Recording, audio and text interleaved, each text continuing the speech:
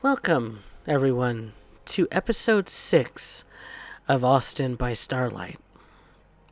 It has been quite some time since all of us have joined together, but tonight we will be following our lovely coterie once more. And so, with it being a new night, and the last we left off, our coterie had paid a visit to Boss Hernandez with Yvette, Alistair, and Pax all joining to see him. The I'm hearing an echo off of you, Mojo. So, if you there we go. The and upon finishing a job for Boss Hernandez, Pax was asked to complete another job for Boss Hernandez in the near future. And upon rising this evening, Pax, you'll find a note from Boss Hernandez in the usual spots where you communicate with him that he would like to see you today.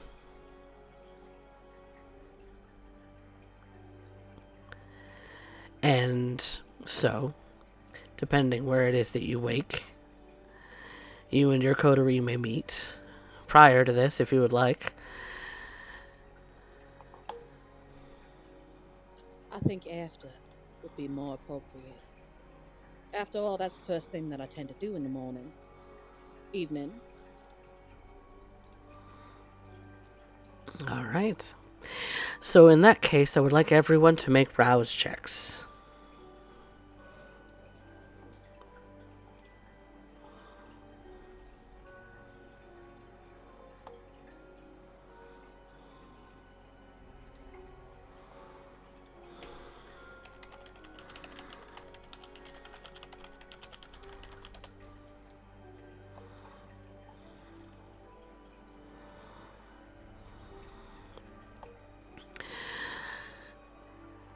Pax, you're getting a little hungrier.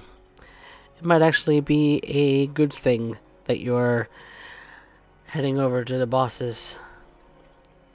Perhaps a little bit of a feed from him might be a good way for him to pay you.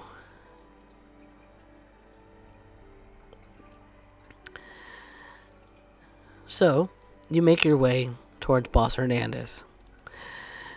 But let's see what Yvette, Alistair, and Deja are doing these first few moments as they wake.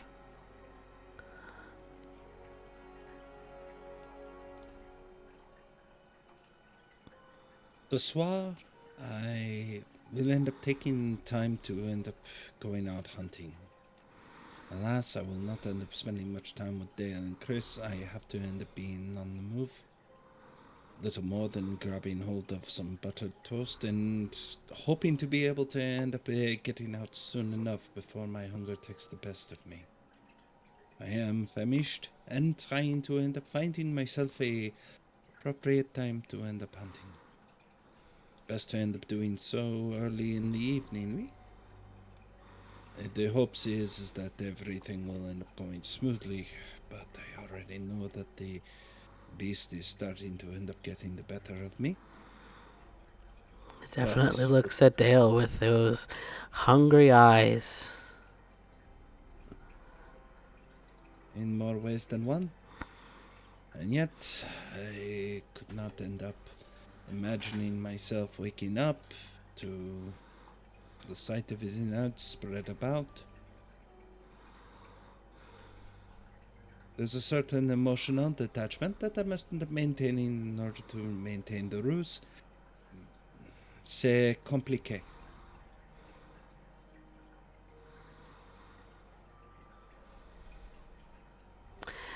So you are going to end up feeding. Yvette, I would like you to make me a feeding roll then. Very well.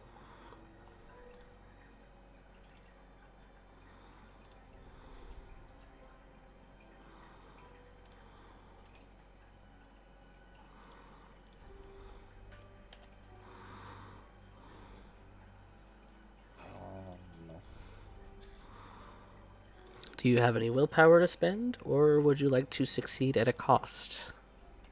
What would be the cost?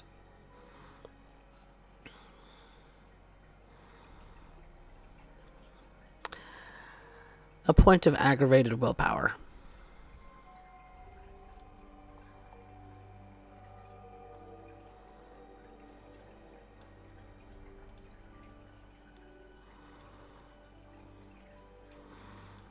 So will you be taking it or no?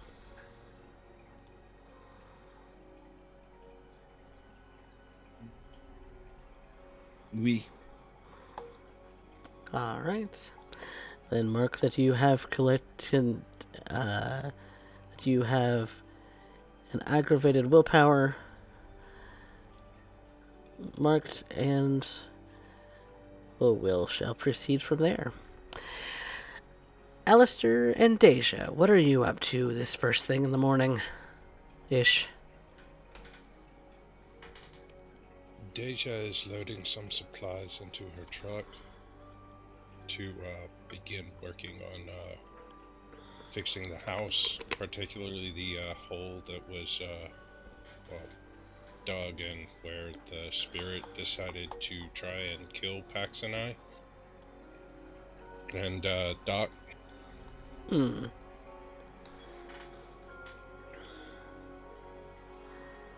So you're starting on repairs to the house and getting things loaded from supplies from your home farm to the place in which you find the coterie house. And Alistair, what are you doing? I was actually going to talk to Deja and see if I could perhaps borrow her truck to go get some furniture for the house and clean the house up a bit and furnish it a bit more. We kind of have, it's very Spartan at the moment. I think it's befitting of some nice antique furniture.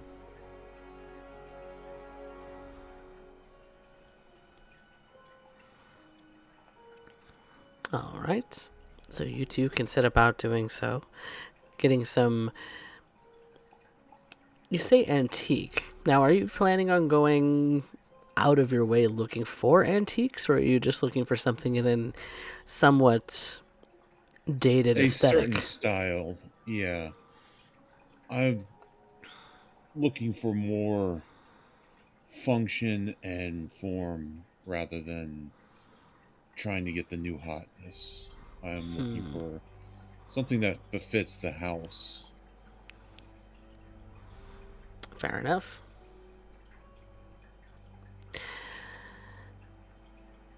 All right. Then, actually, Alistair, I would like you to make me a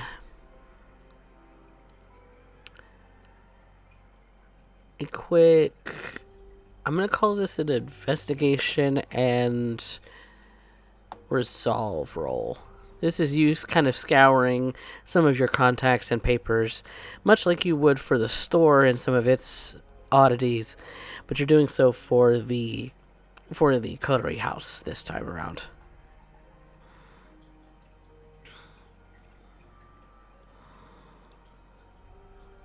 Not bad, not bad. That will do. That will do. You find a couple of pieces that are a little bit smaller. They're kind of on the smaller side, but they're relatively inexpensive for the kind of shape that they're in. They're in very decent shape. They're well taken care of. The dresser set that you find has been painted over, but nothing a little sanding and a little bit of love couldn't restore it to a more a wood and varnish finish. And so you take these couple of pieces back to the coterie house, feeling rather proud of the successful finds. But in the meantime, Pax has gone to visit with Boss Hernandez. he's called you to this place for the moment, and you find him at his usual home. You say the right words, you give the right gestures, and the attending staff knows to let you in. They know you by face by now, but it's still protocol to get you to perform the customary greetings and gestures. And you're escorted from your car to the boss's office.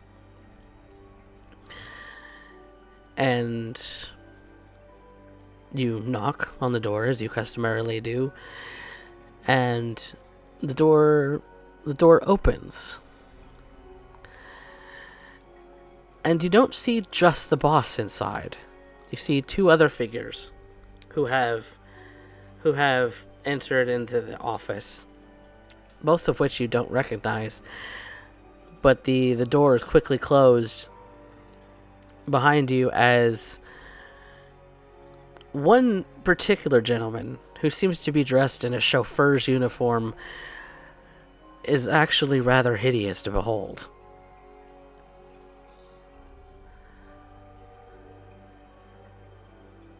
Well, I can't say I've seen any uglier faces, but I've certainly seen some pretty ugly stuff in my own head. I look over them for a moment, and then I look towards the boss. Evening, boss. What can I do to help you? Good evening, Pax. Allow me to introduce you to a couple of individuals from San Antonio. Mr. Gregor Douglas, and he points to the chauffeur-dressed man, and Mr. Noel Stoneford, and he points to the other young man who's a little bit sharply dressed, a bit of a kind of wily hair, and kind of looks to back to you, Pax. They're here on business.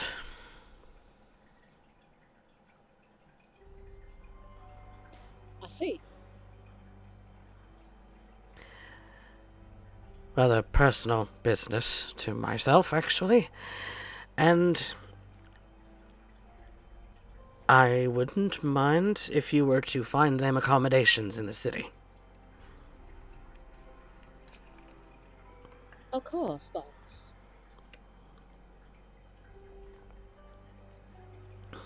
Is there Well, anything else you'd like? if at all possible, assist them in every way that you can as a sort of ambassador to the city of Austin. Be a sort of best foot forward on behalf of us here in the city. Perfect. So, if there is something that either of them would require your assistance for, I simply ask that you accommodate them. They are guests. I will do my absolute best.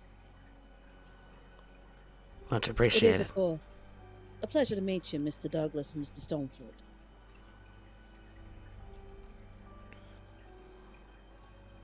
Pleasure is mine, Miss Cassetta. Pax Cassetta. Gazzetta. Very nice to meet you. Don Hernandez, I appreciate the accommodation. And he gives a very polite bow.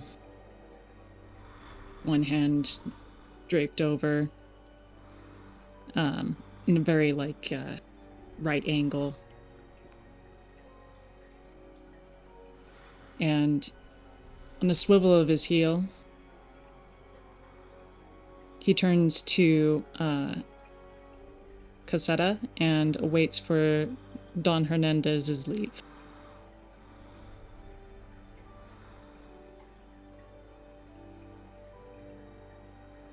He flashes a couple quick glances at Noel as well.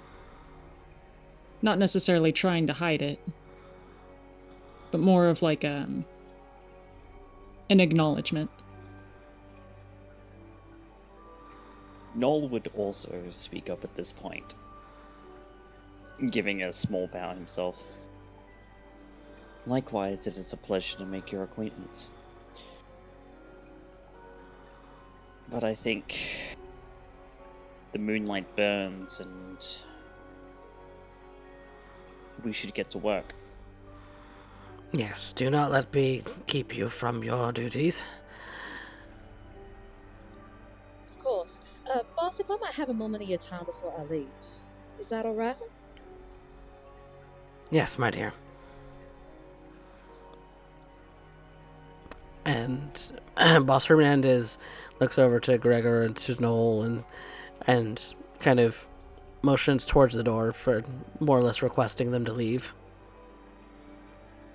I'll join you gentlemen outside in a moment. Noel would simply nod quietly and exit the room. Gregor follows. From his pocket, he pulls out a set of keys and sort of jingles them to catch Noel's attention. If I might, sir, I request that I be driver tonight.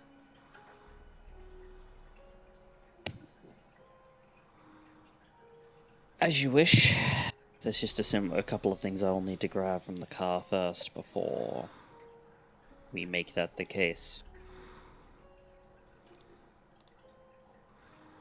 Very well. Take whatever time you need.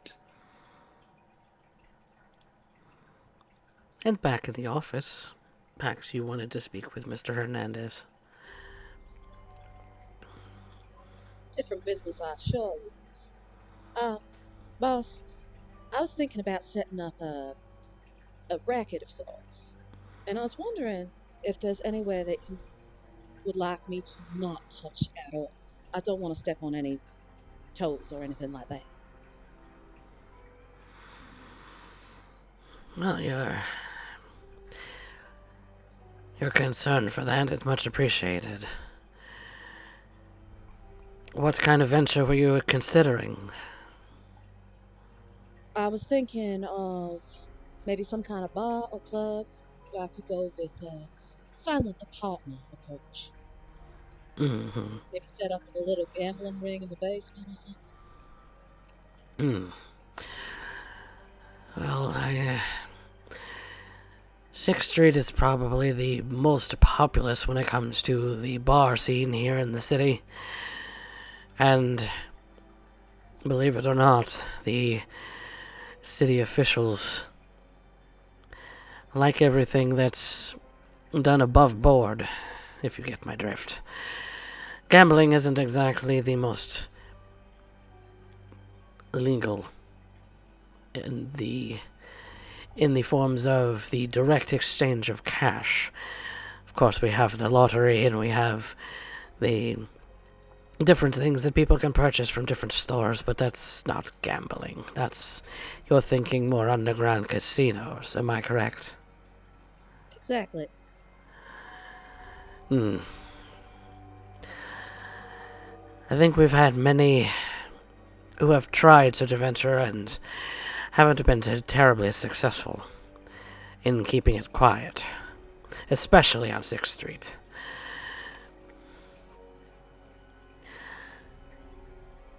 Garnering yourself some sort of income would be advantageous for yourself, I'm sure.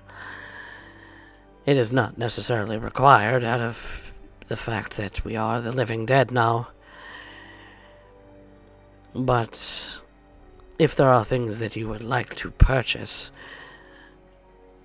then having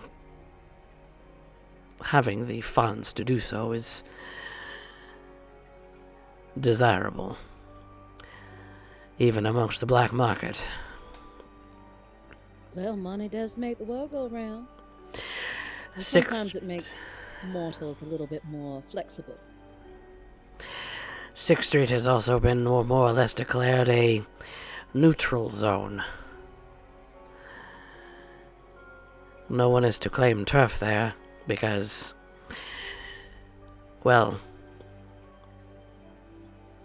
not that I adhere to much in the way of rules of Anarchs. I don't necessarily want to step on their toes either. More than fair. So outside of 6th Street, if you could find such a place that would be lucrative, then by all means, but we don't necessarily have claimed turf in this city. We simply operate the black market, and that's really about all. Fair enough. All right. I just wanted to make sure I wouldn't be stepping on anyone's toes. Perhaps the best person to ask about that would be Baron Kane. Or Baron Santos. Whomever you've decided to reside under. I do believe it's under Baron Kane. Oh. Fantastic. Is that a problem, boss? Kane and I have never really seen very closely eye to eye. Although, please, keep that under wraps. Of course. What is said is said in confidence. And of course, my guests' confidence as well. Of course. I certainly don't want word of their arrival to be announced. We shall keep it as silent as the grave. I sure hope so. We're already having a little bit of a problem in that regard anyway. But I am rather busy. Mr. Stoneford will give you the details on that one. He's the one who's in charge of that. Very well. I will endeavor to keep them quiet and keep everything surrounding them quiet. Fantastic. Was there something else, my dear? No. Thank you so much, Miss. Wish you a pleasant evening. And to you as well. And with that, she would turn and leave.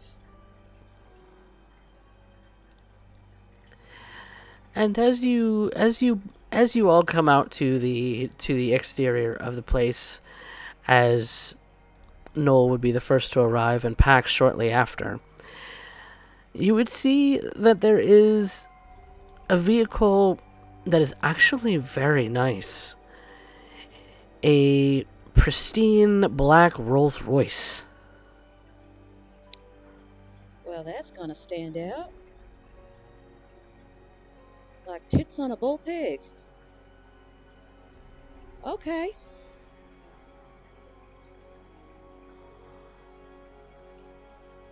As soon as Pax is able to exit the building, the vehicle turns on.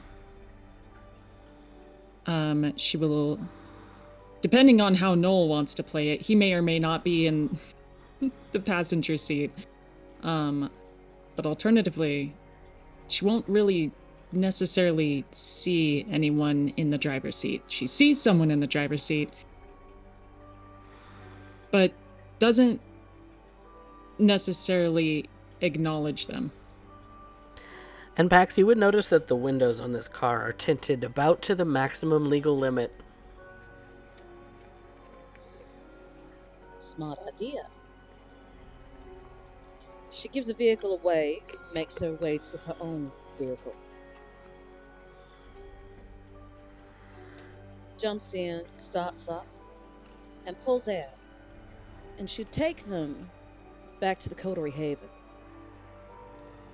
All right. This is not something that she thinks she can possibly do necessarily on her own.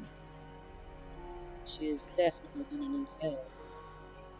She only hopes that a certain member or their group can keep his mouth shut and not step on any toes again. Lead and follow, Mr. Douglas. I'm sorry, I didn't hear you. Oh, that was Noel saying to Gregor, because I'm guessing he's probably got some kind of partition inside the car. Oh, yes. Yeah, absolutely Yeah. does. Yeah, that was just Noel saying through the partition. Lead and follow, Mr. Douglas. And so, Mr. Douglas's Rolls Royce follows Pax's little sedan, and Gregor, you're able to follow to a quiet little neighborhood where the neighborhood is relatively looks the same, very cookie cutter in nature, except for this one house. And this one house stands out as a little bit dated, a little bit run down, and you at your discretion can park the car where you see fit. But you know that your car is going to stand out a little bit in this neighborhood, as a Rolls Royce isn't exactly the sort of vehicle that the common dweller of this particular neighborhood would find. You'd find more minivans and SUVs and possibly little four-door sedans, much like Pax's. Would stand to reason that I will likely have to cover the vehicle. Which you would have plenty of preparations to have that sort of thing on hand. Oh, absolutely. If not for the weather, then for this exact reason. And there's no garage on this house, so... Then Alright. I shall assist Mr. Gregor in covering the car with the things that he has on hand. Oh, no. Please. And Gregor will get out of the vehicle, driver's side, come over to Noel's side, open a door for him. Leave no worries, Mr. Stoneford. I can assure you I have everything under control. As you wish.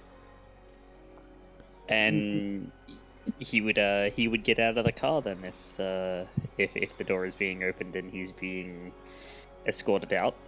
And Gregor would see that with him, Noel was carrying a case. Rather large, all things considered. Not massively so, but it's less the length or the depth, but the width of it. It's not so much tall as it is long. As Pax gets out of the vehicle, does this case seem rather familiar to another case that a certain member of her coterie carries? It's about similar in length, yeah. Oh, joy. She's gonna have a mighty fine time.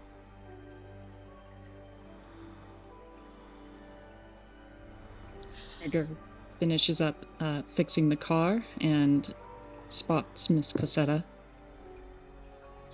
Please forgive the state of the building. We've only just recently moved in and had a few issues getting the place sorted up.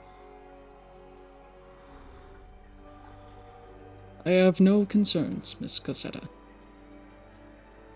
Your home is a fine establishment for your needs. If ever any way I can assist, then that is what I intend to do. Well, I certainly appreciate it, and I'm sure my coterie will too. Please. And she shows them inside.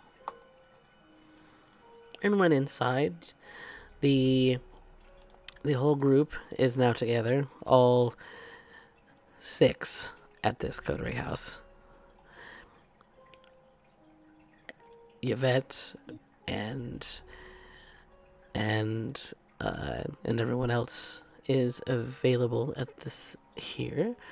Why is this not switching? Hang on. I switched the scene and OBS has not actually switched the scene on me, and I don't understand why. But Alistair, Yvette, Deja, and you see Pax come in with 2 additional individuals.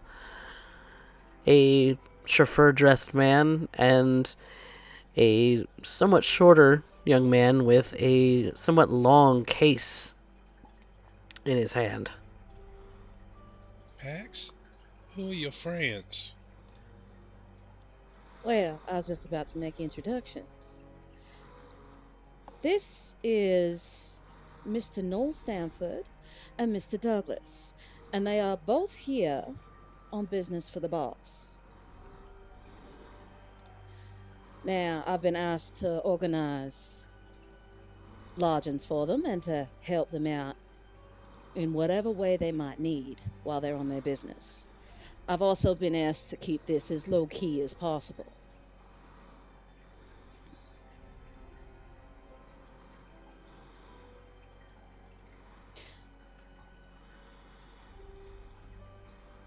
Gregor gives his cordial bow once more. It is a pleasure to meet you all. I hope that I may show similar favors for your hospitality. Mr. Douglas, Mr. Stanford, this lovely lady who's just spoken is Miss Deja. Evening. Good evening. And she extends a hand to Mr. Douglas and then Mr. Stoneford. And Gregor extends his hand out, and you notice he's actually wearing gloves. And as he goes to reach for the handshake, he quickly pulls off the glove to reveal these long, like these dangly fingers. He shakes with firm grip, with extraordinarily strong feeling, but you can tell Deja he seems almost like he's trying to be gentle. Okay. This lovely lady over here, this is Miss Yvette. Bonsoir. And Noel, you will certainly notice that Yvette, while everybody else will end up noticing that she's dressed fairly fine, in a suit that's more pink purplish in nature. The case that she carries might be similar to your own in that regard. And I have sneaking suspicion that both of them are looking at it and assuming the same thing. And this here's Mr. Alistair Nye. It's a pleasure to meet both of you. And I would walk up and offer a hand to both. As they're introducing everybody, Deja leans over to Pax and whispers, "If you wanted this kept quiet, why did you tell Alistair?"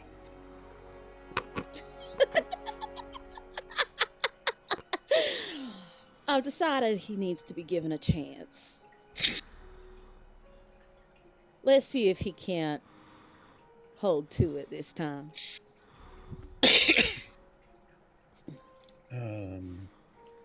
Miss Pax, would they be staying with us? Should I arrange accommodations upstairs, or would they be staying with you?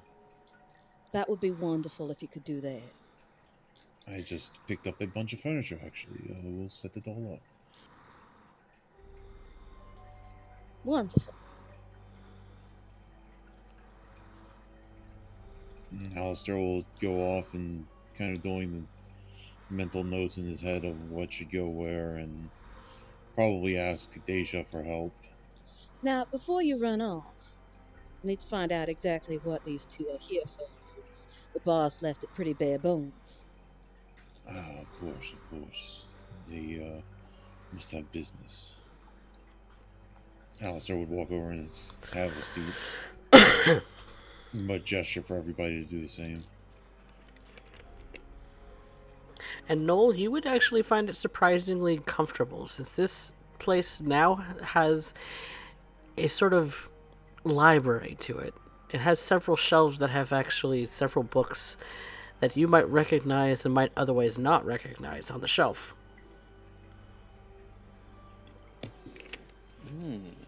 Now that is something that does catch my attention. And the more perceptive of the coterie might see Noel catch a glance or two at the bookshelves, having a look at the specifics of what might be upon them. That might be the ghost of a smile that catches his lips as he notices certain titles amongst the lot that he recognizes. But Yeah, that. Oh, go ahead. Oh, that was me done. Go ahead. Yvette will end up taking a standing position behind Mademoiselle Cosetta's right side as she seats at the table for business to proceed.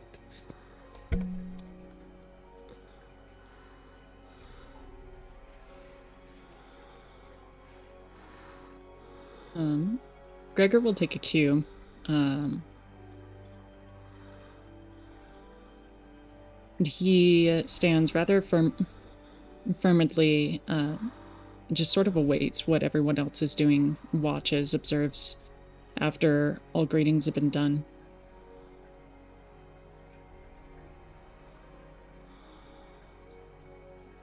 Yes, Stand. please, everyone, come sit. Let us discuss this. With that, Gregor will seat himself.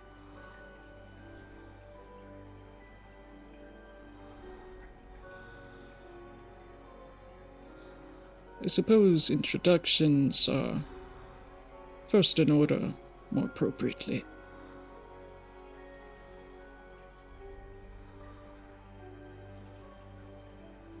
Of course, Miss Cosetta has done a wonderful job, as such. But formally, Gregor Douglas, Clan Nosferatu, as you can see. I am here with intents to establish a neutral grounds from which a conversation may transpire. But in that effort, perhaps we may join forces depending on what the rest of your goals are. I admit I've never worked among and so closely with other kindred before.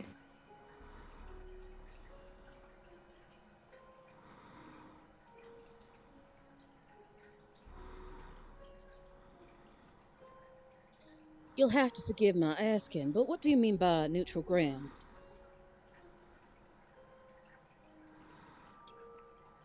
Neutral grounds for talks, conversations. Rarely is it that there is a place that anarchs can meet. Often it involves territorial disputes. But suppose there is a location from which everyone may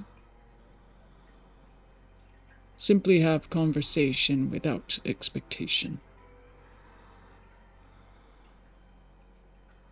Yvette will end up taking a moment to end up leaning into Miss Cosetta's ear covering her mouth, or hiding her mouth away from the other two, whispering in.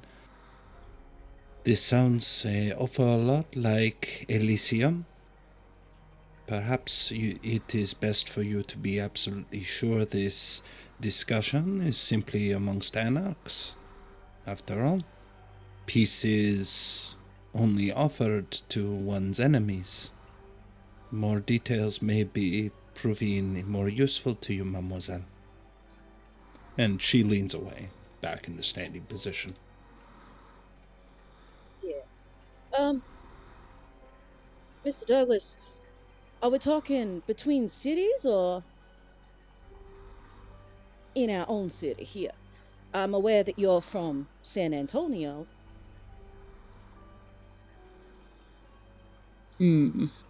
Forgive me, I'm just trying to get my head around what's actually happening. More precisely, within the city itself. Miss Cosetta, I understand that your own sire has, let's say, complications with meetings. My sire. Correction. You mean the boss? Boss Hernandez. Have I misinterpreted this relationship? Although I am honored, Boss Hernandez is not my sire.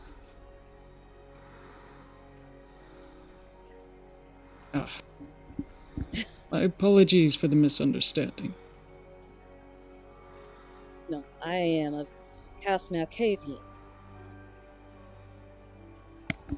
But I had the honor of being raised amongst the Hecata.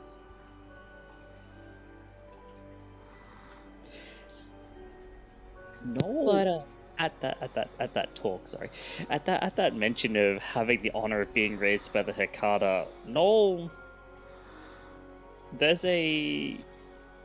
something that flickers across his face. Just a moment. It's not really readable. It's only readable as a change, but what that change is not really noticeable. Say. I'll roll a wits insight on that. I'd like to too. Composure subterfuge, no? I'll let the two of them do that.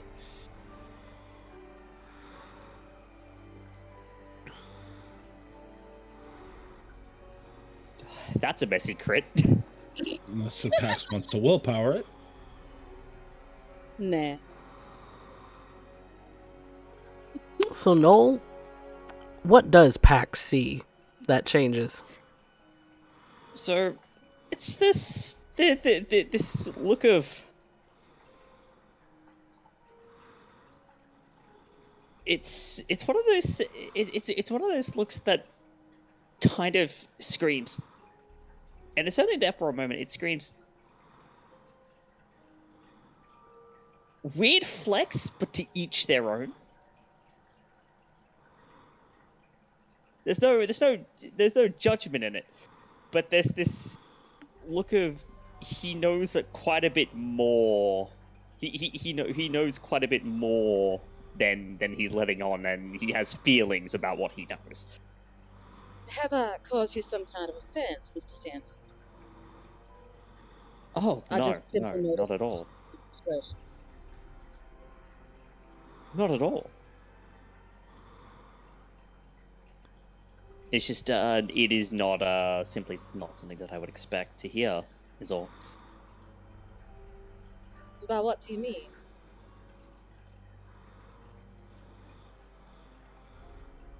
The Hecata, as a clan, are, they can tend to be rather unscrupulous individuals. So it is rare that I would hear someone from outside their number being raised by them being called an honor. Simply not something I have heard very often before. That's all. And yet here you are working for Boss Hernandez. You I don't never find said that anything. Not at all. I never said anything about not working with them. If I didn't want to, of course I wouldn't be here. more than fair. But you can't help, Pax. There's hairs that stand up on the back of your neck. He's got you worried.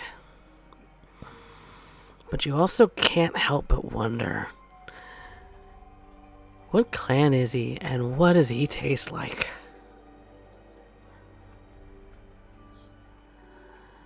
So, you are both here to establish a meeting ground for the intermingling sections of this city, correct? Further, it is to set the stage for a dignitary. What follows behind Gregor and I is an exceptionally powerful member of San Antonio's community. Come Now you here got to my- speak. Now you got my interest peaked. This kindred is to arrive and to speak with, as you referred to, Boss Hernandez.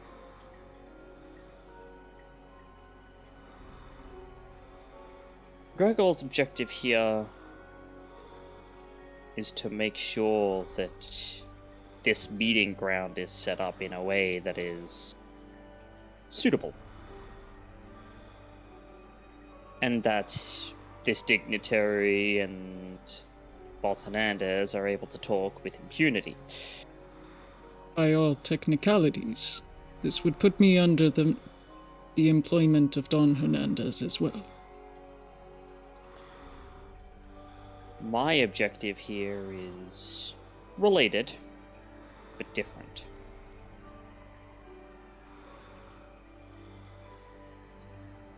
Simply put, the Baron of this area, Baron Kane, what's it? Yes. Yes.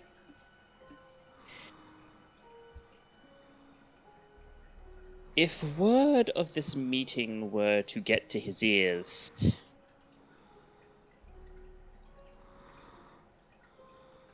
there would be problems. What kind of problems are we talking? Major problems. Could Forgive you my be a little rudeness. more specific?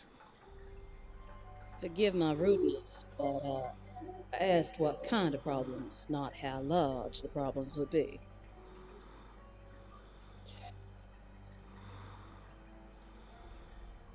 How do I put this?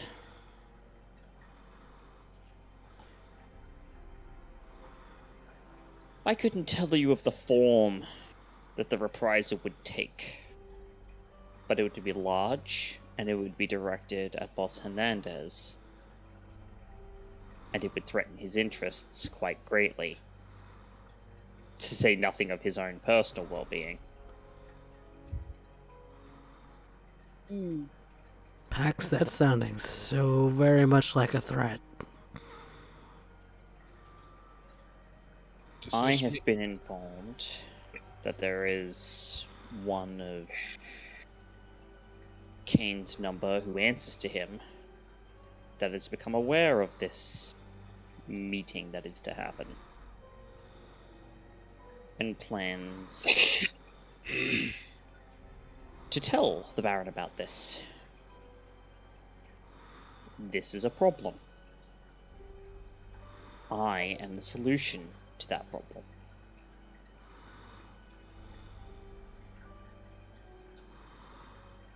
So this leads me to my next question.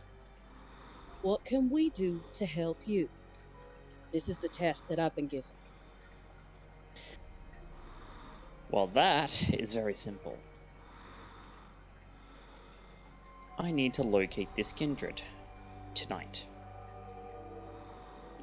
This potential whistleblower, as it were.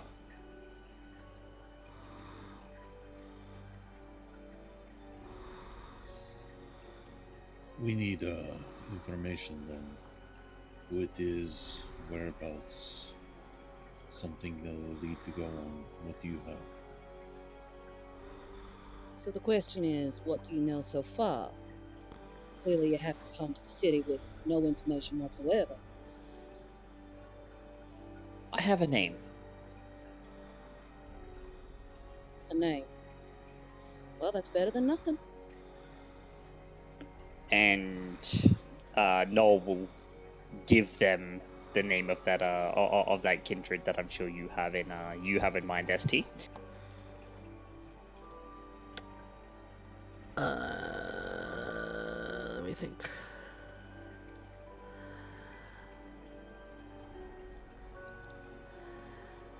An individual by the name of Raven. Tremere.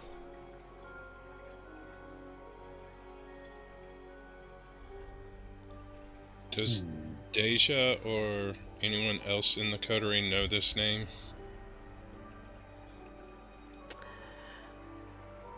You would know it, Mr. Alistair. Yes. This one I'm aware of. Good.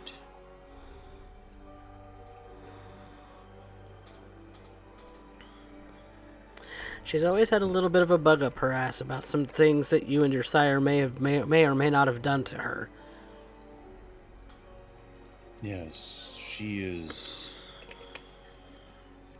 always been antagonistic towards me and my sire. Something of a dispute between the two. I don't know specifics, but well, quite frankly, she's a pain in the ass. And would I know her whereabouts of where her haunts, or anywhere that we could start looking? You would know. She's not exactly the type to be trifled with either. She's fairly well respected in Kane's domain from what you know, and is very ambitious, but is typically, much like yourself, drowning in books.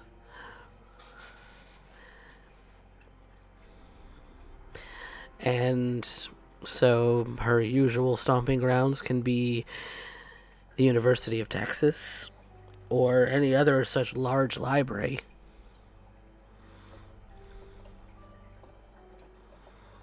I would inform everyone of this. Sounds to me like an opportunity for you, Mr. Alistair. There are things But if I might, could be gained, but that is not the objective for tonight.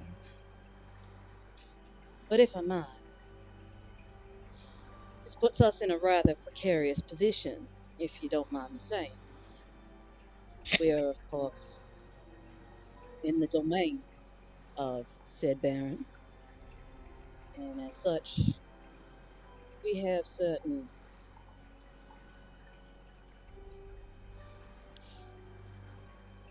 if he should find out that we were involved, it could cause a backlash. So it is very important that we keep this as quiet as possible. I have a question.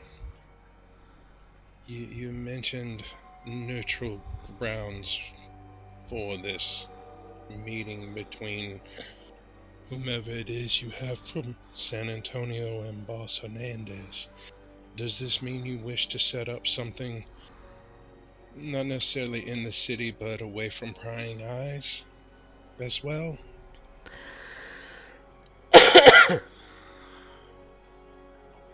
Ideally.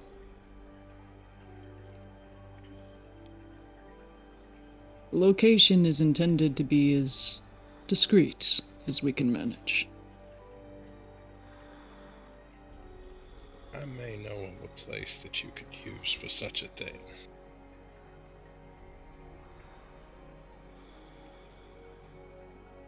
That's good to hear.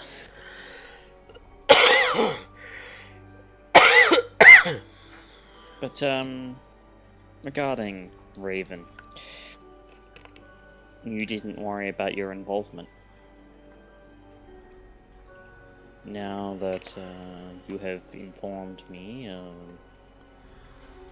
her haunts,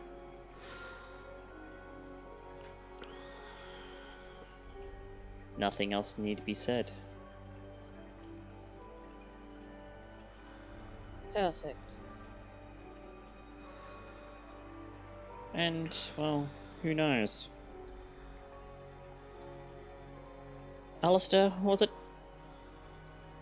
Yes. By the time I'm finished, you might have something to be thankful for.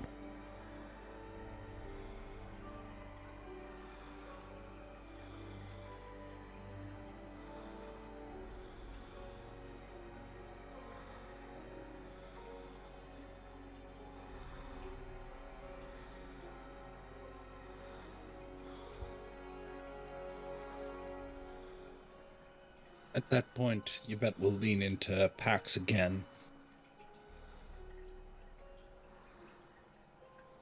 If this is to end up going the way you wish, perhaps we should end up handling your feeding issue before they end up leaving.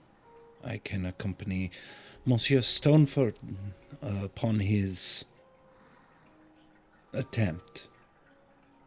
If this is the route you must end up taking, I know how much Boss Hernandez means to you. Simply say the word, and I will accompany them at your leisure. She stands back up. Can I...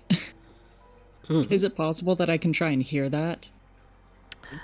Since she's being very quiet and she's covering her mouth so that people can't read her lips, it's going to be a pretty high difficulty unless you have Auspex. I do not have Auspex. But you can try a would wits I- awareness. Would I be able to pick that up? Because I do have all specs. Then you can make a wits awareness plus Auspex. If either of you have history or previous encounters with the mob, you would probably recognize this very much as a sort of boss and, well, subordinate routine.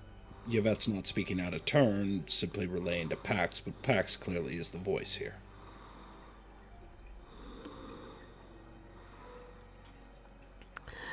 Noel, you would overhear her whispering that if Pax desires it, that Yvette would accompany accompany you on your endeavors. Gregor, you sadly don't hear much. I won't say anything.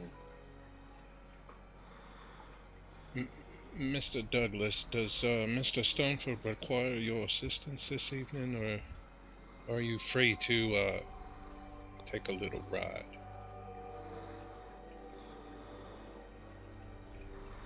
We shall see. Mr. Stoneford. What would be your advisory? And he holds the keys in hand. It is not just my vehicle. I can chauffeur.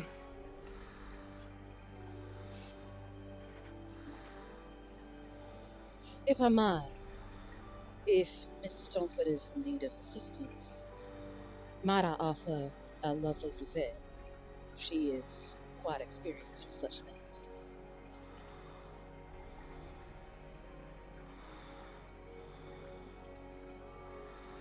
By all means. My advisory, Gregor, would be that I think it would be beneficial if we got to better know our new acquaintances.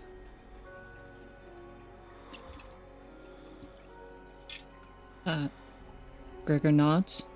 As you wish. Miss Deja, was it? Yes, sir.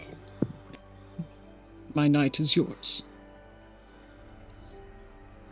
Mr. Knight, I assume you would want to also be going with Mr. Stoneford to show him these locations.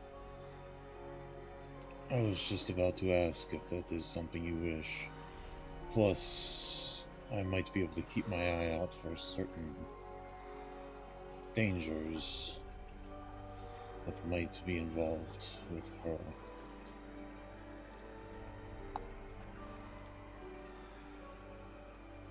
If it's as you all wish, I can do this. Are you in agreement with this, Mr. Stoneford? I am quite so. Wonderful. In which case, I shall accompany you, Mr. Douglas, along with Miss Deja. Yvette places a hand on Pax's shoulder as though to remind her there's something they need to get done first. After I have a moment with Miss Yvette here. If that's all right? By all By all means. means.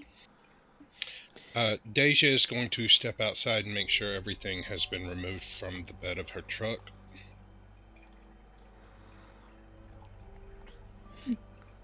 Gregor will join her, and offer his assistance in just about any way he can. If you'll excuse us. And she gives a pointed look to Alistair, like, don't fuck this up. How could one Yes, possibly let us get- be?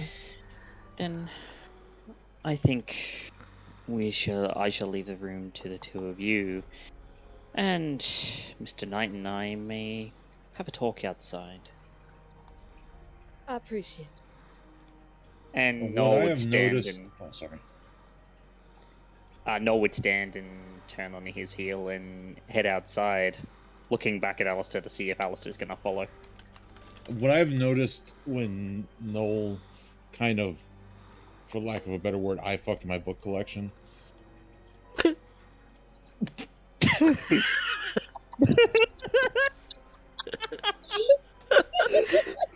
That is also a wits awareness.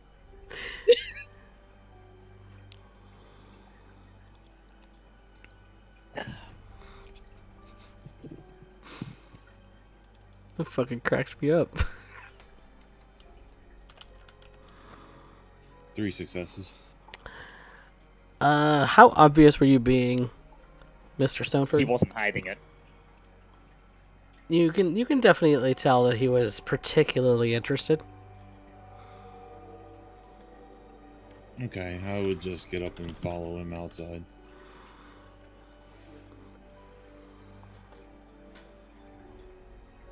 Okay, so it's Noel, Yvette, and Alistair that are going to go seek out the Tremere named Raven. And it's Pax, Deja, and Gregor who are going to go scope out the location that Deja brought up. After a particular thing is pulled aside. course. Nothing much. It's Pax, or at this point, Yvette taking care of Pax before she heads out. Mm. Malkavians are unstable at the best of times, unfortunately. Yep. And So if you want to fast forward through that, let's just simply call it a single dot of blood. Yeah. That's all she needs. All right. And That's all Actually- Yvette can afford. Yeah. yep, the other thing that was gonna happen is that Noel and Alistair were gonna have a quick little talk whilst Yvette is fixing up Pax. All I right. want to see that. Yes. Feel free.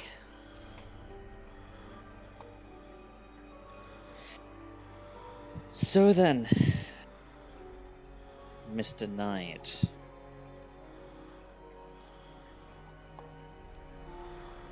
Something tells me that you have some burning questions.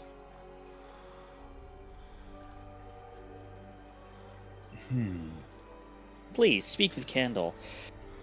I don't judge. As for you, there is only one question, but... well, actually two. One, everybody introduced and most named their clans, but you did not. And I noticed you, were quite, amused by my book collection.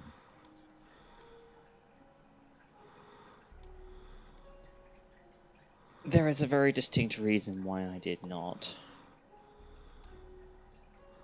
But the trail is there.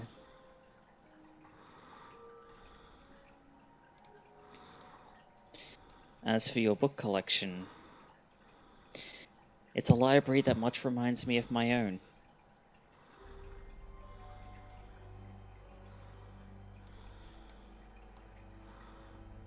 Yes, I've been curating it for a while now. If we have time after business, I shall give you a proper tour. Quite so. I see that you've got some tomes that, whilst I am aware of, I've never had a chance to have a copy of myself, along with the requisite fare that I myself have copies of back in San Antonio. Some of it is rather rudimentary, but I have tried to sift through and gain all the knowledge that I can. They don't exactly have an Tell Amazon me. wish list for what we want to read. Tell me, Alistair, you said that you knew Raven. Yes. Is this a... I suppose I couldn't necessarily use that word to describe it, but is this a... matter of being kin, as it were?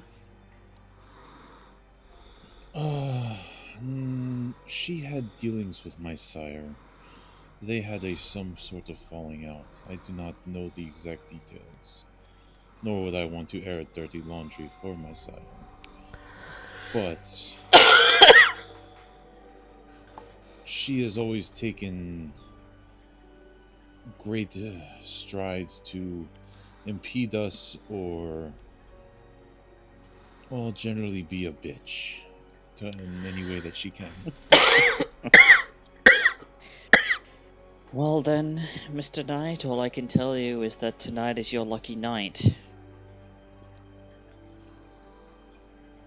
For both you and your sire. Well, it's one piece that might be removed from the board.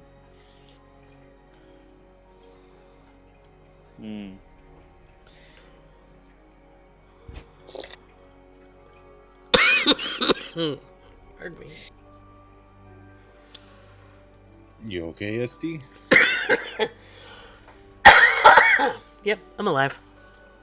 Okay.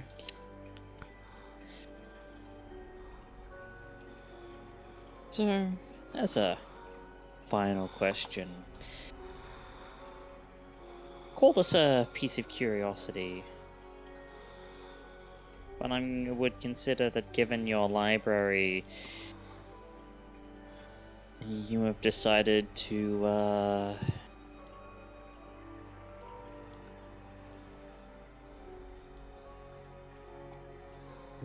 how do I put it?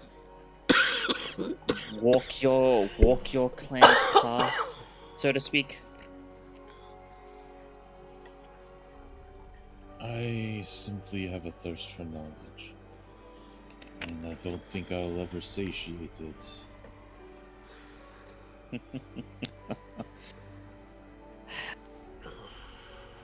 Mr. Knight, you were Tremere.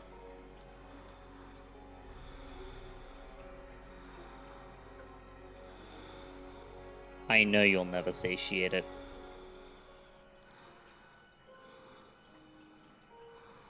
This is true. But I will try.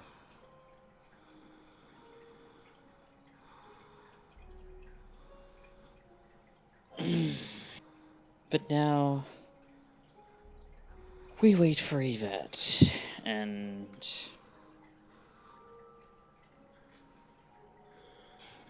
I have to say she reminds me of a good friend of mine.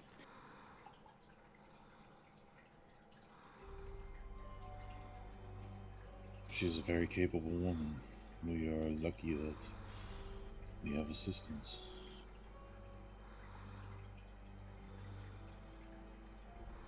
Quite. Not to downplay your own skills, I just do not know you that well yet. But I cannot wait to see what you are capable of tonight. I'm glad you have such faith, but my warning to you is blink and you'll miss it.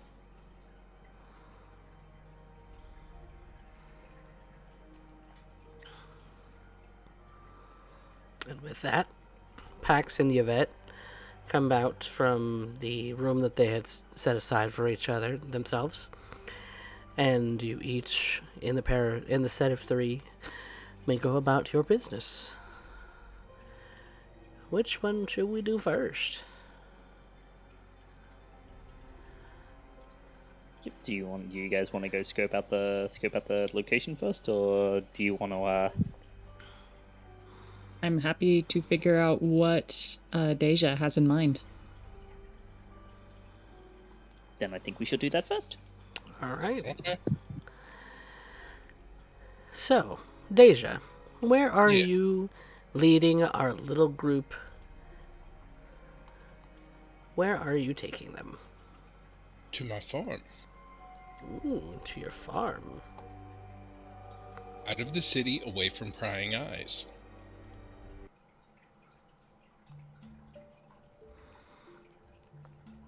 It's been a while since I've been out here.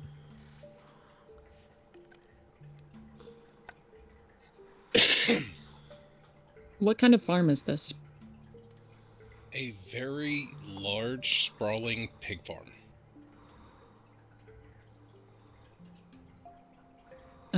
Gregor inspects everything. He sees the large, expanding fields, the barns, and whatnot.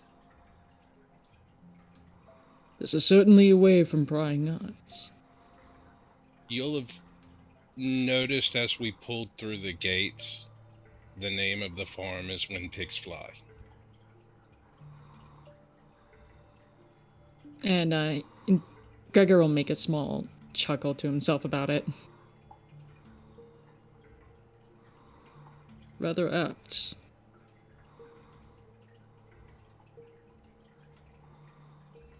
I do say, is this perhaps your property, Anastasia? Indeed.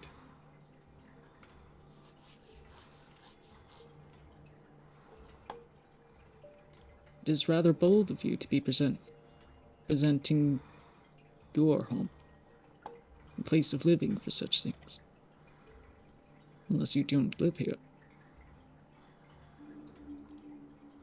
I have a couple of places I stay, but no, this is mine.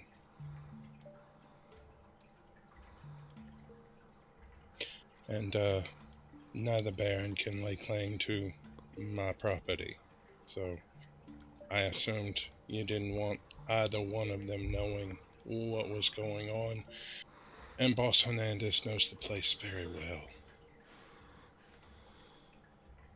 You That see, he does. Gregor is kind of surprised. Neither of the barons lay claim. They can't. It's not in the city. It's my property.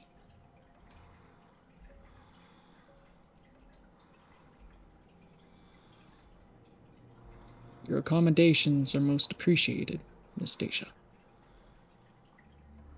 If it suits you, I'm willing to allow you to have this meeting here, away from the city, and there are ways of getting here without actually having to go through Austin. I believe the location may very well be suitable. If it's not too rude to ask, before Miss Deja gives up her property for this, might I ask who this dignitary is? It's a little bee in my brain ever since you mentioned it. It would happen to be my sire.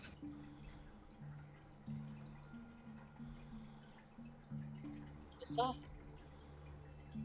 Yes. I lost your marks. Might I ask a name? Quite. My apologies. Lucio de la Rosa. Do you know this name, Misty? That would be in intelligence politics. The dice don't fail me now. Can I re-roll that, please? Of course. Can I give an assistance on that? You can roll a separate intelligence politics. Okay.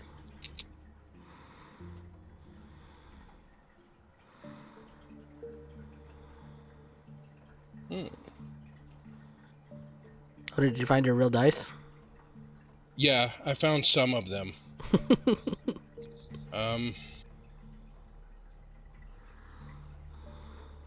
So that is 4 successes. Okay.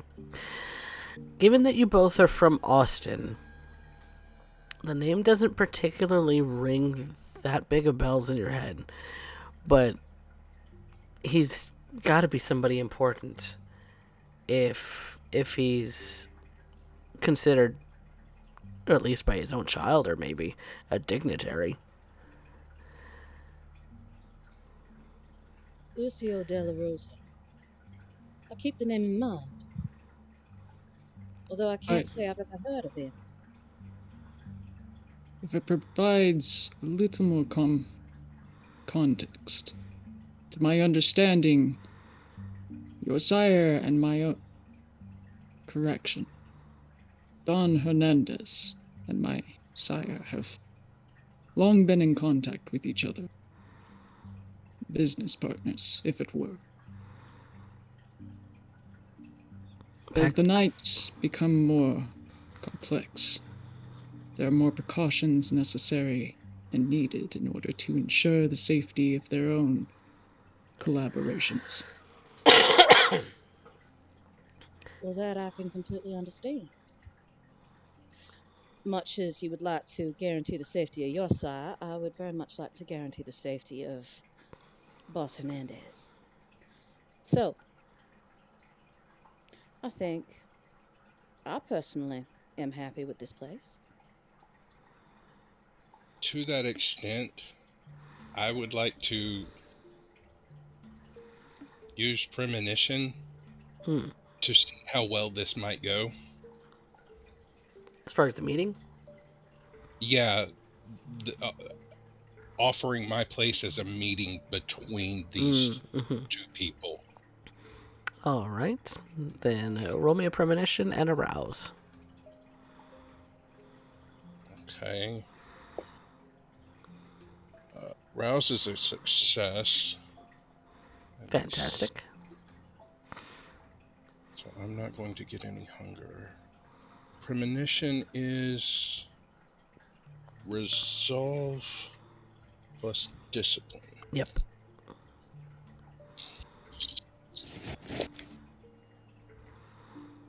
Okay. Ooh. 1, 2, 3, 4, 5 successes. You open up your senses to what could potentially come of this. The use of your farm by Boss Hernandez is a long-standing agreement Yes. that has been honored both to your mortal and to yourself, your mortal family and to yourself. He's not done anything that would lead you to be suspicious of him. It's not Boss Hernandez I'm worried about. When thinking about this Lucio Della Rosa,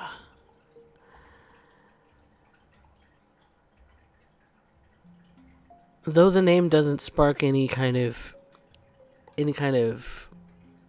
remembrance on your part, when you kind of let that kind of seep into your premonition, you get the image of a man who's very dignified, a man who comes from a sordid past, a man who's highly regarded in San Antonio, but there are so many strings attached to this man. So many strings that attach him to Dallas, that attach him to San Antonio, that attach him to Austin, and individuals throughout Texas, and maybe even beyond. There are so many threads to follow. And it sort of overwhelms you with how he's not caught by them, but he commands them. He is the puppeteer.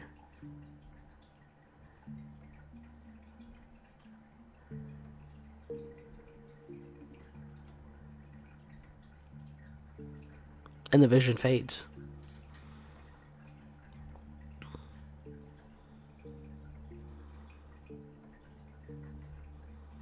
Leaving you with a sense of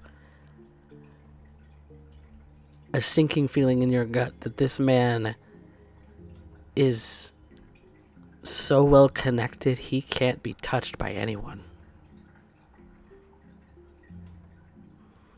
Which is a scary prospect.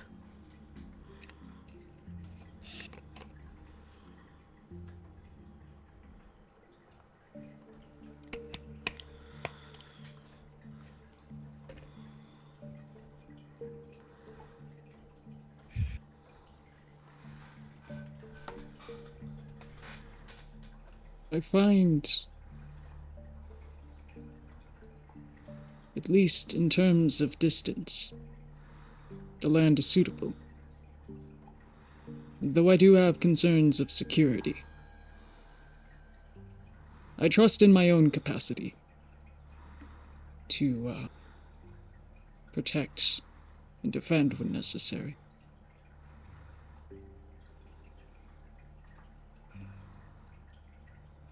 But it does help to have anything such as prying eyes or prospects of intruders to face greater obstacles.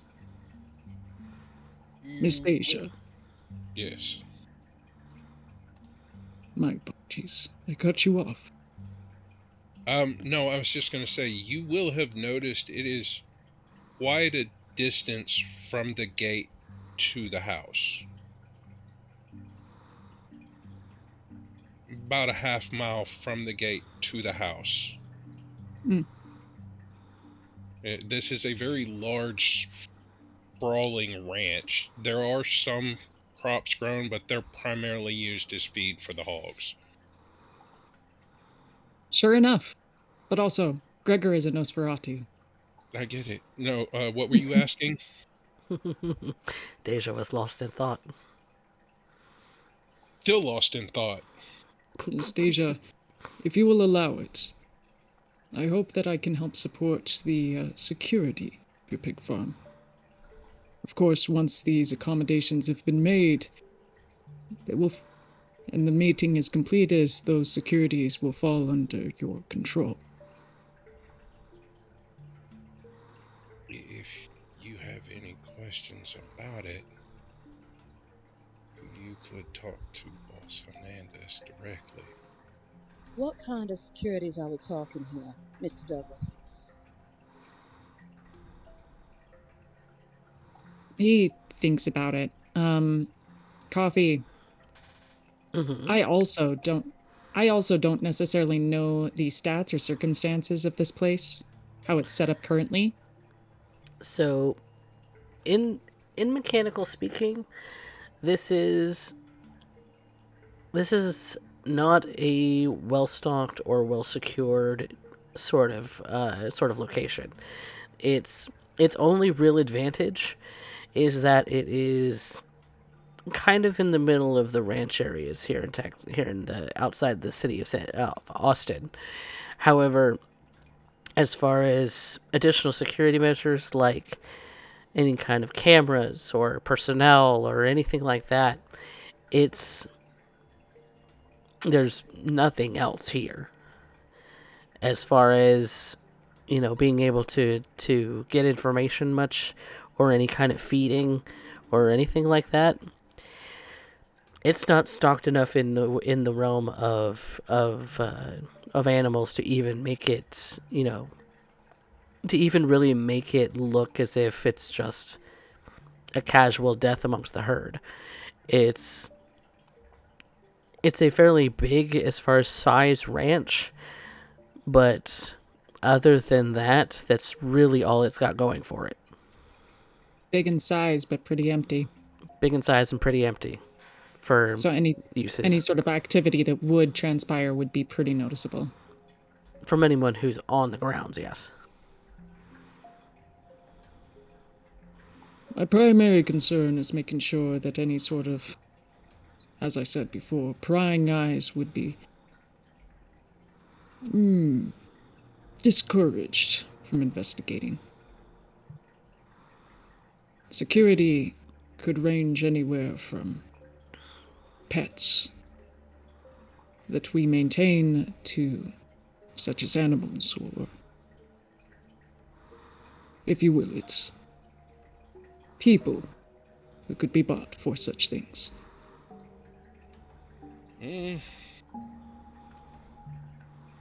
As long as your pets don't do any harm to my herd, which as you can see is thin enough as it is, I have no qualms. As far as to prying eyes, if you look out to the road, you will see any lights heading this direction long before they ever get here. I'd say the line of sight is helpful. As for adding pets of such, might I suggest perhaps adding to the herd of pigs, making use of those? You see the light kind of go on in the house, though, Deja. Pardon me. I'll be right back. Is there someone here, Deja? Always. Pax kind of raises a brow. And Deja will make her way to the house, assuming she knows who is just gotten up and turned on the lights. And when you head towards the house, you see that Angelique is the person who's come out, kind of briefly looked out the door and seen that there's a vehicle out in the driveway. You know, the lights still being on, and and that sort of thing. She kind of peeks her head out and kind of waits for a bit, and then sees that you're walking up towards the house. Is it Gregor just kind of mutters to himself. Bulls before swine, eh? You all right, Angelique? I was just getting up for a minute. You're out rather late. I'm always out. What's going on with that car? Who's that? That's my truck. Oh, it is. I I'll brought slip. a visitor. I didn't bring him into the house. Got slipped my mind. I can't see you from the silhouette over here. The light's shining so bright. Pax will gesture for Mr. Douglas to back up into the dark, and she'll step forward and say, "Evening, ma'am. Sorry to bother you this late." Oh, it's no bother. It's just unusual. Coffee, I would like to use my obfuscate power. Are you using unseen? Cloak of Shadows. Cloak of Shadows? Okay. So long as you stay still, you are not seen. He is frozen. You know Pax. Right, Pax. It's been a long time. How you been, girl? It has, Miss Hoffman. I'm doing very well. How are you? Well, I was just getting up and making some tea. But I'm gonna be going back to bed here pretty soon. Y'all want something? Oh, no. No, ma'am. We're just checking a few things right now and getting a head count for getting some more hogs. Oh, right. Yeah, the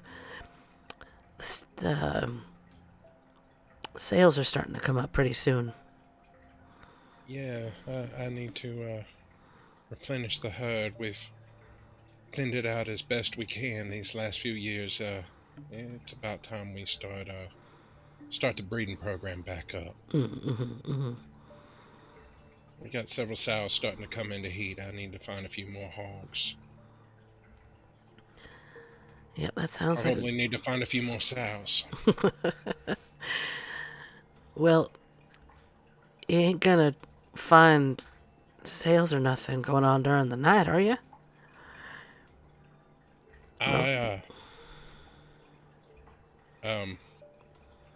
Just doing a... I actually plan on sending Pida out to the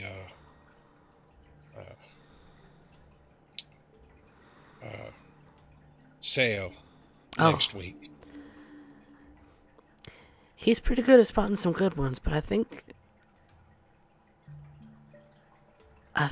maybe one or two of the sows that he bought last time were a little over age.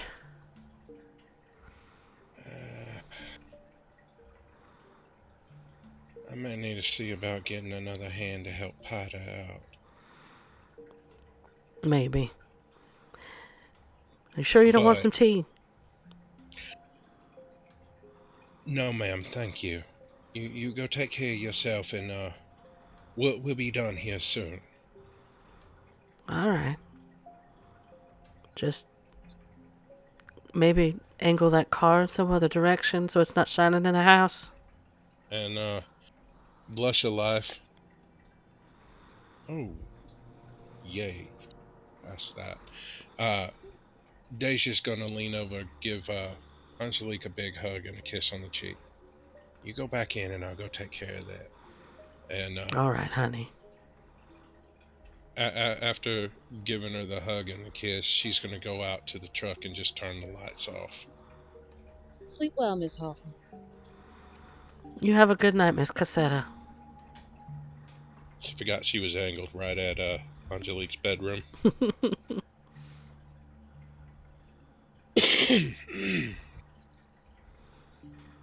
And Angelique goes back into the house, presumably to go make some tea and possibly go back to bed. And thankfully that wasn't Pida, because he'd have been at the door with the shotgun. Deja, I have a question for you. Yeah.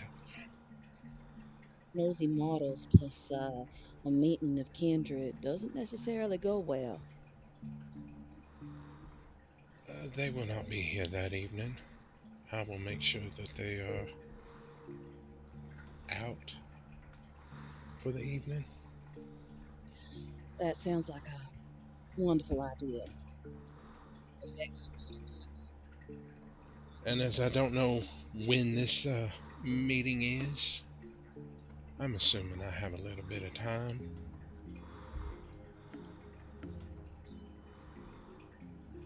right. From Make some arrangements. basically from the darkness, Gregor pipes up. It would stand to reason. Lucio de la Rosa will remain in the safe place until I give the call that all preparations are ready for him. How long y'all expecting on this preparations taking? My intentions is to not take longer than but a few weeks. Okay.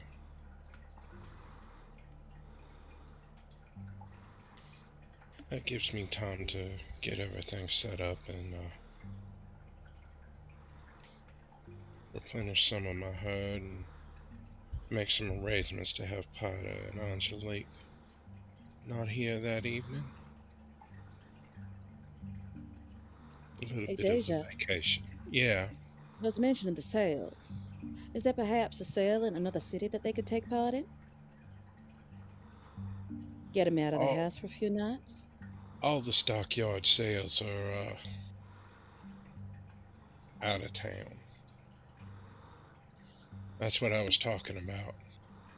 That could be a And great since treat. Angelique is the one that brought up that Potter's eyes aren't maybe so good anymore about picking out sows, I was planning on sending her out with him to the sales. There's one next week in around San Antonio, and then there's another one in Dallas the week after. Well, it sounds like a plan. So I will do all I can to assist you with your preparations.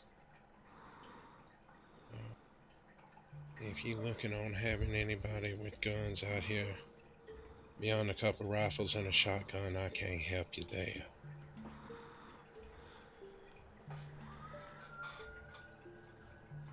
Gregor nods. We will Of conduct course. ourselves accordingly. Well, of course, if you need any assistance, feel free to ask. Now, what kind of assistance are you offering to get these preparations made? Is what I need to know. I figured that as it is your land that you are offering to host this event. You mentioned before that you would like to replenish your herd. Yes. Just recently lost half of what I had. Allow As me you to can see, it's fairly thin now, so I am to understand your herd is the swine. yes. That's what I raise here, that's what I grow, that's what goes to pay for all this land. You feed on animals in general. Excuse me? Is it merely swine? Or do you expand your palate to all beasts? I don't know what you're asking. That's a little bit of a rude line of questioning, don't you think? Asking about one's feeding preference. Is merely to understand what it is that I will be replenishing. I make Always. my money on these. I don't know what you think you're asking, but I take it from what Pac says. You're asking if I feed on these. Am I correct? By herd, I mean the group of animals that I raise. I didn't say nothing about feeding on them. I've largely misinterpreted this. You have indeed. I think it's But an easy mistake to make, considering the terminology used amongst our kind. I'm I. speaking as a ranch farmer and rancher, not as a vampire, when I'm talking about herd. My apologies, Miss Stasia. I've been raised rather traditionally within the night. It's quite all right. Um, as you can see, I ain't got enough. I ain't got enough animals if I'm gonna eat them to Let go us. all willy nilly and let myself. Hell,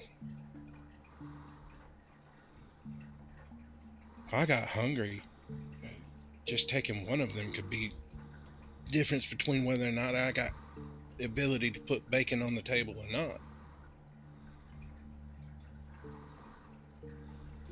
Money makes the world go round, even in the night. Yeah.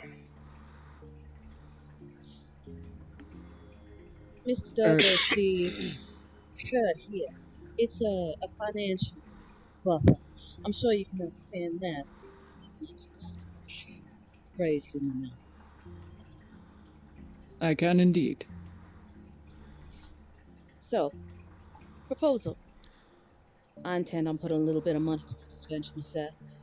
It's, it's in my best interest to make sure that Boss Hernandez is safe.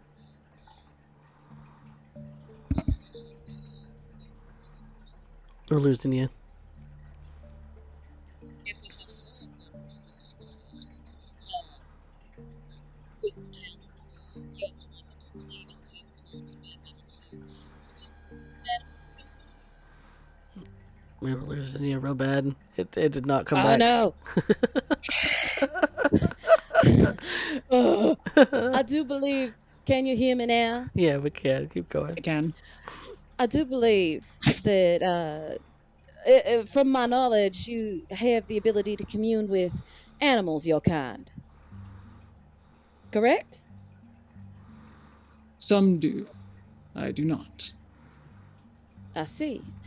Um, and with your ability to, with wanting to increase the security of this farm, I would assume you would be wanting to bring in some more of your own family. Correct?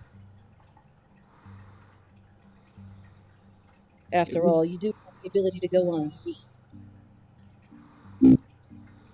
potentially, though the interest fundamentally lies more so in loyalties. Of course. My thought would be that if we can bolster the herd, then perhaps, just by chance, if you were to bring some of your own kind in to keep an eye on the place while this meeting is happening, that they could potentially use the pigs here as extra sets of eyes and ears. I see your line of thinking. Miss Deja, would this be acceptable?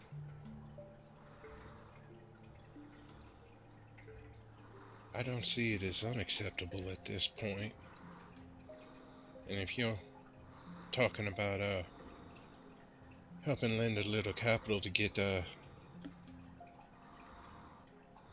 more of these animals here, the more eyes that you and ears that you have that can see and help out, well, I can't rightly refuse. I guess you could think of it as an investment. Yeah.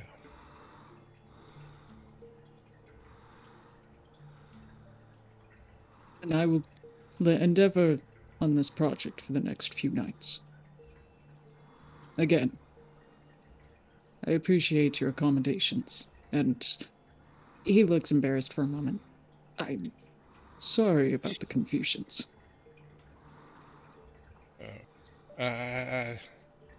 Part of that is my fault. I do apologize. I forget some folk do not know the difference between herd and herd.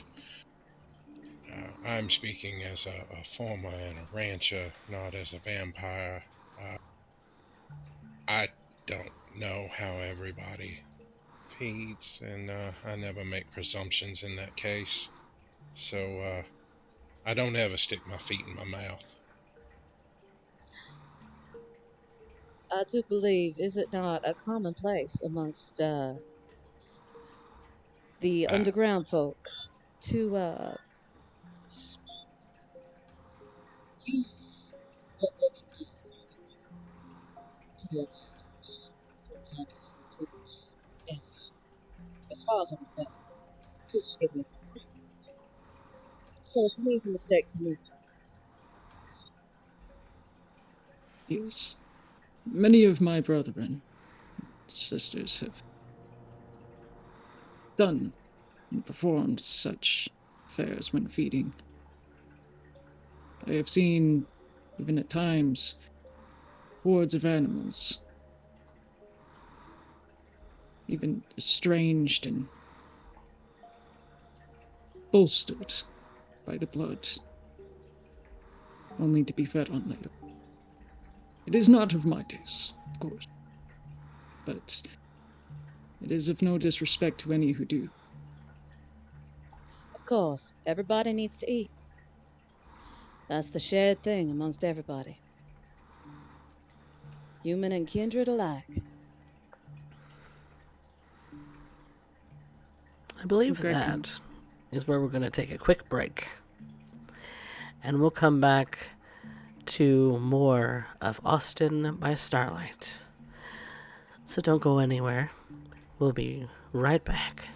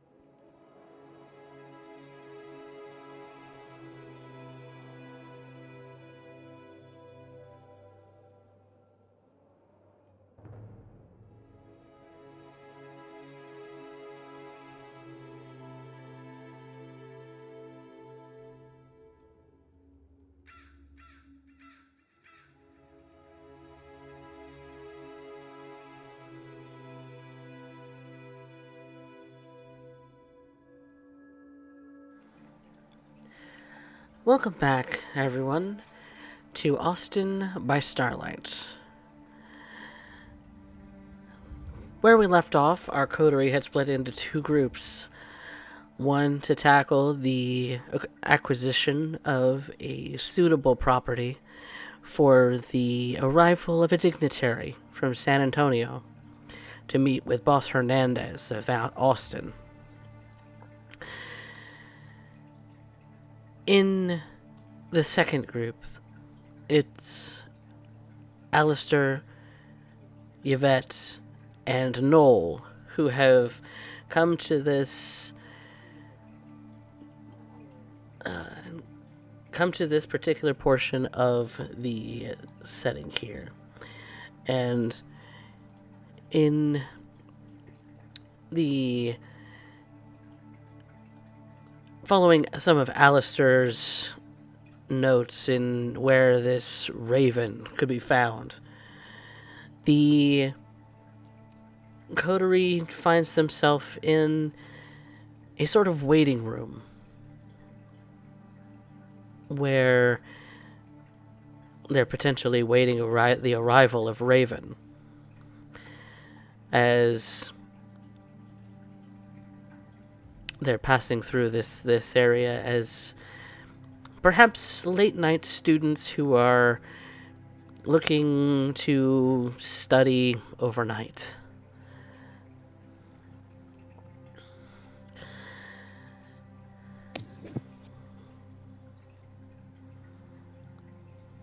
Then some preparations need to be made first. What do you intend to prepare, Mr. Stoneford? First things first.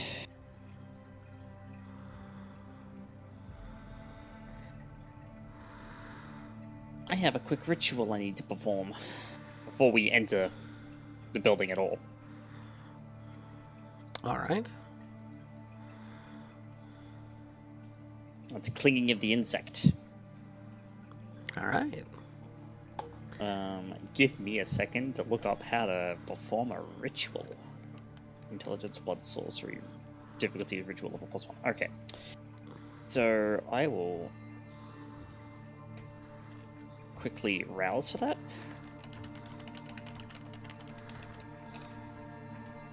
Get a little hungrier, but it'll be after the roll.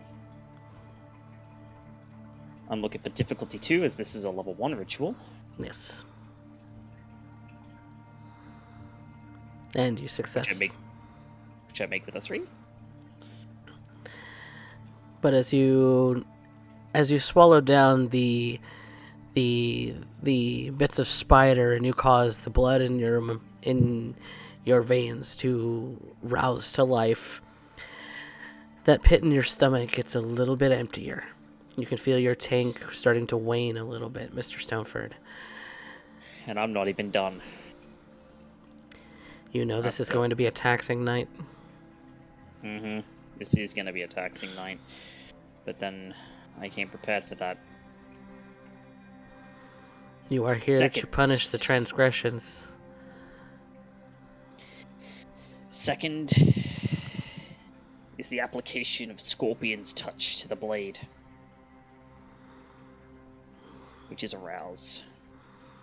Yep. Even hungrier. Even hungrier. That's unpleasant. That loud grumbling of your stomach looks at Yvette and Alistair and the people around you, other late night students collected in little cubby holes to study, or walking up to this university library to walk in to go and study for long nights ahead of them. Every one of them a juicy morsel.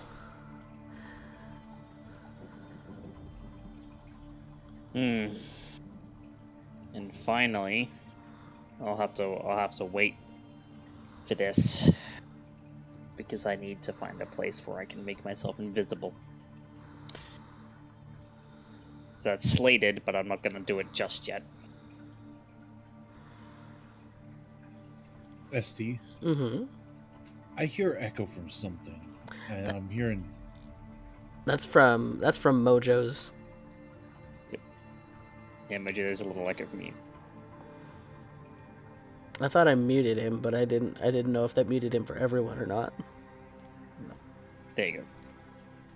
But so, from my gathering, we are currently sitting in this waiting room, waiting for her. All right. You are free to talk for a moment if you would like.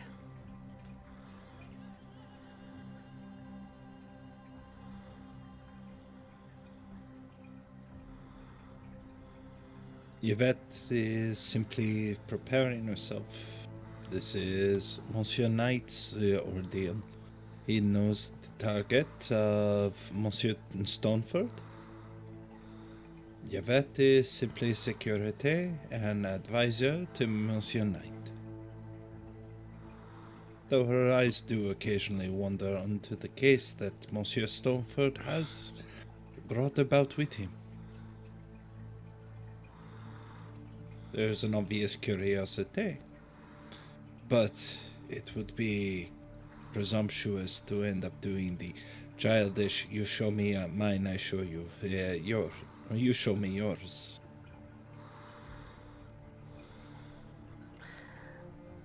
Indeed.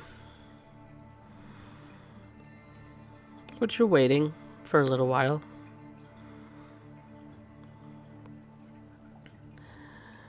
Yep. So, what is the we're in this waiting room? What is the in terms of people?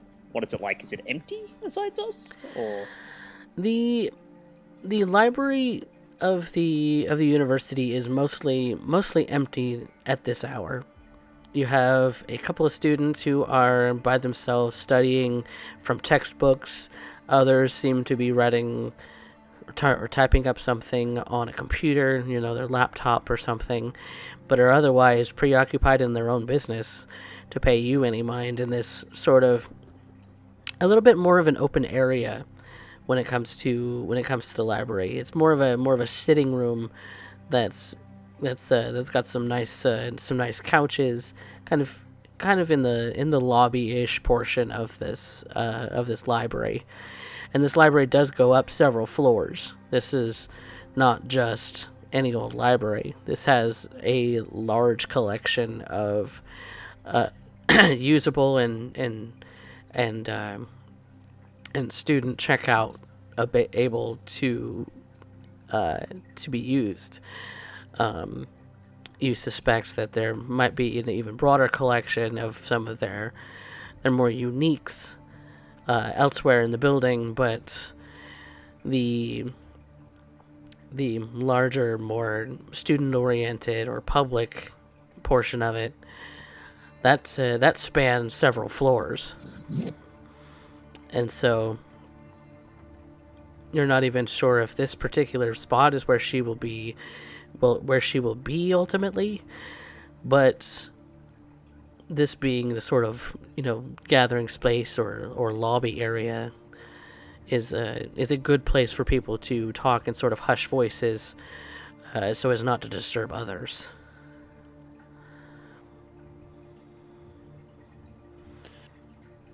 tell me, Mr. Knight, does she have an office here? ST, what do I know about her proclivities in this area? She's not the type to really have an office. She just kind of, from what you understand, seems to wander the books.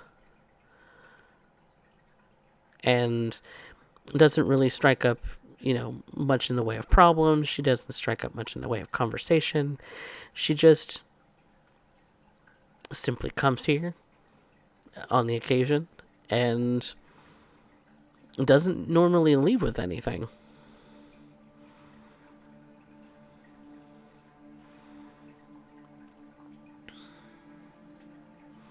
Some have thought of her as some have thought of her as staff. Some have thought of her as maybe she's another student. No one really knows much of anything about her when you kind of have probed in the past. She tends to keep to herself. I'll relay all that to Noel and simply ask, how do we want to do this then? Should I try to lure her somewhere for you? Or do you have a plan? Doing this in the library is definitely a bad idea. So, yes, somewhere more private is definitely a good idea. Monsieur Stoneford, you have not been recognized in the city, oui? I have not. But Monsieur Knight, you are not on speaking terms with this Raven, correct? Our relationship is strained, yes, but I'm hoping that I might be able to talk her outside.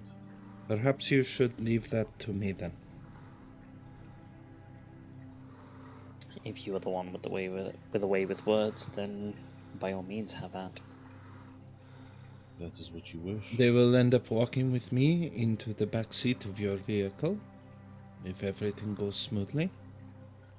I would suggest that you both be ready to accompany us towards the vehicles should something end up going awry, and stay within earshot should everything go southward. Understood. Then I will leave you to engage, and I will keep my ears open.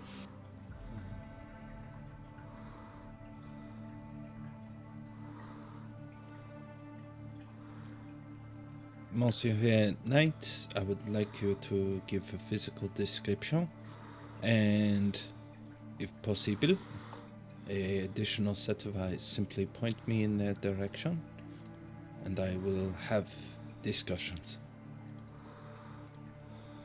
Long, shoulder-length, dark hair, glasses, relatively pretty face. And I'll go on to describe her in as much detail as I can. Mm-hmm. And in a space where very few people are here to begin with, Yvette, you have no doubts that you're going to be able to find her. Should you be able to spot her? And I have two other individuals looking for her as well. So let us hope that ends up going smoothly.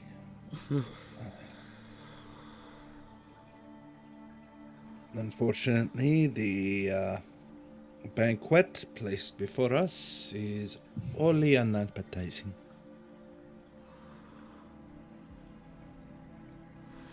And so, you all start to walk the premises a bit, listening out for any evidence that's maybe someone's walking or rifling through pages and see who they are. So I need someone to lead a wits awareness roll.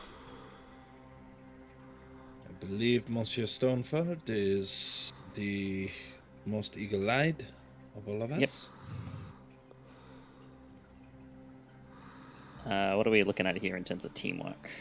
Anyone who has one can add a +1 to your roll. I can add a +1.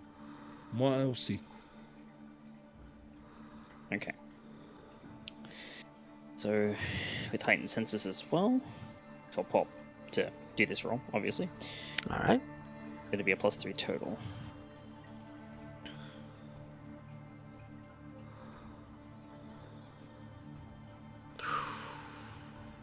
That's rough. I'm going to spend a willpower. Reroll a success and 2 fails. Okay. So that'll turn it into 5. Okay. A regular 5. Don't want any messy crits where potential single people could actually see you. Mm-hmm.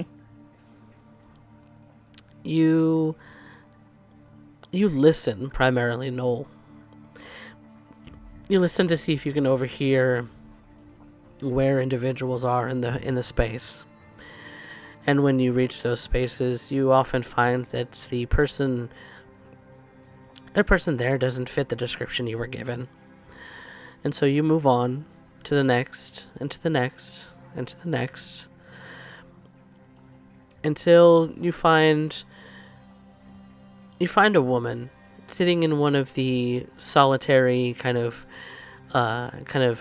presentation rooms where it's a table, a computer monitor, and the lights are starkly white. But you see her thumbing through a book, one that seems to be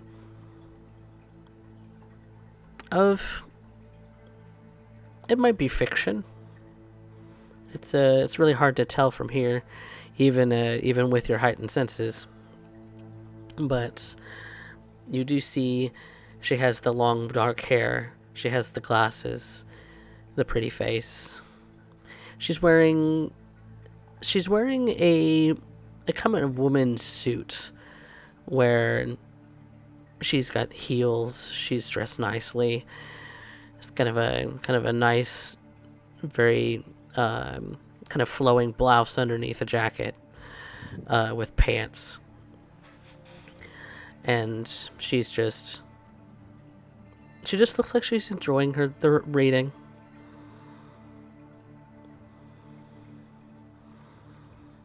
You see that there's a notepad next to her with some scribblings.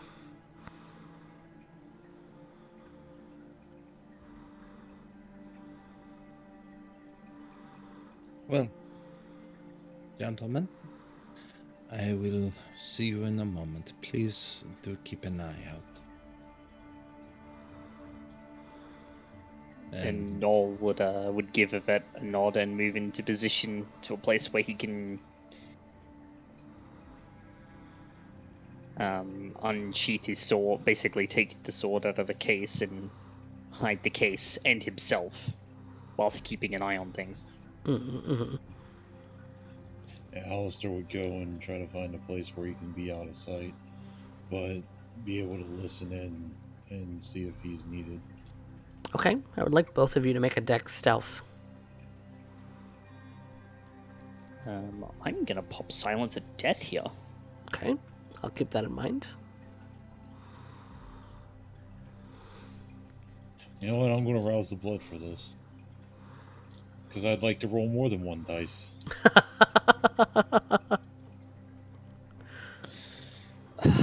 Yeah, I probably should too, if I'm being honest.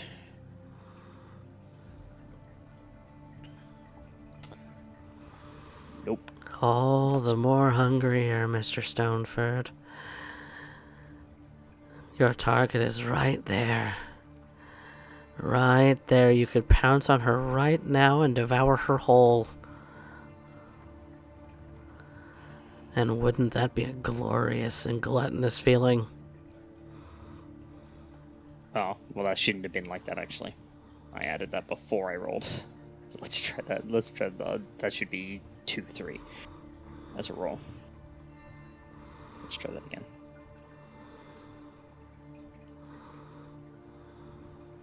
Better. Okay. That's the correct roll. Okie dokie. You feel like you both feel that you are as quiet and as unseen as you possibly can be. And so, Yvette? Now, you ended up saying that this is a private study hall that It's mostly found alone in? It's mostly private, where the door kind of leads into a room that has kind of glass panes that you could look into, and this is how you saw her. But there's a table with chairs. there's a kind of large TV slash computer monitor on the wall with a keyboard on the set aside to use it if it needed. But she's just sitting there with her back towards that monitor. She's got a book and a notepad next to her, and I will end up walking in and place my case upon the table, standing upright along its bottom half in order to block any line of sight from those who may wish to read the lips of our conversation. I sit beside, facing the same direction that Mademoiselle Raven is. excuse Bonsoir. me. Bonsoir, Mademoiselle Raven. This room is occupied. Oui. And if it were not for the urgency, I would gladly leave you to your studies. What urgency? One would end up believing that you are understanding of a shared acquaintance, Monsieur Kane. I'm familiar with Mr. Kane. What does Mr. Kane have to do with anything?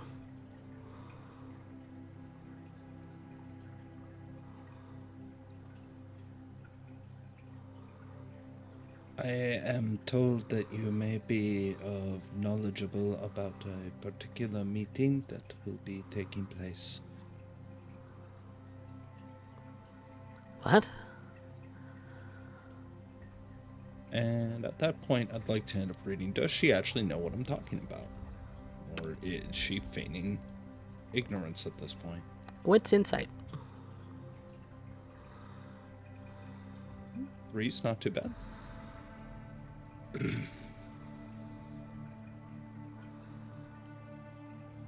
She seems genuinely confused that you're here. She knows who Baron Kane is, obviously. She's made that clear. But as far as a meeting, she seems a little puzzled. Like she doesn't know exactly what you're talking about.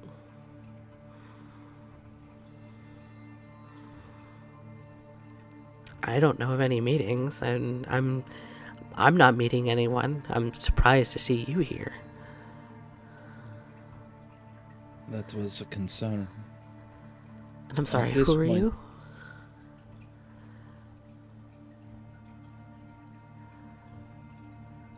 Je m'appelle Yvette Lacroix. Yvette.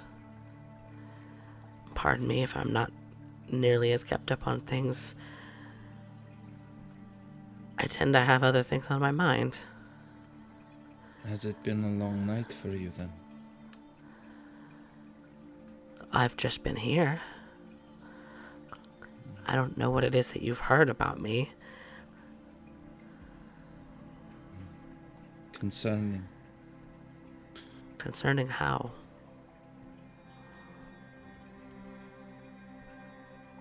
And that's when she starts to look out the glass windows. I turn to her. Do I have her attention at this point? She seems to be looking out the windows at this very second, but as soon as you turn to look at her, her eyes are drawn back towards you. Pardon. And it's at that point I am going to use mesmerize.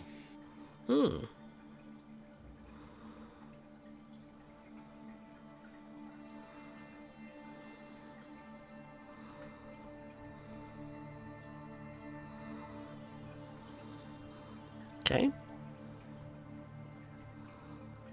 And because I need this to go through, I will willpower it.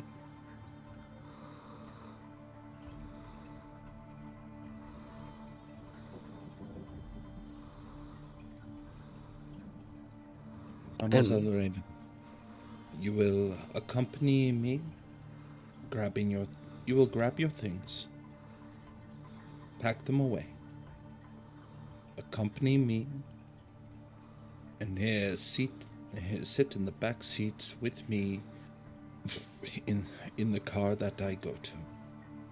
You will then relieve yourself of all the items you may use to defend yourself. Buckle yourself into the seatbelt with the seatbelt, and you will arrive in a very calm fashion.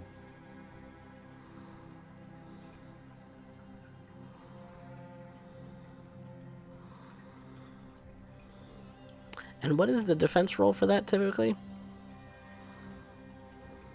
Typically, if I recall, that is allow me to double check here, but that is a intelligence resolve, and I have no doubt she's intelligent. The question is does she have a high resolve?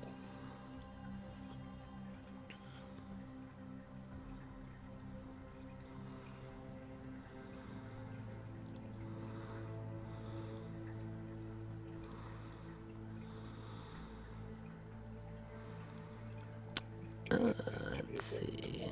Please give me a break. This is dangerous to do against somebody like this. Okay. I was just Just really banking on that crit. I was quickly statting her out because I don't have stats for her. It doesn't sound like she's too resolved or too steadfast. She seems nervous, so I'm guessing a low resolve. But she's also a reader, so at least 2 dots intelligence.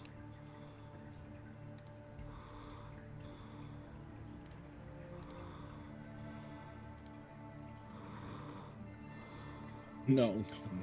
Oh. Not a crit. But she seems to do exactly as you ask.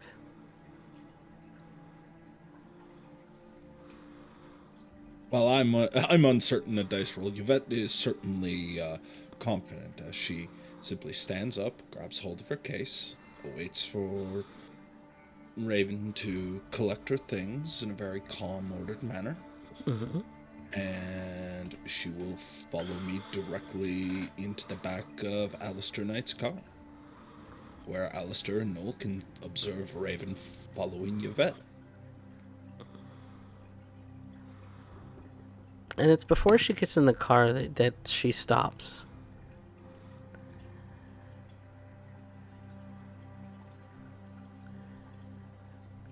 Where are we going? Now, is this very clear that she's broken mesmerized at this point? She's stopped and she's asked you a question. Which is usually a break from mesmerize. I was just curious if it was something weird.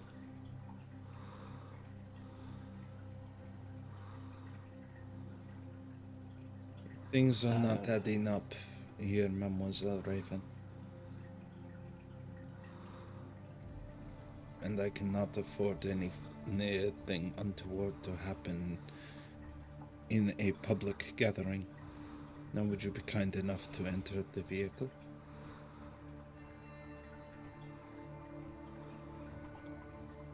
And Noel and Alistair have both followed? They should be right behind her. Yes. And she would look around to see you both. And see that Alistair is there. Huh. Interesting. Monsieur Stoneford has a rather awkward set.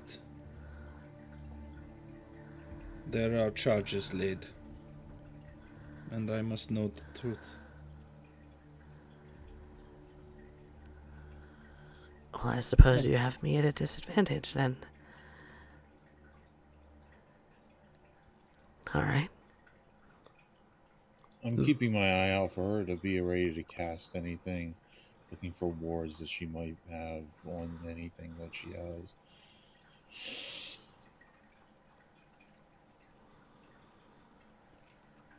I keep nearby the Mademoiselle Raven. And she gets into the car.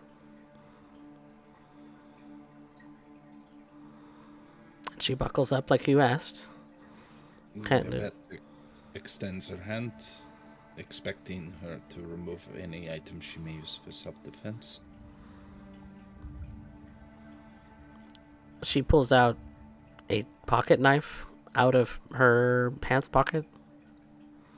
Très bien.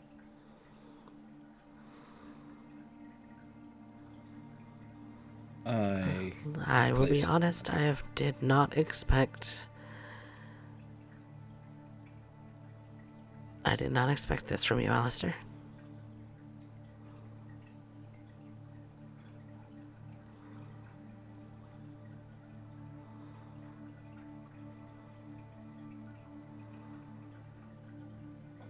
Monsieur Stoneford, there is an allegation here that does not add up.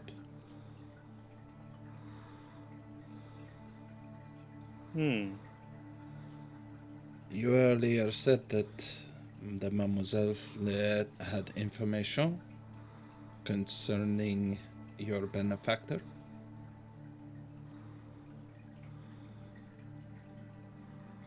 It's what the intelligence says. And yet, she is not in a position to end up doing so. She would not have been here otherwise.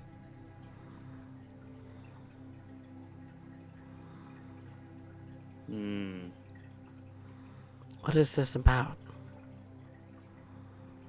Me being your defense against accusation is the least I can do to end when you end up placing yourself on offer.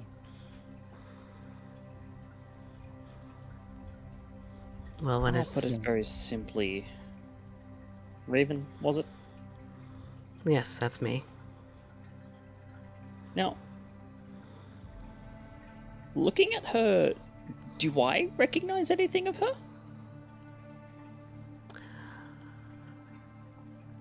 You would have been given a description of somebody, and it matched up to what Alistair described. But you never really met her yourself.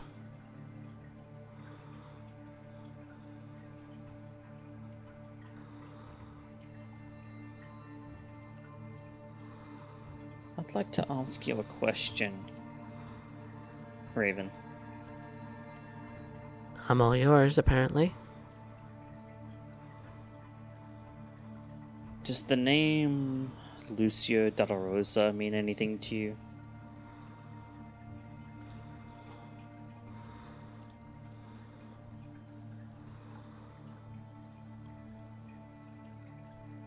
Should it? I'd like to insider on that. I am bolstering that. I am more interested in the truth. Yeah, I will help as well. You can roll each individually on an insight. Because an insight doesn't really have a way for you to assist in really. Social pressure, maybe. Okay. Three people here observing, putting the screws to it, so. Okay, then yeah. I'm just making the argument. No, Devil's advocate and all. I get that. Then yes, I will allow for that to be an assist. Then I will make a wits insight at a +2. Yes.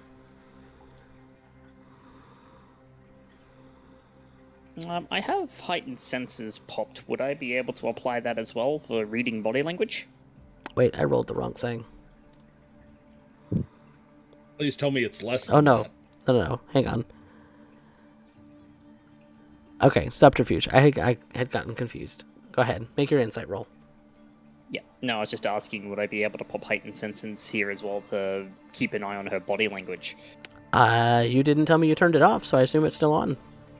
Alright, well then that'll also apply. I'm gonna spend a willpower. It Meets it beats. Yeah, meets it beats. Yeah, then I'll leave it there. I forgot that attacker wins if it ties. You see her flinch a little? Now, whether that's at the fact that you've got her cornered by 3 people, whether that's the pressure that she's under, whether that's, whether what you said was what triggered it, it's a little. You can make a guess at it, but you definitely do see her flinch a little bit when you start pressuring her. Mademoiselle Raven, I cannot end up assisting you in this, in clearing you if you will not end up being honest. I've heard of him. I've heard of him. That is all. Some bigwig in San Antonio? The only connection I have to San Antonio is occasionally I meet up with other Tremere. I have a friend in San Antonio named Carlos.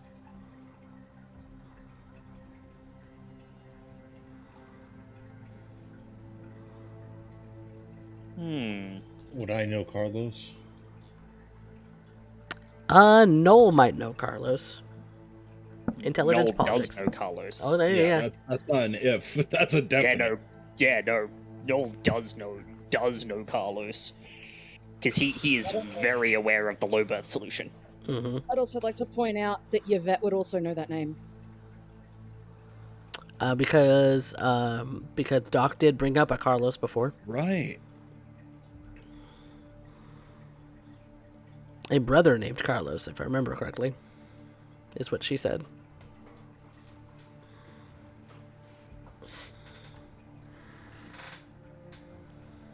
Also, she mentioned that she was the child of someone high-ranking. Just FYI. I'm doing the math. Interesting. Yeah.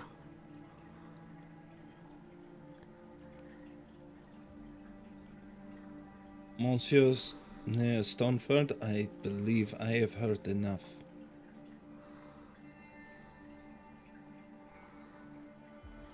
Is that so?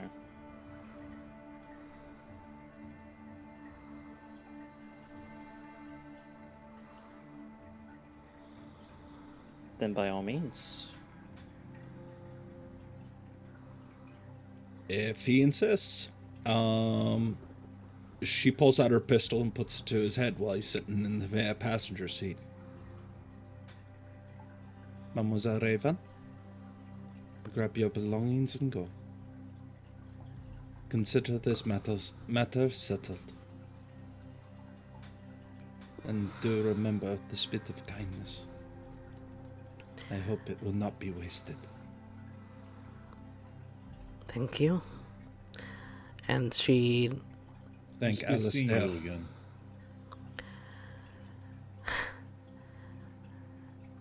And here I thought that we were done, Alistair. I never understood why you hated me so much. I get why you might hate my side, but I have been nothing but cordial. Because you have done nothing but trample me. Mademoiselle Raven, at this point he is saving you. Whose orders do you think I'm following? At this point, I'm still listening. Good, I'm glad you're still listening. And Raven unbuckles her seat. She opens the door and gets out, closes the door behind her, and proceeds to walk away. When she is finally out of sight, I will sort of put my pistol in the head, back in the shoulder. Yeah. I appreciate you going along with the theatrics, Monsieur here near Stoneford.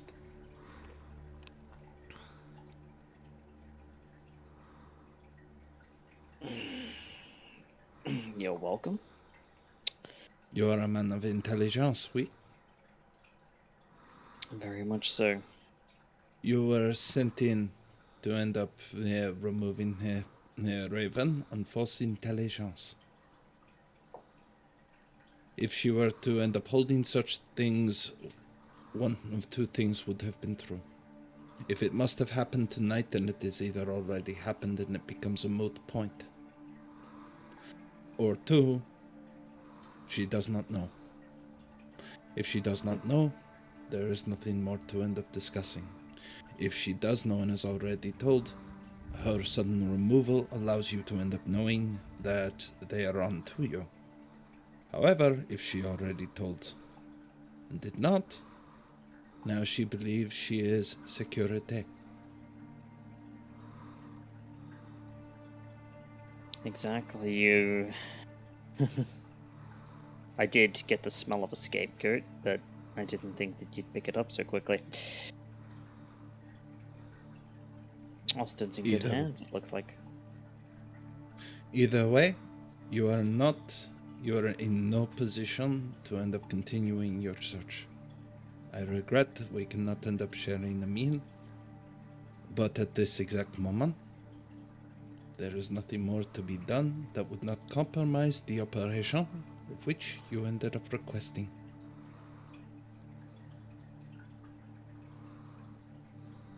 Yeah.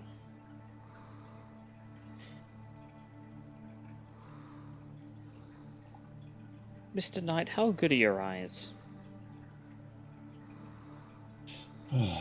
They are okay.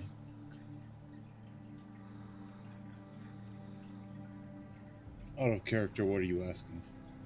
I'm asking if you've got sense of the unseen. No, I have heightened senses. Yep, that's what I was expecting.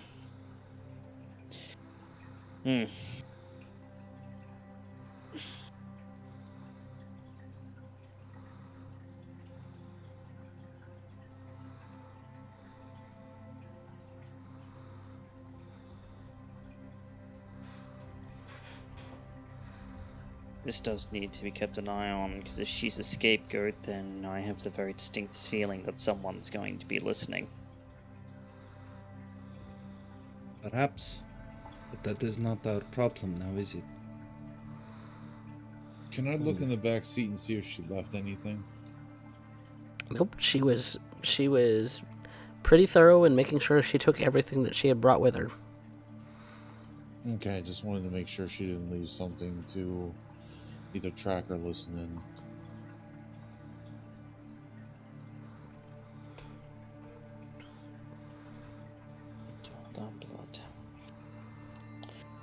Right.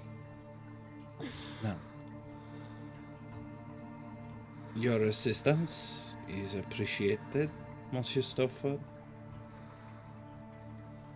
And I hope that this has been a satisfactory test of the security and the insight of a coterie that may be offered to you and your employer. You let her get away. You let her dictate. The target got away.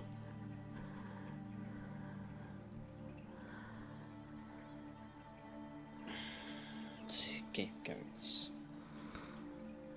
Scapegoats aren't targets. She is the target.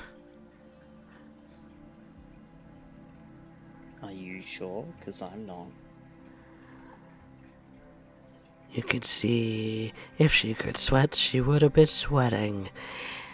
Besides, why not make a meal out of her anyway? We're starving.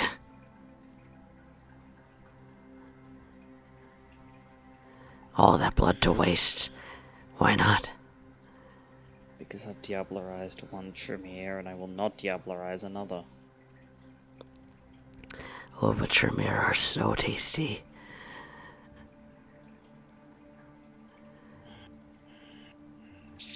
Finger licking good, Mr. Stoneford.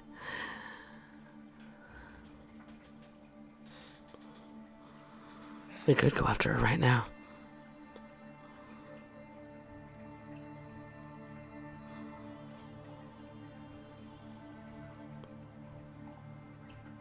No, I have a new target in mind.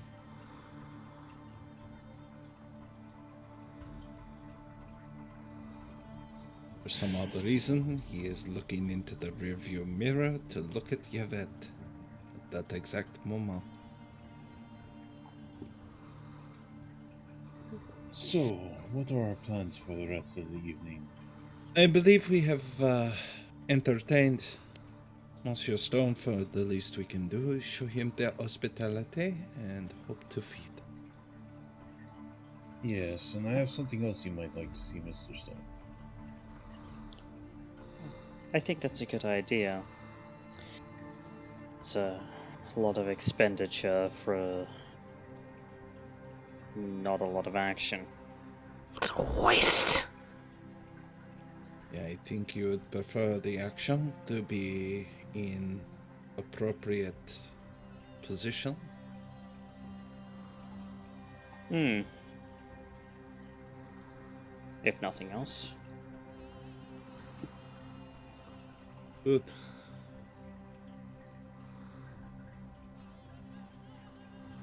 She rests back. Monsieur Stoneford, it'd be more appropriate if you sit in the back. After all, Monsieur Knight is your driver, and I am your escort in this evening. Who is she to dictate what we do?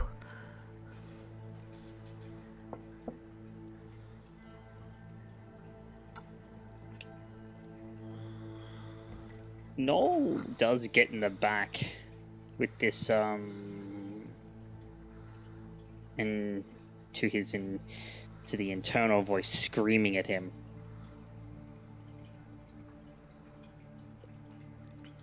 Patience.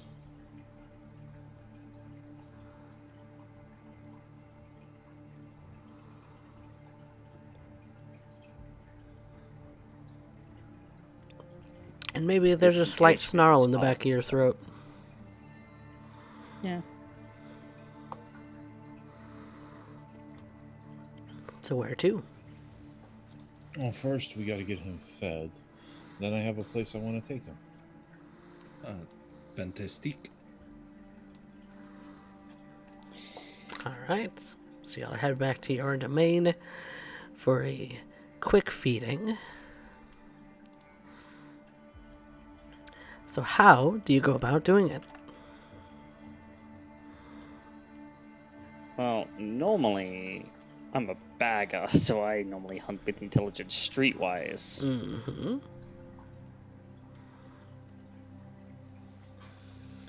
So I think I might stick with that because I don't really want to risk anything else right now. Now, you don't really have much in the way of contact here, so being able to just call somebody up and say that you want something is easier said than done. This is probably going to be more of a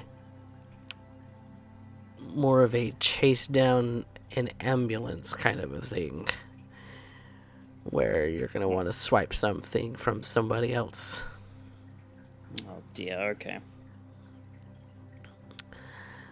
So this is probably going to be more of a dexterity in streetwise.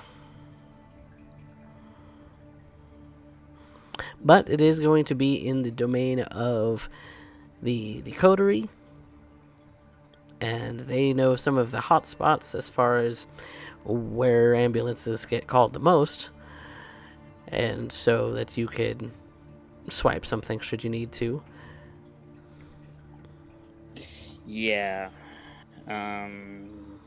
What's the difficulty? I believe feeding rolls are difficulty 4 in this domain, yes? Oui.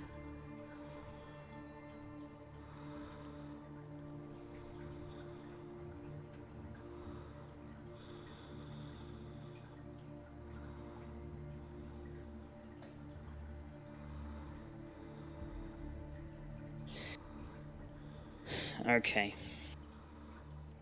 So that's a dexterity and streetwise, difficulty 4.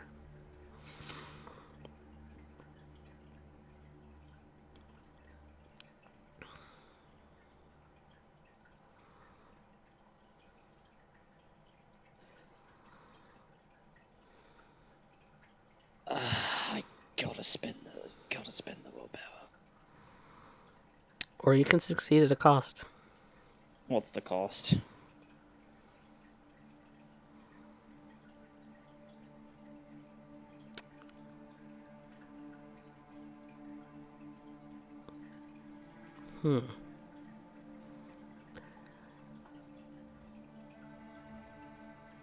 Someone that somebody from this coterie knows will be in the ambulance dying.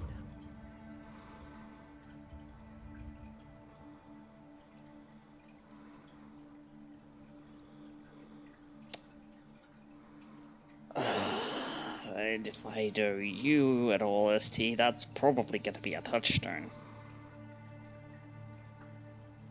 Like I said, somebody they know.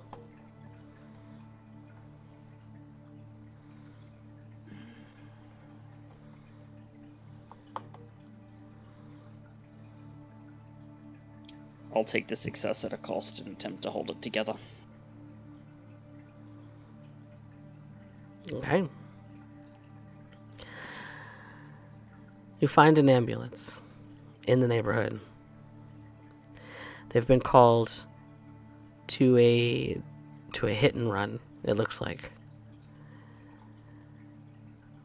The person that you see getting moved to the gurney is pretty bloody. It's a tempting sight. But you direct your attention away. You stop looking at them. You point your eyes towards the vehicle, and you make a beeline for it. You enter into the vehicle quietly, silent as you are. You quietly open up the drawer where you know bags are stored, and you see that there are 3. How many do you take?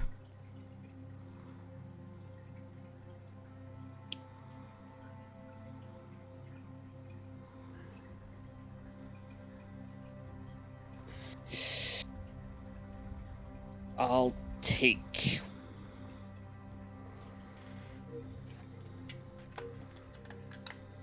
one. We need more. They've cost us this much.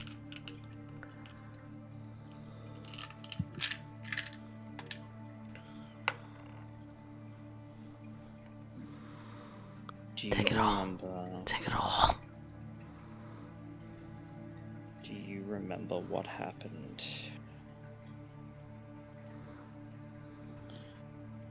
5 years ago with Mr. Sawyer?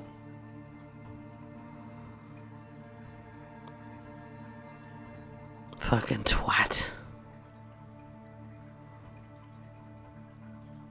I'm not doing that to another person. But it's ours. We are not Jude.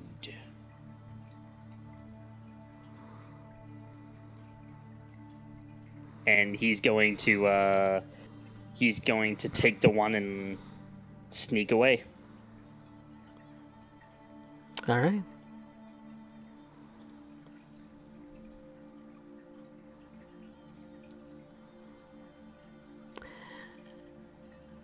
Yvette and Alistair, were you anywhere nearby? I am to observe them and follow along whenever they step out. After all, Monsieur Stoneford is a guest. Yeah, I'd probably be looking out. You were kind of roboting for me when you were describing the scene. What did we see as we pulled up? Were they working on someone? It was a hit and run.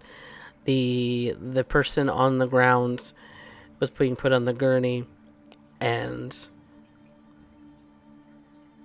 Alistair... It's Michelle.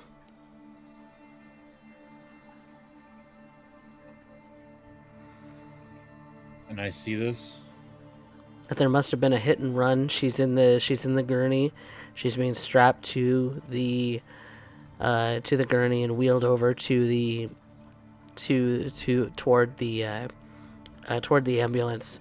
Just as Noel, like shortly after Noel has left the ambulance, seems to be stuffing something in his jacket pocket on the inside. I'll just be like, no, this can't be happening. I'm gonna run up.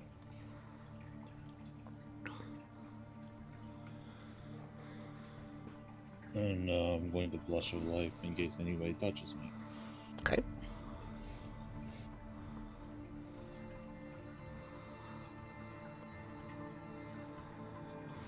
A little bit hungrier, Mr. Knight. Fuck that, I'm not worried about it. I'm gonna run up and... Michelle, what's happened? Are you okay? She's passed out. Looks like she's bleeding heavily. The EMTs start to usher you back away. That they try to push you back to the line where some of the other people who have congregated around this place have started to gather. Her car, as you look onto the scene, her car is mangled, and she's in just as bad a shape. And she's breathing. If you think you can keep me away from my sister right now, you are crazy. What the fuck happened? It's a hit and run. Looks like somebody sideswiped her and knocked her off the road. From what we can tell so far, you just stay back, sir. We need. If you are family, you can follow the ambulance, but please back off. Don't let her die. We don't aim to, sir. Please, just give us some room. Please stand aside. Alistair's gonna go and run back to his car. And you run back to the car, just as Noel is getting in.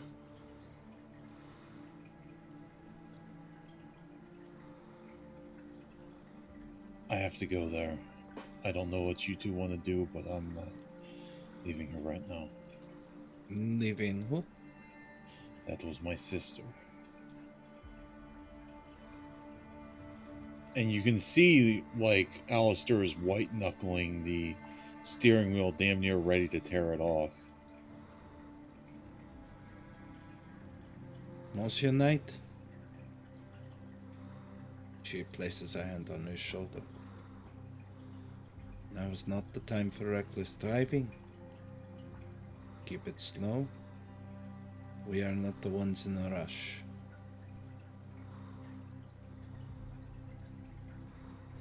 You can see that despite this is go follow her. Yeah. That's very clear. I'm going to follow the ambulance and stay with it. Not driving recklessly, but definitely not letting it out of my sight. Mm-hmm.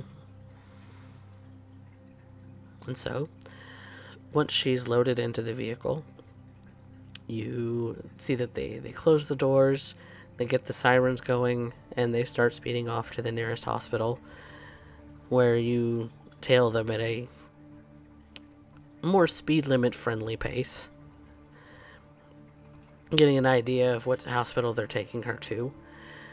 And Noel, you have a bag of blood inside of your jacket pocket.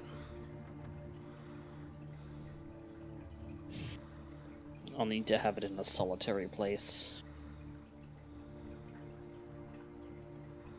Because as soon as that touches my lips,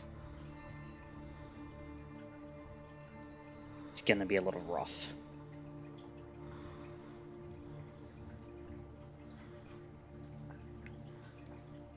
While we let him go in, I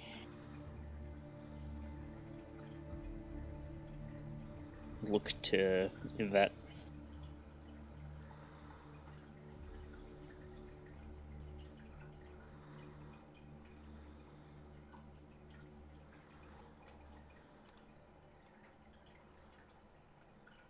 Miss Yvette, whilst he tends to his sister, I'm going to go to some place a little more solitary. Embarrassed to end up eating and dining with companions? It would be best. the way that I feel right now, the taste could drive me nuts. And that's the Pourquoi? last thing we need. Pourquoi?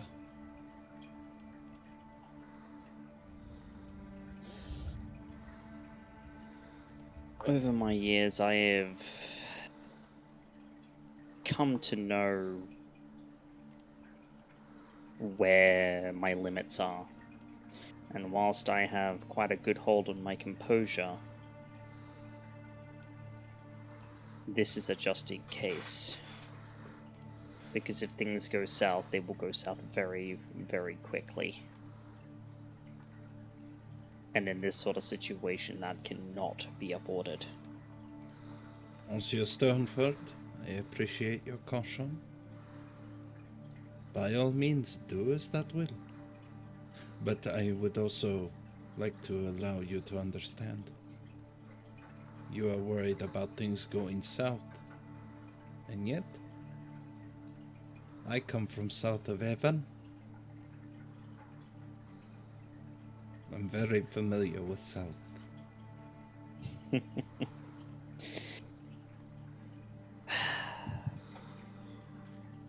I appreciate the confidence. And Allons-y. I'm a drink that blood bag. Just so we're clear, ST, Mhm.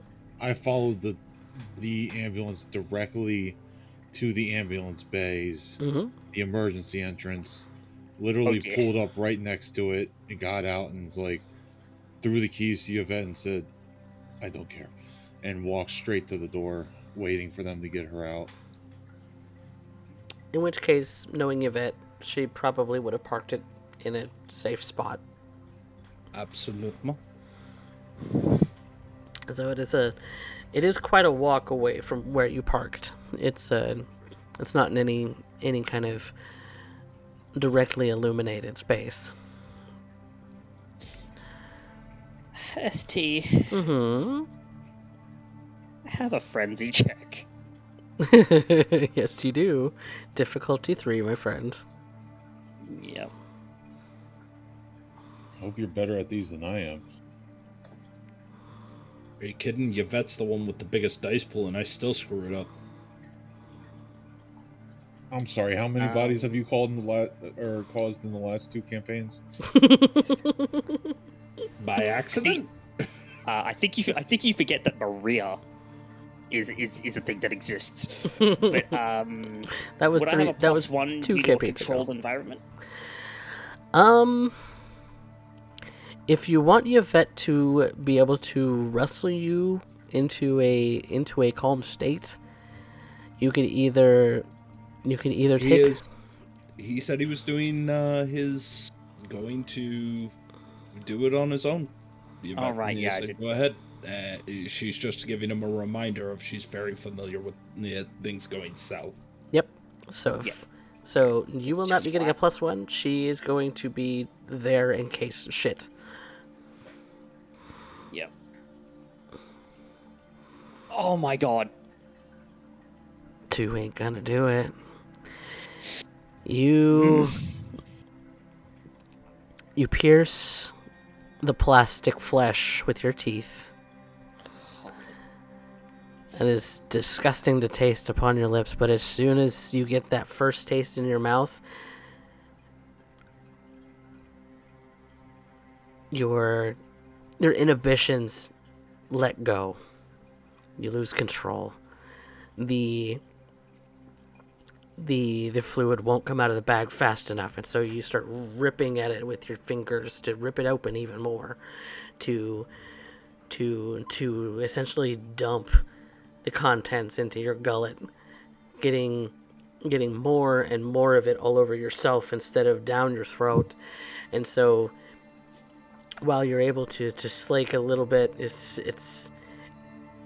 it feels like it's not enough. It's so your eyes tick over to Yvette. Oh, that putting your fangs right there where that snake is on her neck. Damn, that looks like a good spot. And so you do start to lunge for her. And so this is going to be a grapple check between the both of you. So Noel, make me a strength Strength Brawl. And Yvette, what are you going to do to counter or dodge or anything?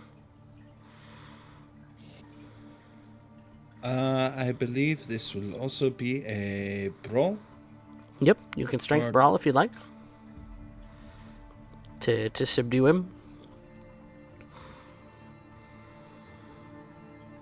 You are both in the same situation where you're both in a car. So you're both in a similar circumstance. So there's not going to be any penalties or anything. So Basically, we're both at the same penalty. yeah. Ouch. I'm too hungry to push it. Noel, Strength Brawl. So, Ooh. I'm I gonna would spend. like... Oh, go ahead. I'm gonna spend a willpower. You already made the move, and it's already past the part of the turn. I am going to, however, make another... because this has to be on reflex, unfortunately. Otherwise, I'd activate it, but I gotta do it if I'm gonna survive this. So I need... Oh, don't let my guest appearance kill a member of the crew. Jesus.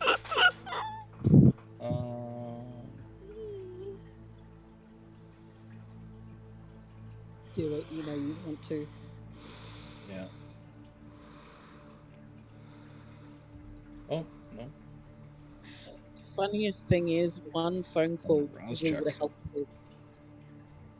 Shit. This is now we're in trouble. I am activating toughness. Okay. Yeah. So he may have lunged for you, but he hasn't gotten to a point where he's been able to sink his teeth into you yet. Even though that's a messy crit, that only gives him 5 successes compared to your 2.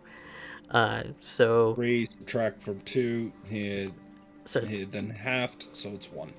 yeah, 1 superficial damage. And so new round. Noel, are you spending willpower?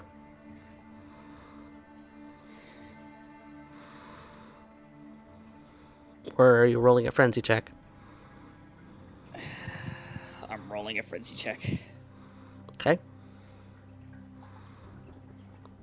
Or the other choice is to ride the wave. I can't ride the wave. Not now. Okay. Same difficulty. Oh, God. Okay. Noel, I need you to make me another strength brawl. Monsieur Stoneford, get a hold of yourself. Since you do have her in a grapple now, this is not at a penalty to make a bite attack. Yep, it's just flat. God, I just need to fumble this. I gotta spend a willpower.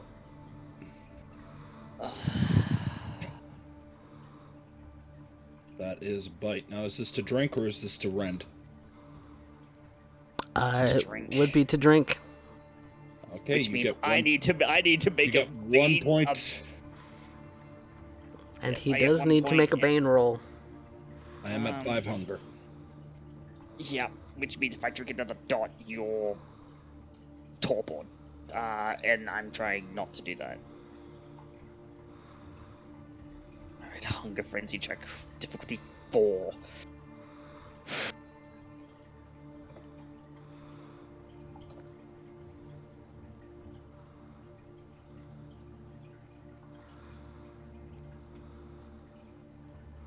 That's a bane fail. That is a bane fail. Which means I drink till I gorge. That's what that means. You have to fight me off. If you don't, oh dear God. Oh. This is the last thing. This is the last thing I fucking wanted. Oh. I am going to switch it up, and I didn't want to do this, but I have to. I am going to make this a melee, because my weapon case is still back there. I don't care if I have to hit him with the case to do it. Okay. but I have to end up trying. Do you have unswayable mind? Do I have unswayable mind? Unfortunately not. I have resilience and toughness. Okay. But he's attacking the one thing I can't defend against. Which is Okay. aggravated health damage. No, which is blood pool. Oh, blood pool, yeah. Then I need. I don't want to make this call as the Call it. ST. Call it. But you do need well, to I've resist got- the kiss. I've got a turn before I'm forced to drink another dot, so I'm gonna spend a point of willpower on the next turn to break it.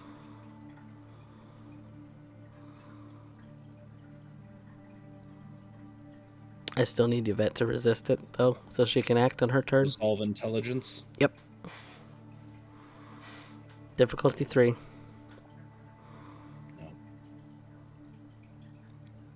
You start to succumb a little bit. New round. Spending a willpower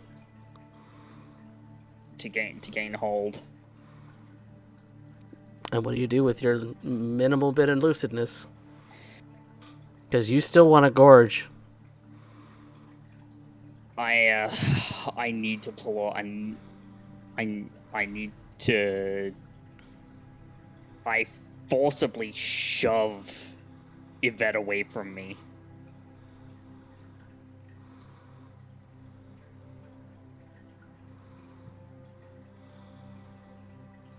Okay. And there's this look in his eyes, Yvette. It says, "Run."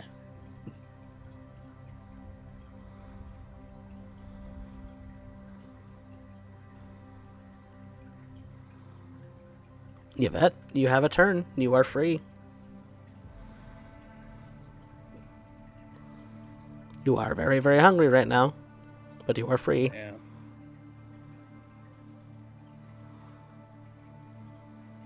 Taking hold of my case, I exit the vehicle and head towards the tree line. Prepare myself for combat. A place of my own decision. Try to break line of sight in hopes that the frenzy will sway itself. I'm so hungry.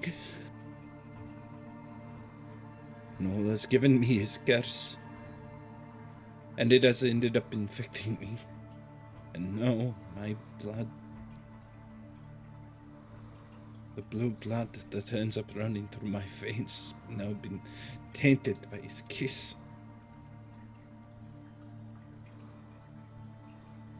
I open up the case, draw a weapon, and I leave my FAMAS in its case, and I draw the French infantry sword in one hand, and draw the pistol in the other. Hiding behind a tree, I observe carefully. If Noel ends up making any attempt to end up coming for me, I will make no hesitation to end him. No. She has gone out of sight. You do not see her currently, but you still have that raging urge to gorge on a kindred. Any kindred. Doesn't matter. I need to make a frenzy check to shut the beast up.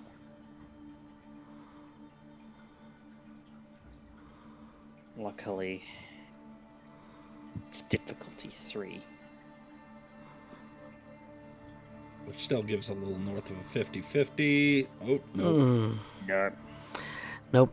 Which means I have a turn. Which means you're looking for the nearest target. Which is Yvette. although I can't see her. Yep, you don't know where she is. You know she ran into the trees, but where she went, you're not sure. So until you find So I need you to make me, Wits awareness. in a frenzied state, wits awareness. And Yvette, if you would like to stealth, that's going to be a dex stealth to remain hidden. I will attempt to do so, but it is unlikely. Oh, I'm sorry, Derek. Play I the was scene. worried. Play Yeah. the scene. Yeah.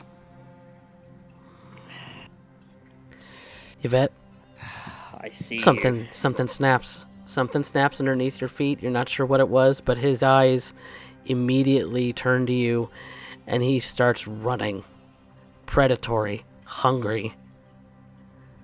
But you're just the same. And that blood on his coat is not looking any less appetizing.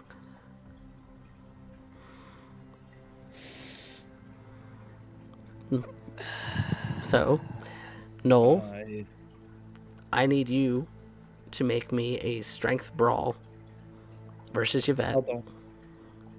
I would like to also activate Daunt.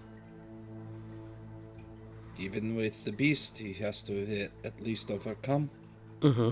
As Yvette goes from hiding to standing her ground, sword armed, and preparing for this beast who's coming for her blood.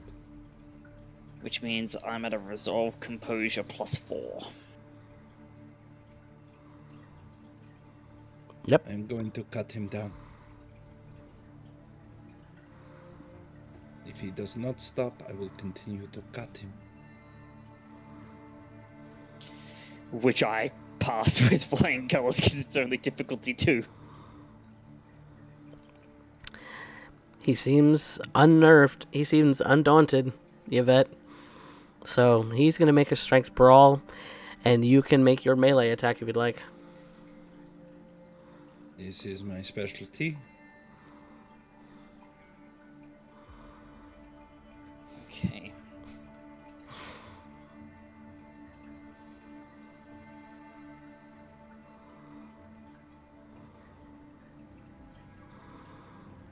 Okay. For swords, would this constitute as plus 2 damage. Plus 2? Yep. So that is going to be 4 points of damage cut in 2.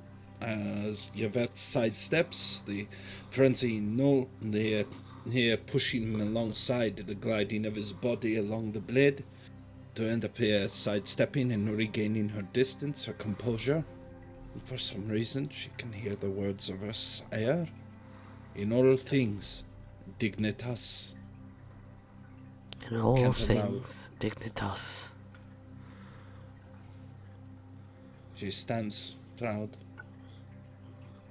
ready to end up facing this thing, this Monsieur Stoneford. And she makes it very clear in her eyes. She will continue to cut him until either there is no more Yvette, there is no more Stoneford, or there is no more beast in this equation. Another frenzy check. Yep. New round. Come on, it's difficulty 3. Nope. Nope.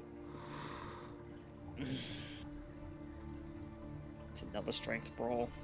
Yep. You need to gorge on her. The need is absolute. That's another 2.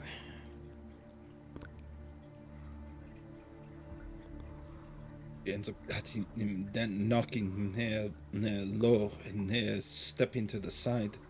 She faces him head on, side on, blade extended, parrying him to the side and chopping into him. What is your health Moving. at, Noel? One full box before I start taking aggravated. So I'm not impaired yet. Nope, not impaired yet, but you're getting pretty close. Once you hit impaired, your beast might take the Terror. survival route. Yeah. Difficulty 3. For the love of God! There you are. You have Okay, so rounds that- to dictate your own move.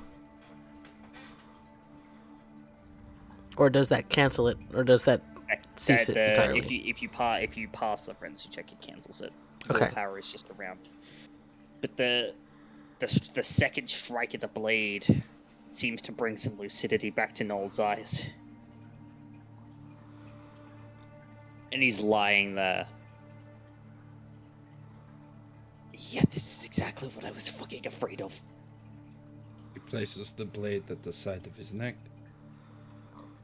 Told you, Monsieur Stoneford. I am very familiar with South. With going River. south, yeah, I fucking noticed. Because, as, I don't know if you're aware of this, but our nature does not negate pain. No. Therefore, I am Monsieur in lots of it. Stoneford, I would prefer you do not take that tone in my presence. And My considering what you have just done, I think the least you can do is try and end up holding yourself with some degree of dignity, of which I have known you since you have walked through our door.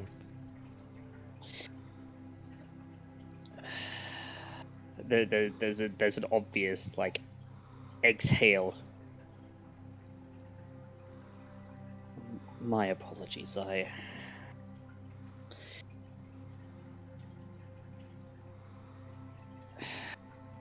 everything tonight is... Not gone to plan. Oui? I was gonna say pretty much been a wash, but that's a nicer way to sum it up, sure.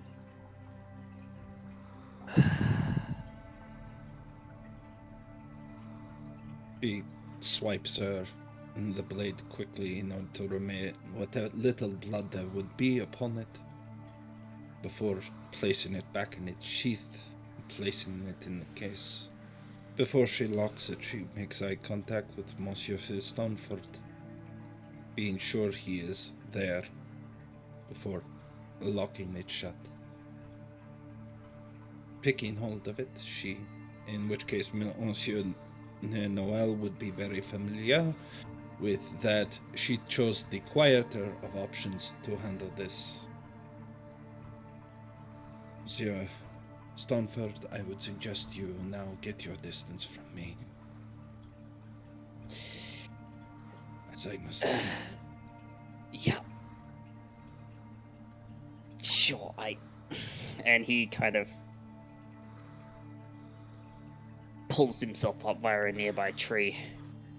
Your clothing now in ribbons. You do that. I'll be at the car. And he'll stagger off.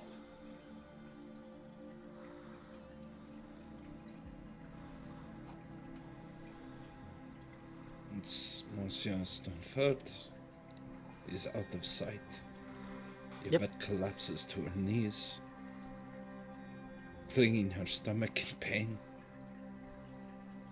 feeling the wound of his near bite upon her. He had tasted of her blood, and now she's quivering in it can only be agony, trying to maintain the composure that she once had, but now she's so close to the beast. That Damn. fight had forced her to a limit. She knows she is a threat to kind. She has to feed.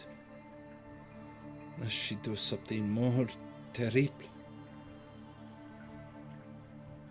Starts to walk her way into the dark, trying to avoid security cameras like she did in the trees line. Trying to see where she may find somebody to accost them in the dark. Like some kind of mongrel. The embarrassment is almost more than she can take, and yet this is what must be done. There's always Dale or Chris. No. I will not put them in hospital. Like Mademoiselle. We need them now more than ever. I need them forever. Not just now. We need them now.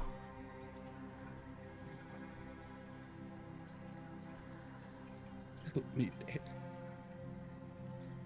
Help me. She says to herself beneath her own voice as she begins to stalk the parking lot. She knows how this will probably end. She will do everything she can to restrain herself, but she knows what it was that Noel ended up doing. He stole from us. He stole from me. From me.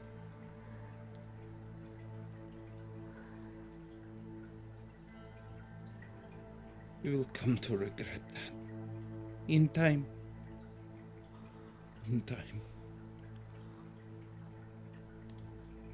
So, you are looking to make a hunting check. Now, since most of this area is in your domain, you are able to feed it your regular hunting roll. It is going to be harder to find your specific tastes. I do not care who it is. All To right. keep the blood down, I will expend the willpower. All right. Then make me your hunting roll. It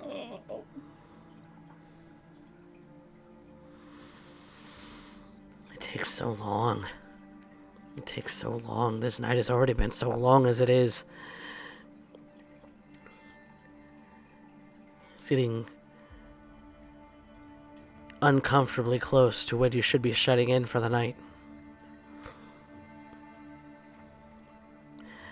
And Noel is probably still waiting in the car.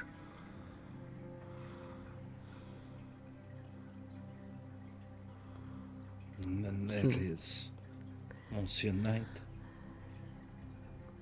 I hope the best for his sister. She'll be having company in the hospital soon enough.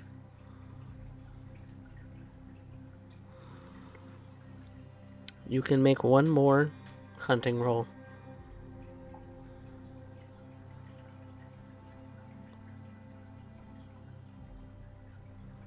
All right. That'll do it. So now, Yvette, is a frenzy check. First, you must spend your willpower to drink this down, as it is not according to your tastes.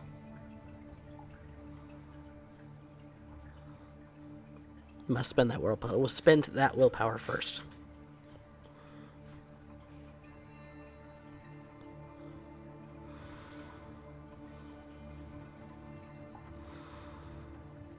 I'm sorry. It's delectable. It's delicious. You're in a quiet corner in the middle of nowhere in this parking structure near the hospital. You're secluded. You drink and you drink, chomping down further and further into their neck as you do, the kiss overwhelming them, and you're elated. And once the euphoria of fresh blood has washed over you and calmed, you are left with a rent body in your lap as you sit in the corner in a parking structure.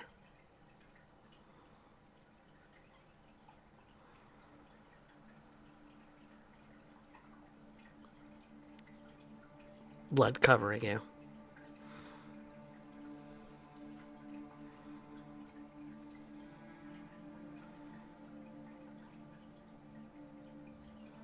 I look at the body. I imagine that this could have been Mademoiselle Knight, or Chris, or Dale. It could have been Mademoiselle Killinger or Monsieur Pendron.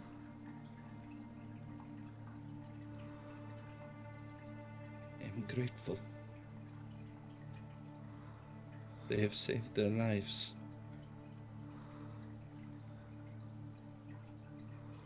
Respectively, I close the eyes of my recent victim. And I make a call to Mademoiselle Cosetta.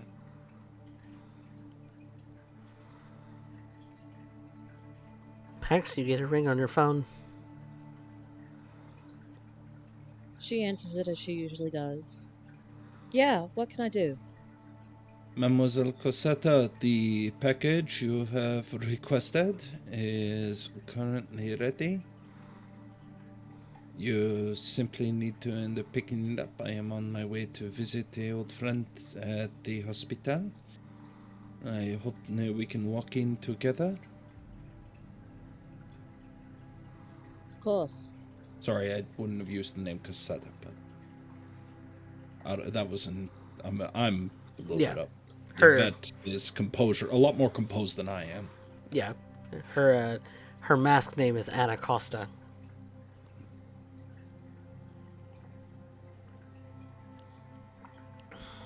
Is everything okay?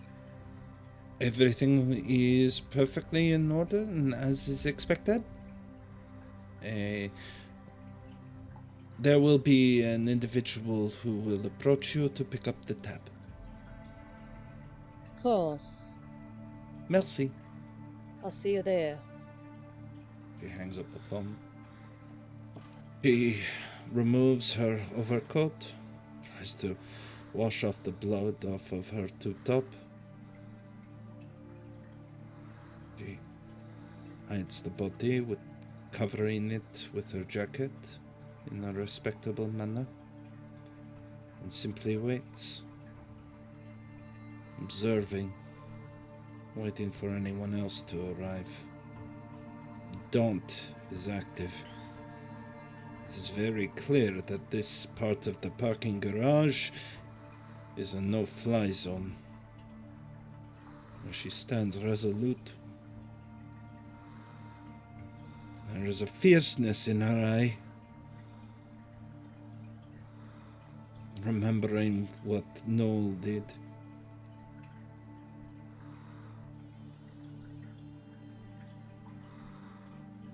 She was forced to do.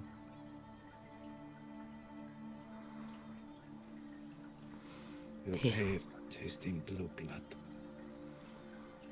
He will indeed pay.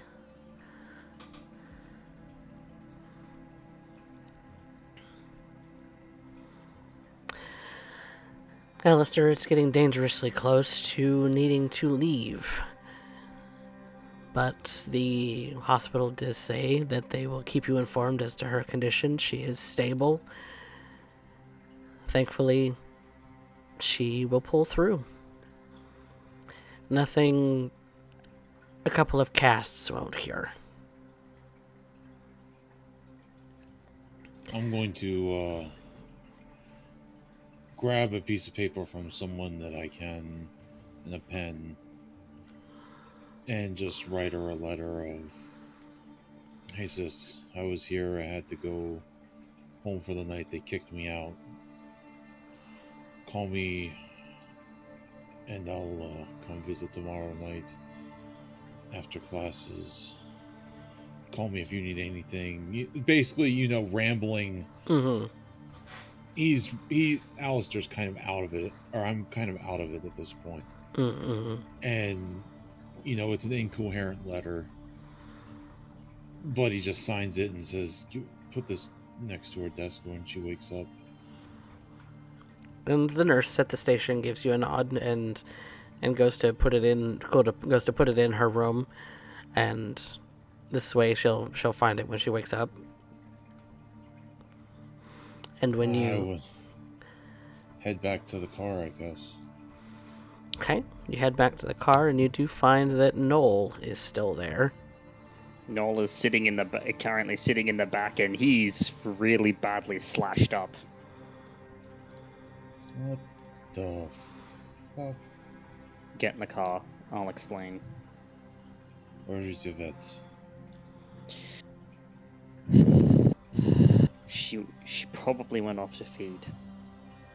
Get in the car.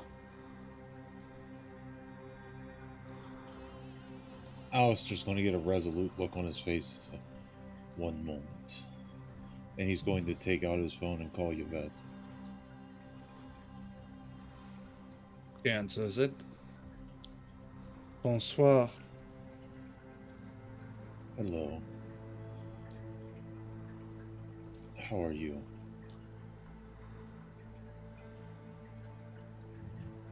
Have your guest end up being brought home? After all, it has been a long evening, and I am sure he can use the rest. Just tell him he will be picking up the tab for this one, as a start. He will understand. I understand. Be safe. Be sure that he does. And I'll hang up the phone. Apparently you're picking up the tab for this. Start explaining what the fuck happened as I climb into the car. Yeah, that's about right. Sure. Message received.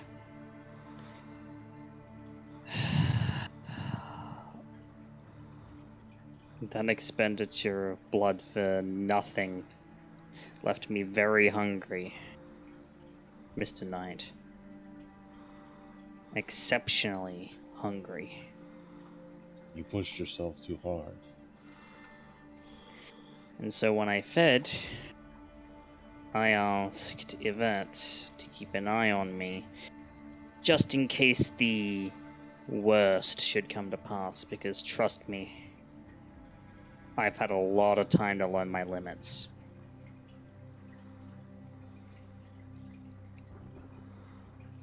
And things went south. Which is why I'm currently slashed to ribbons. She's a good shot with that sword. I'd say she could even give me a run for my money when I'm more lucid.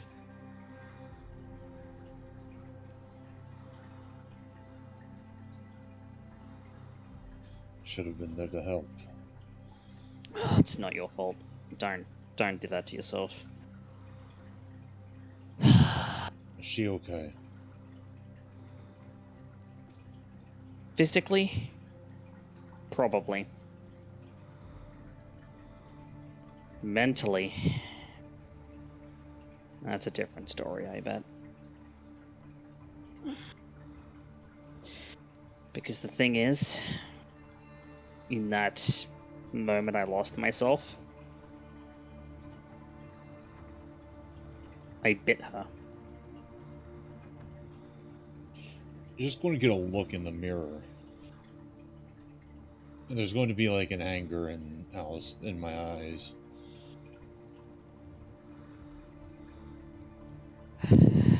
I'm glad that I managed to pull myself together enough to push her away before things got even worse. Because kindred blood and me, that's a bad time.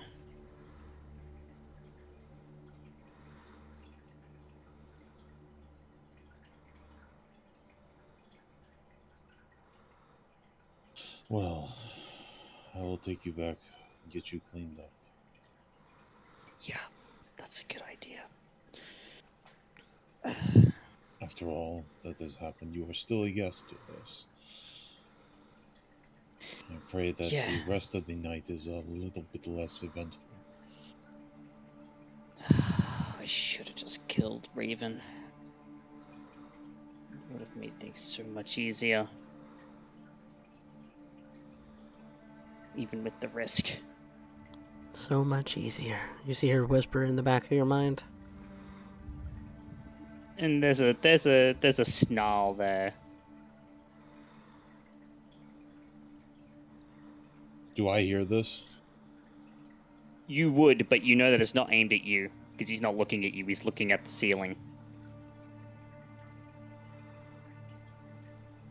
Because, like, Alistair's hand twitches a little bit at the snarl as he's looking in the mirror, just watching her every move.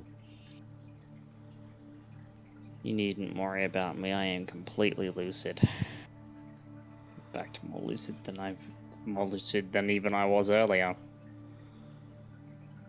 Pain tends to do that to a person.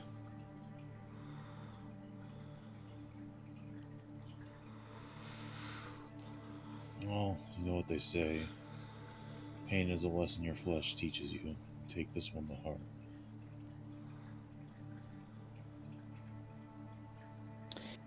Yeah. Oh, that actually reminds me. I didn't actually formally introduce myself, and I suppose now that things happen the way that they have, that of everything I owe you, that much is but a courtesy.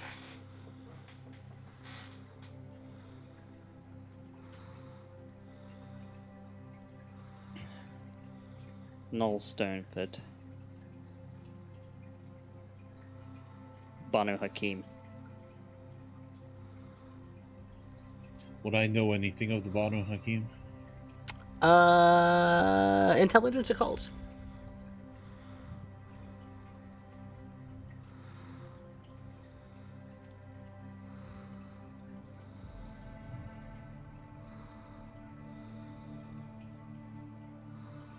Would my specialty in blood magic apply to this just due to some proclivities of the Banu Hakim? Yes, it would.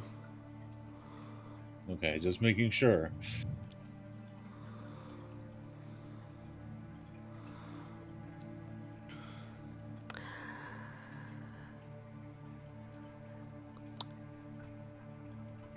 In a sense, a rival clan. Also sorcerers of the blood.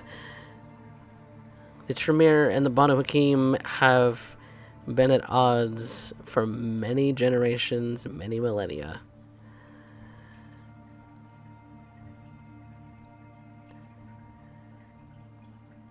And this guy just shit all over your lawn.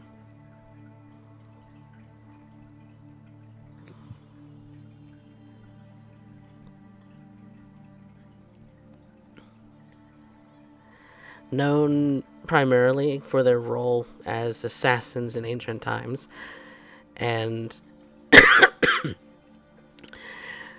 known as Diablerists in much of their sordid history.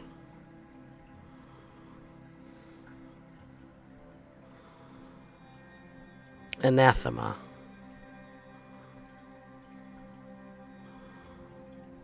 A blight to all of kindred kind, in many Tremere's eyes.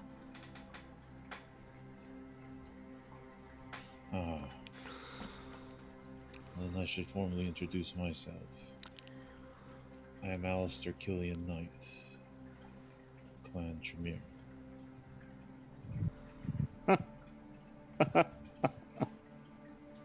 There's a laugh. It's not really bitter, it's kind of referential, as if he's remembering something.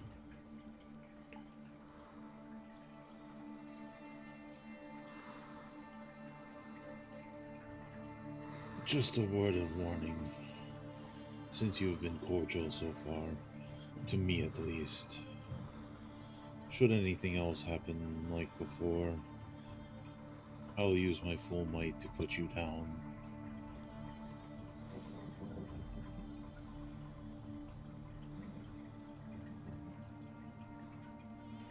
I would expect nothing less.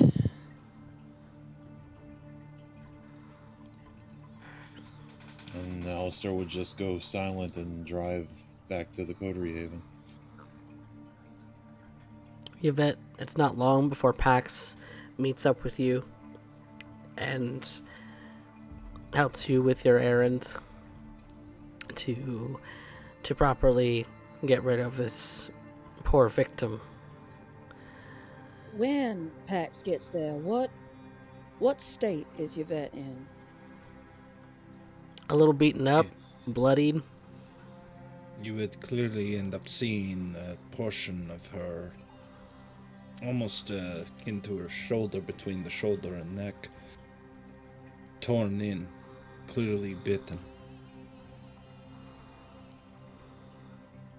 She's using her over jacket she always wears, placed over the body. She is currently trying to stand at what you can only guess is a position of attention, like some form of sentry or guard, making it very clear that this is an area to not park. But she says nothing. She's just trying to remain still as statue. As Pax pulls up, putting the vehicle between Yvette, the body, and the rest of the car park, she climbs out. She does a once-over of Yvette, looks to the body, takes a glance around, and on not seeing Alistair or Noel, what happened? Monsieur Knight is escorting Monsieur Noel to Haven so that they may rest for the night. This removal is on Monsieur Noel's tab. And what happened to you? She looks at the wound. It's very clear she's tempted to just spill her whole guts and everything, but she just simply looks to Mademoiselle Cosetta and simply says, "Nothing of consequence." Pax takes a step forward towards Yvette.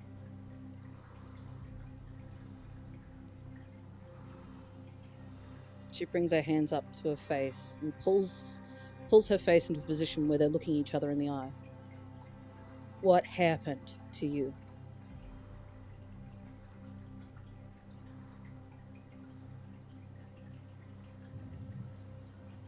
I did my duty, as is expected. Monsieur Noel is safe and going to heaven. His mission, as we know it, is complete to the satisfactory of the coterie, and he's on the court.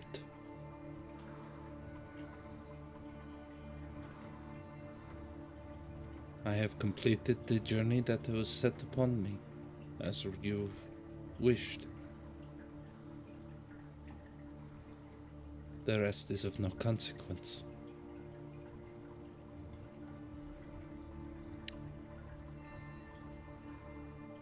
I would like to use premonition to find out what the fuck happened to her. Rouse and make me a premonition roll.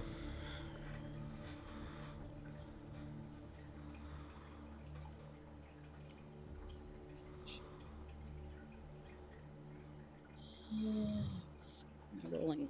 Resolve discipline, yes? Yes. Resolve all specs.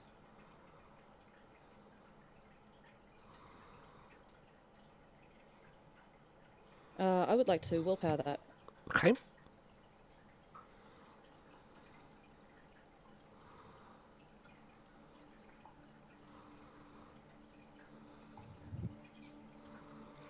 One extra dice.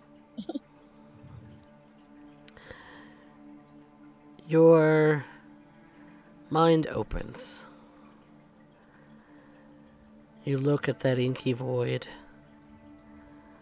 The one that tells you all of the secrets.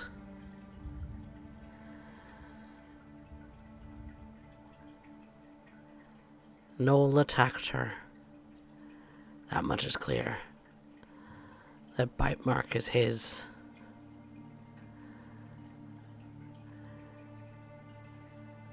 He let himself go. He let himself go too far, and Yvette paid the price.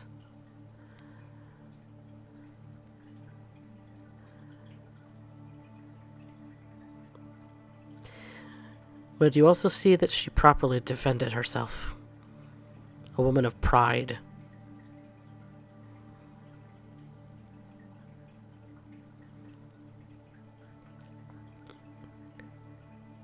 She stood boldly, her sword in hand, and made Noel heel. Like a dog.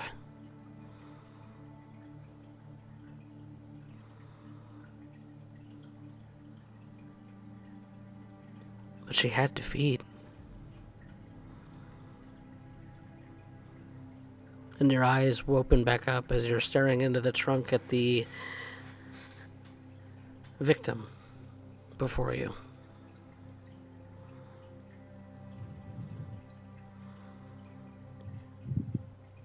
And now it starts to make sense.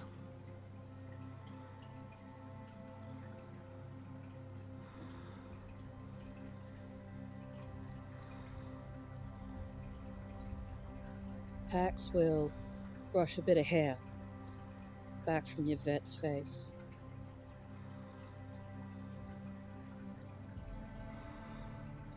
There's a first aid kit under the seat in the front of the vehicle. You can use that to cover up the wound at the very least.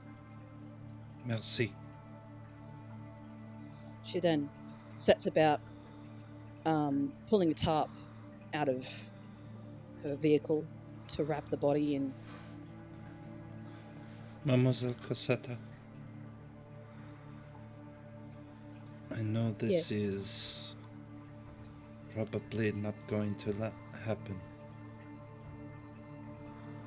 In fact, more than likely, even doing so, you would have to lie to me.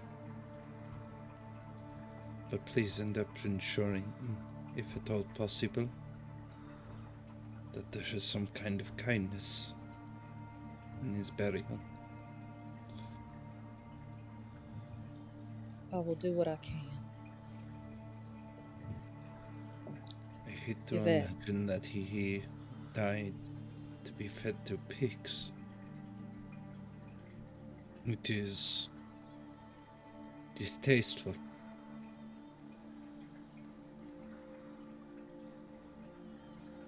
I understand. Yvette, a great disrespect was paid to you tonight.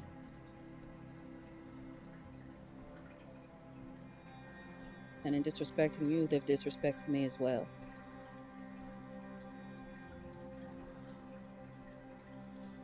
I'll make sure he knows that. Mademoiselle Cosetta, the disrespect is mine to bear. Yours My guess. and Mademoiselle Cosetta, please. Yours occurred with the dawn. Is too precious to you. This is something between you and him, oui? So even if you wished for it, you could not go against his wishes. So do not place yourself in a place where you must compromise. That is what I am here for.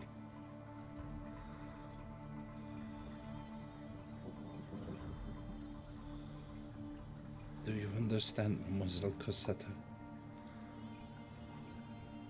Better than you know. She takes hold of the first aid kit, starts to bandage herself Not that it is needed at this exact moment. But Yvette does not wish to heal at this time. For once, the Pax. beast does not hound her, so she wishes to enjoy it.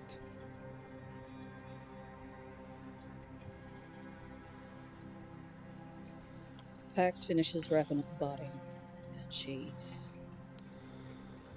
struggles to get it up, but she lifts it, pulls it into the back of her vehicle,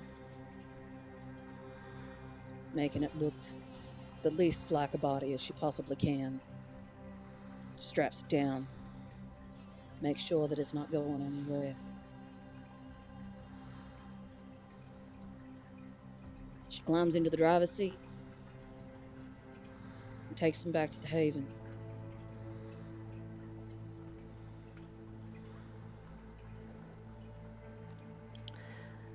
You all make your way to the Coterie Haven finally.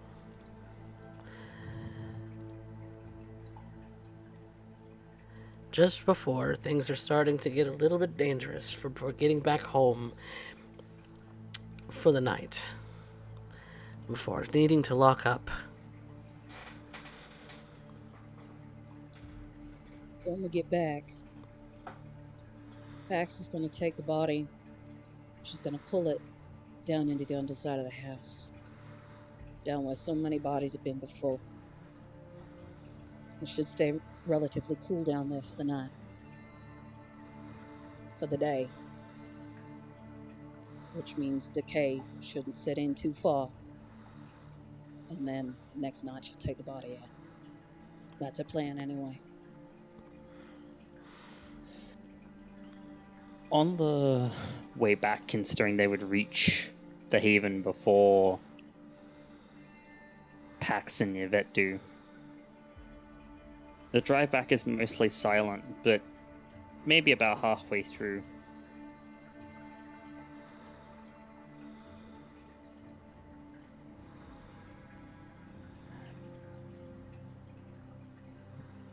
Mr. Knight, a question, if you'd humor me. I'll just see a set of eyes in the rearview mirror.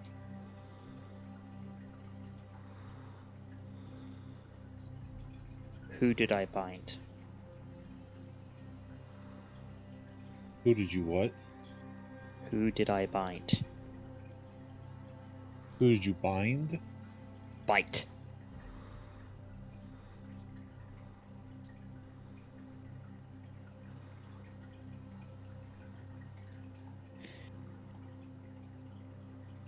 And it is most important to me that you be honest.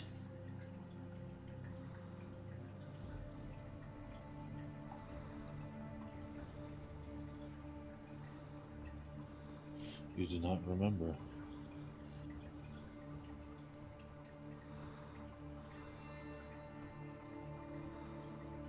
I had lost myself. It's not an action done in any form of lucidity. Less so with any sort of intent. At least, intent that's my own, as far as we have it.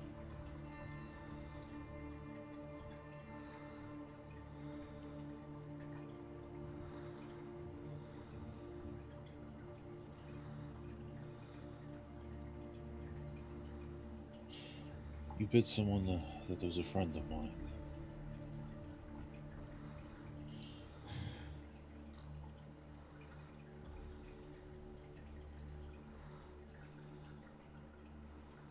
I need a clan from you, Mr. Knight. Who did I bind?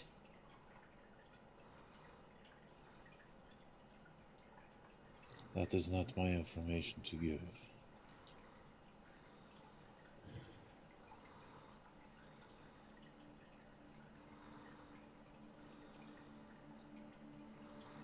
It might rear itself nonetheless. Should she deem it prudent, she can answer that question. But I cannot tell you.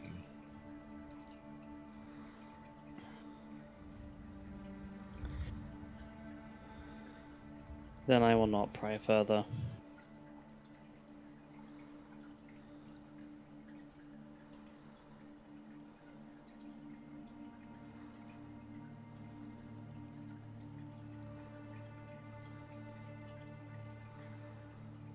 When we get back to the Haven, since he has not healed himself because he has not been able to feed yet, Alistair is going to go to the junk drawer in the kitchen that every house has and get out a staple gun.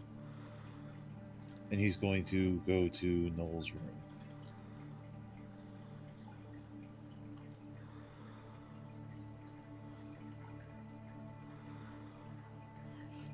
We do not have a way to suture you, but you can put yourself back together with this. There's a first aid kit in the Rolls Royce.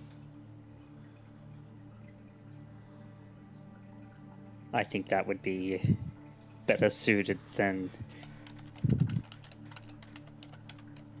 What did she call it? Or what would she call it?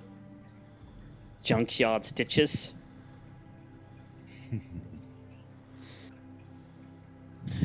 I'm just... It's just a thought. That's Should not Mr. a bad Gregory Douglas return and retrieve it for you, I'll leave this here just in case. I thank you for the I thank you for the ingenuity. It reminds me of a good friend of mine who lost herself just a little bit more.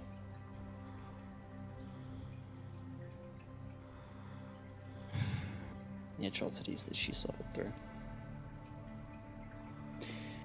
And he's gonna go out to the car because he did because Gregory did give Noel the keys. And it's about that time that everyone else has started to file back in too. And he does grab the first aid kit out of the Rolls Royce before closing it back up and covering everything. And silently walks into the room that had been set aside to begin patching himself. He's done this a couple of times. Does Pax see this? I don't see why not. She kind of rubs her brow. She says, "Come here. Sit your ass down. You too, you vet. Come here. Sit your ass down."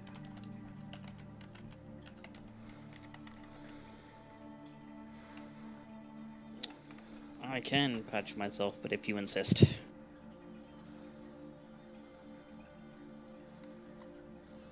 Pax would start with Yvette and would try to make it less noticeable through stitches and whatnot, closing the wound up. Yeah. And she's not bad. Noel's just covered in slashes. Yvette will come to the table, but she will not sit. She instead places her case upon it. And just watches Mademoiselle Cosetta. And maybe Pax will notice a slight pleading look in Yvette's eyes. Don't do this. Don't do this, please.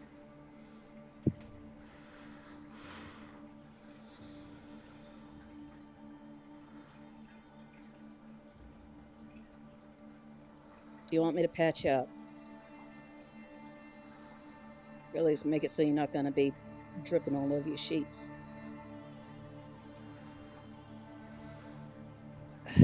I'd appreciate the assistance. Wasn't talking to you.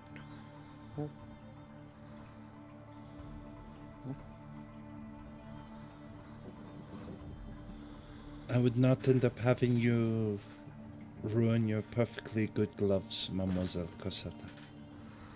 It would be a shame for you to remove them in such a ghastly manner. That's what I do, Yvette. But okay. Oui. Make sure you keep it clean. As you wish. She moves over to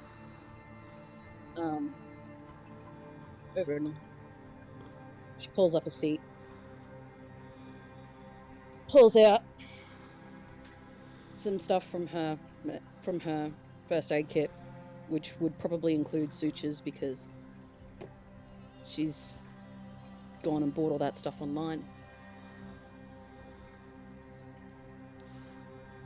And as she stitches him up, she makes sure it hurts.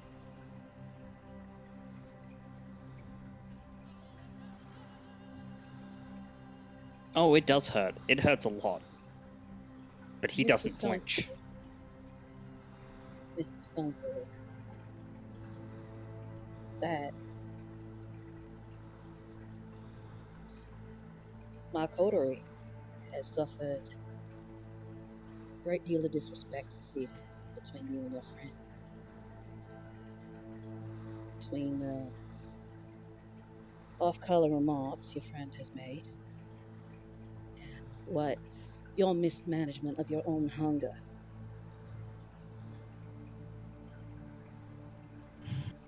I'm aware you are here as a guest of Boss Hernandez. But these people here, they matter to me.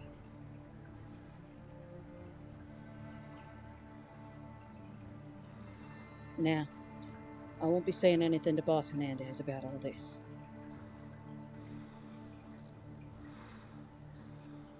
But god damn it, I'm a couple steps away from a rage. Miss Cassetta.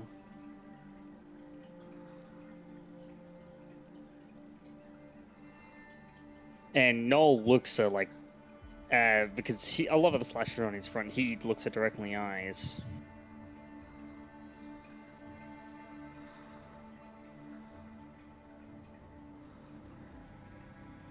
A price in blood was unduly taken, and so a price in blood shall be repaid. That is all there is to it. You know, Mr. Stoneford, all of this could have been avoided if you had made one phone call. Just one.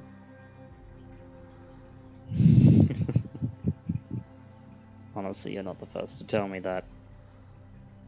But it is why this exact situation is why I did say what I did when we went hunting. But even before that, there's only one issue with what you said. What's that?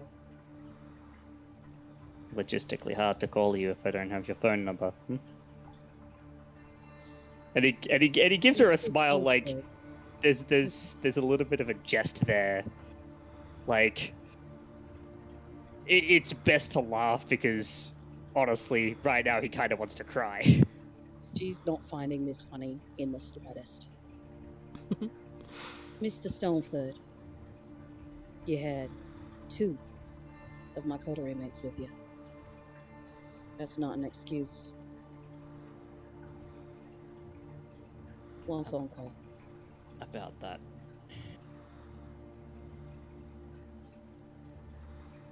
Mr. Knight had some personal matters to deal with this evening. Yvette And we'll get to that. accidentally tips her case over to slam on the ground. Oh, pardon. Shooting Just Noel a because look. he had personal business is also not an excuse.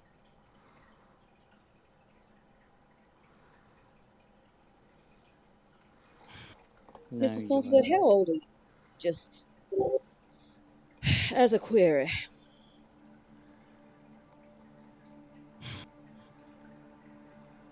How long have you been in this life?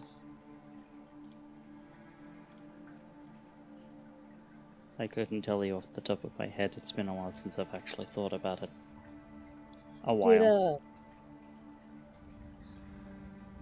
Did Boss Hernandez happen to inform you how long I've been in this life? He did not, in fact. I know very little of you otherwise. Okay, let me inform you something.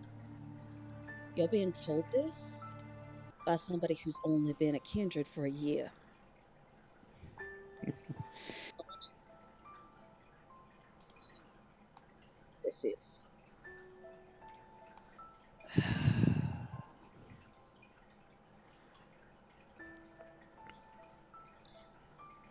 Keep your options open, Mr. Stoneford. And I hope to God that it does not affect other kindred like this again in the future. So,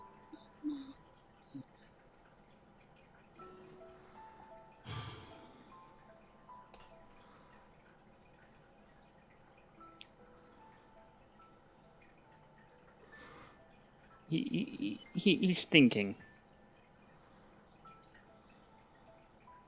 for a moment before he's like,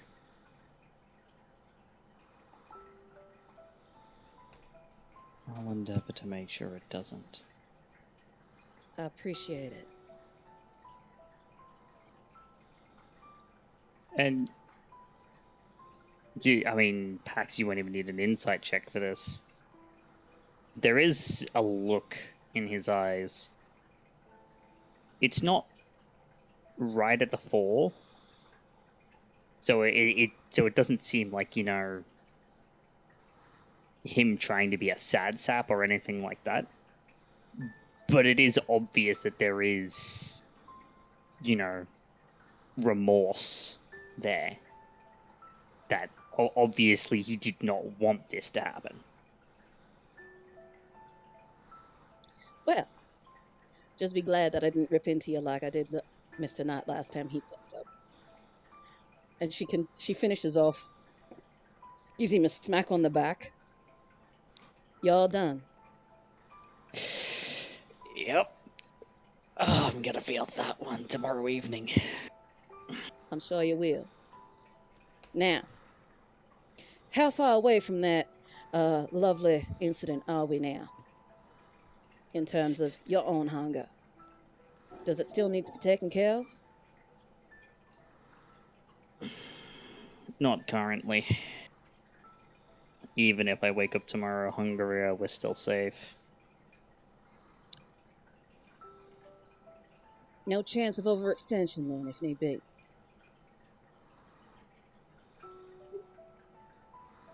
If I need to push myself at all tomorrow, I'll feed before I do. Right. Well, if you need something, say the word and I'll get it together. That is, after all, what I was put in charge of you to do. This is Boss Hernandez. Asked of me. So, if you need something, ask. And don't be afraid to call me. Yeah, I think I might like to grab your phone. Yeah. She gives him her number. And he puts it into his phone. I'd hope this wouldn't be the same mess as when Doc was here. Doc. Oh, yeah, you'd be coming from the same city. We lost you. Doc's here. So, this is where Doc ended up. I'm sure you'd like haven't been from the same city. There is much I could tell you of Doc and the rest of her former coterie, the Low-Birth Solution. Oh, lovely to hear. She was one of the reasons why this house is not currently trying to kill us. What, you got ghosts? Wraiths? Head. What you got? Head. But she took care of all that. Although you might still hear a few breaks of the dogs during the day and during the night. Nothing too major.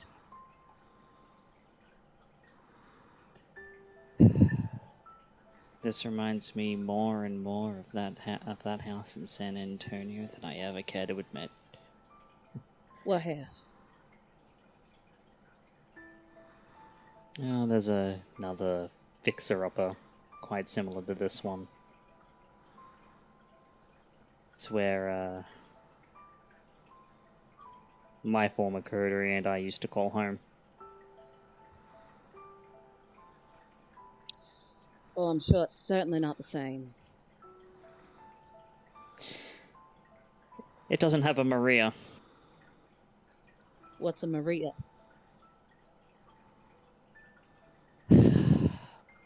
Something altogether incomprehensible, even to me. Well, I mean, unless you got bodies in the basement.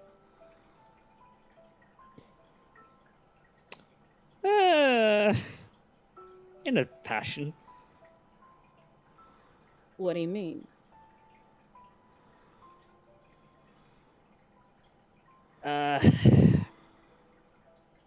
One of my former coterie mates, she's vanished.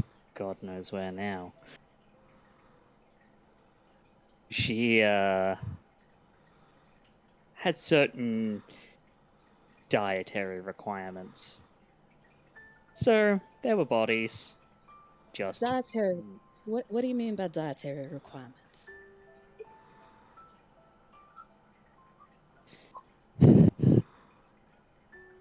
He kind of looks at his phone, looks at the time.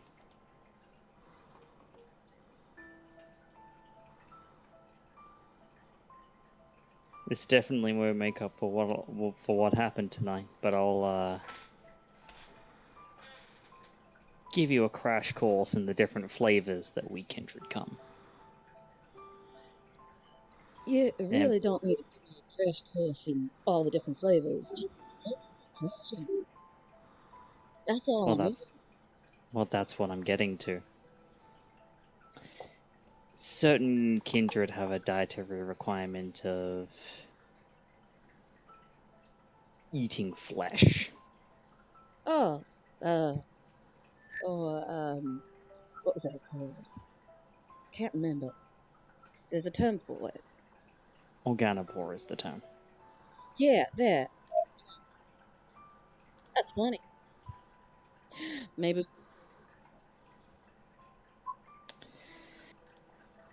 She was probably the toughest person I know.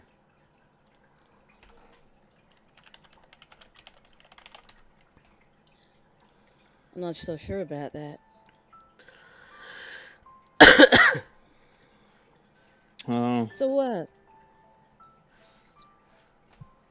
This whole what happened tonight?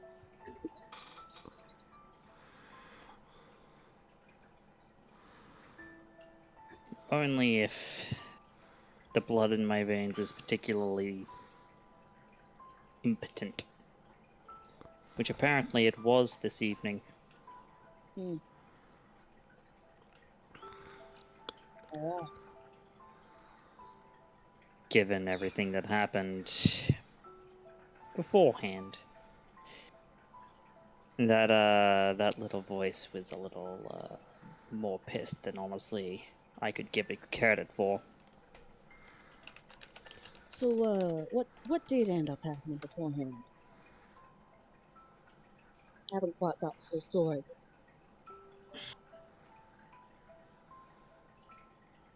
My target was a scapegoat.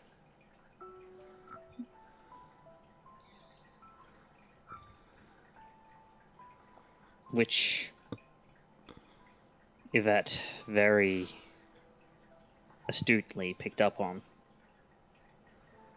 Wonderful acting, by the way.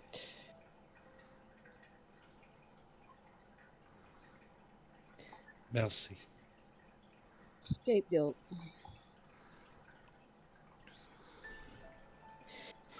So that lands the question. Person you got your information from. Do you trust them as a reliable source? That is a good question. Where did I get my info from? From De La Rosa himself.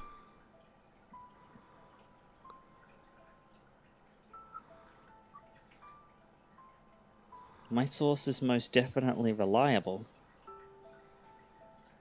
Are you sure? Positive. The thing is, however,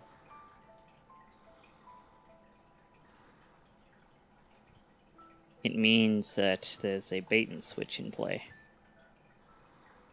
Again, something that Yvette has very specifically pointed out.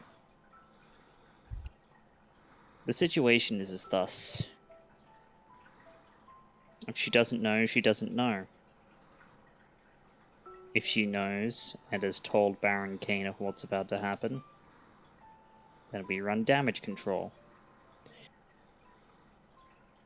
If she knows and hasn't said anything,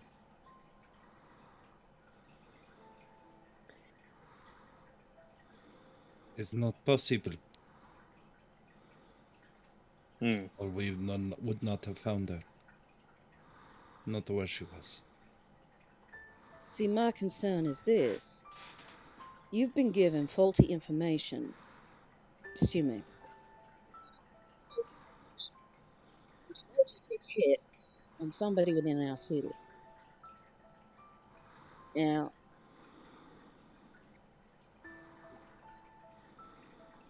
all things come and go, but if you were to go through with that hit, that would put us in a rather precarious position. not I'm as much thinking as you might think. Mademoiselle Cosetta? Yeah. Yvette walks around the table and gets close to you and whispers into your ear, much as she did when you all first met. Perhaps the hit was to give Baron Kane warning. If one of his kindred were to suddenly be reduced to ash and be removed, he would be searching. And what do you think he would find? That was my exact thought, Yvette. He pulls away. Deja speaks up. You trust your source. Where did your source get their information? Since it's obviously faulty.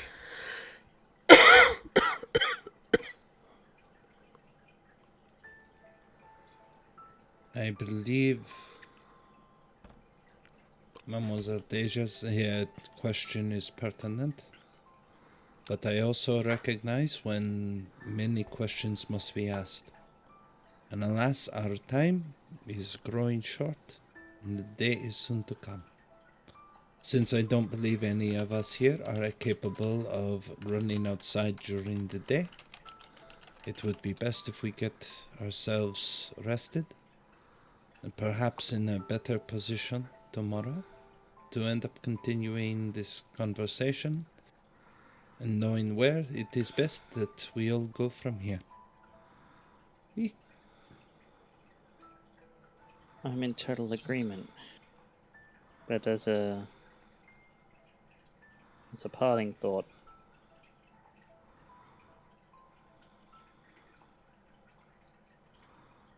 it's best not to question where the Nosferatu get their information. It makes them jittery.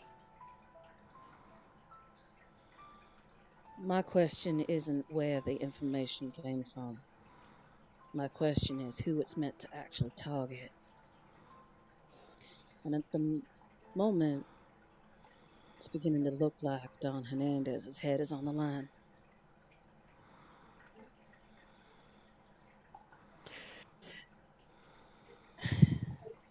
Honestly, that's a very good question. If that were the case, I don't know why he would send me of all people. Especially with faulty information. Maybe you aren't as likely to.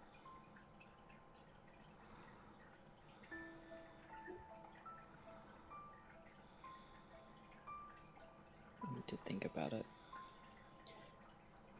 There are things here that don't add up, but Yvette's right. Tonight's not the night to think about it. For tonight will soon become morning, and I wish not to look at that ball of light. Very well. I believe your accommodations have been set up upstairs. You and your Quite. friends. Quite, and I thank you for your hospitality. Now is the time for me to make myself sparse. And he's gonna do just that.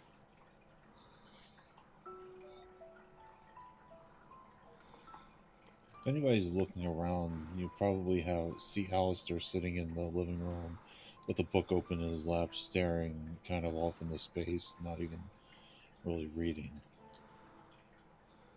Yvette will certainly approach Monsieur Knight,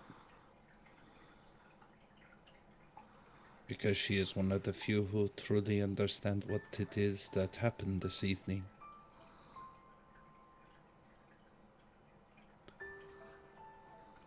She simply ends up standing next to his chair,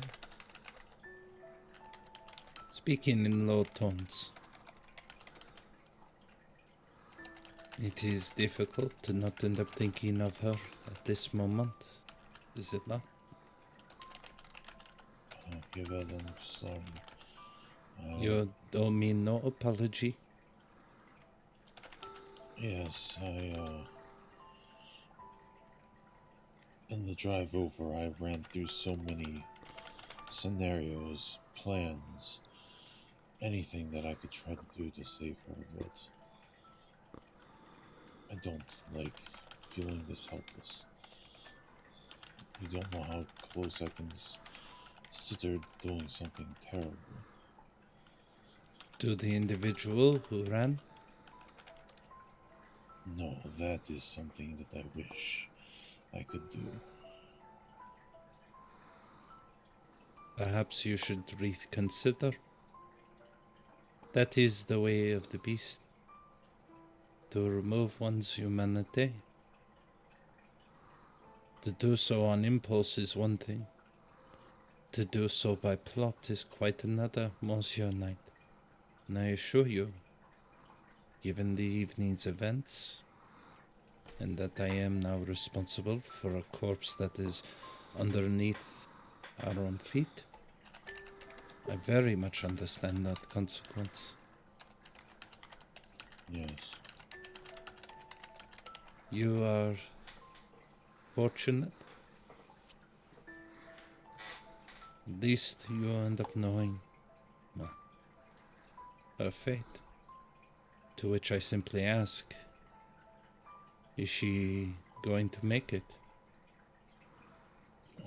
She'll be casted up quite extensively, but barring something unforeseen, the prognosis looks good. And perhaps you should be grateful. You have had a moment to know just how important. It's something that goes in time, I'm told.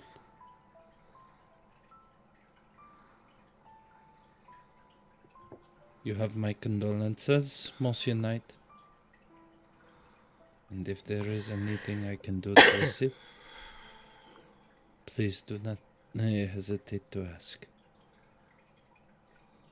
And a serious look across my face, and I wanted to say the same thing to you. I wish I was there tonight to help you. I'm sorry You are that not. I wasn't. So why must you apologize? What happened to you was regrettable, and It is should there part be of my anything- job, Monsieur Knight. It is part of my job to take the slings and arrows, bullets, bars, and blades on behalf of those who I am alongside. consider it nothing more. Well, Is that a If you raccoon say that's so. dying in the basement? Anybody else hear that? I Sounds don't like know. it's choking to death. Maybe it got something caught in the back of its throat. I hope it is not the body. If the body is still coughing, then we have more problems than we need to do.